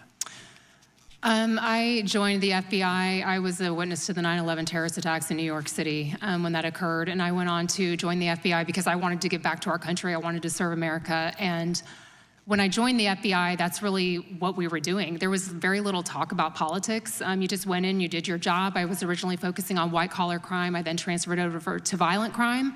But as I mentioned, there really did become two FBIs, and the weaponization and the politicization started seeping into the agency, and it was a common topic of discussion, and you were bombarded with requests to work certain investigations, and it just became overwhelming. It was only one side of the political spectrum that was ever being held accountable. And so FBI agents were thinking, why are we doing this? We're supposed to be, Lady Justice is supposed to be blind. Lady Justice is no longer blind. And for me, I just started seeing over and over examples of politicization. And that's not what I signed up for. You know, when I witnessed the 9/11 terrorist attacks and I wanted to serve, that's not what I signed up for. I wanted to stop violent criminals and terrorists. Thank you. With that, Mr. Chairman, I'm out of time. I'll yield back. Thank the gentleman. And now I'm going to recognize the gentleman from Georgia. Thank you, Mr. Chairman, and thank you, Ranking Member. Mr. Parker, Ms. Parker, after serving your country as a special agent for the FBI, you landed in a soft, cushy position as a paid contributor at none other than Fox News. Isn't that correct? Actually, that was not correct. When I initially left the FBI, you're not a contributor. I am at this point, but when I left the FBI, I was not initially a paid contributor for Fox. But you are a paid contributor now. Today I am, but when I left the FBI, I was not. And you get paid to create content at Fox News, isn't that correct? I get paid to speak the truth. So you create content at Fox News, don't you? Giving your view on things? That's content creation, isn't it? What I do is I speak the facts and I speak the truth based on my experience at the FBI. And you get paid to do that? I get paid to speak facts and I get paid to speak the truth. Are you on the clock right now? Am I on the clock right now? Yeah. No. You're not getting paid right now for being a lobbyist? No, sir. I'm not getting paid to be a lobbyist. Or for any other purpose? Excuse me? You're not getting paid as you sit here right now to be here? I am not getting paid to be here. No, I am not, all right, sir. Fair enough. Mr. Whitson, you also served as an FBI agent before falling into a very lucrative position as the legal director at the Foundation for Government Accountability, correct? That was my former position, yes. And well, what is your current position now? So I currently serve as the Senior Director of Federal Affairs. And it's a pretty lucrative upgrade from where you first started. The position I'm in now? Yeah, you're making more money now than you were when you first started, right? Yes. And would it surprise you to know that your funding between 2013 and 2022, 6 conservative foundations tied to billionaire donors sunk $44 million into your organization, correct? I don't know the precise numbers. You don't know that? It wouldn't surprise you, though. But that wouldn't surprise me at all.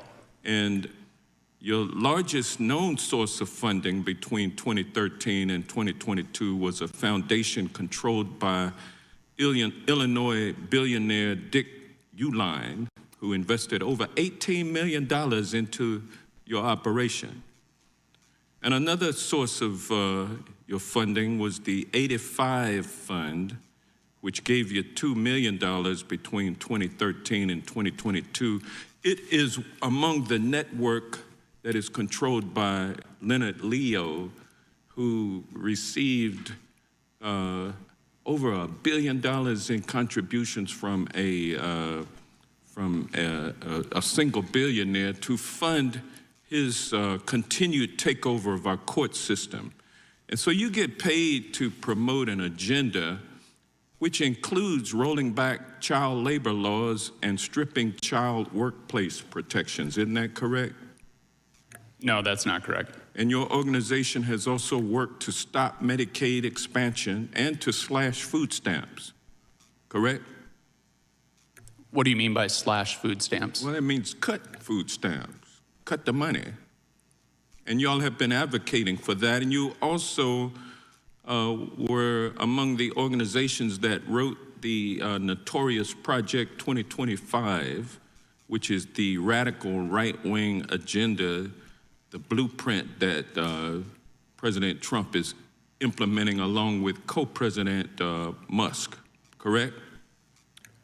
I'm not aware of us writing anything in Project 2025. Now, Mr. Stout, your organization must be brand new because I haven't been able to come up with anything on Reform the Bureau, which is the name of your outfit, correct? Yes, sir, that's correct. You just started it?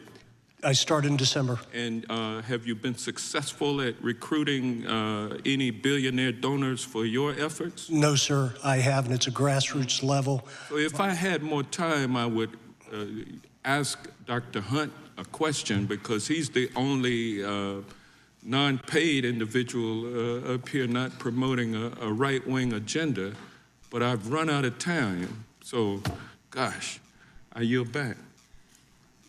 I thank the gentleman, and I will. All right, so you're listening to that House subcommittee hearing, but as you can see, there are other lawmakers that are there as well on the actual committee itself. This was a subcommittee hearing, but the larger scope of those folks on the House Judiciary Committee are there to ask questions of the witnesses as well. We do have to head to a quick 2-minute commercial break, but on the other side, we will pop that audio right back up. Also want to remind you, 4 p.m. Eastern time, that is when we do expect to hear from President Trump in the Rose Garden, talking about the latest on these new tariffs. We'll have that announcement for you in full and commercial-free when it does begin. We'll be right back.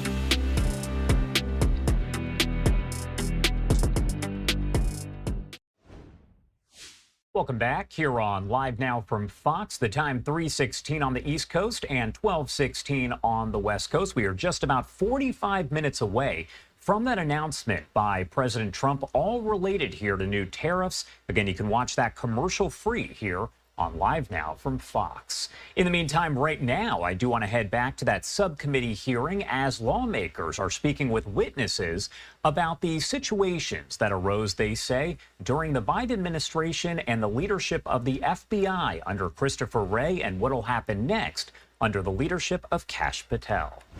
When I hear high confidence, I want to believe that it's trustworthy, that I can count on that is factual, that is truth. And my understanding of that memorandum is that they use sources that would not typically be used to gather intelligence. And what was happening at the FBI quite frequently and was disturbing to many is that there were individuals taking their personal views, packaging it up, and creating a document and then stamping intelligence on it and distributing as if it was truth, as if it was almost the Bible. And that is an example of, abuse of your law enforcement power.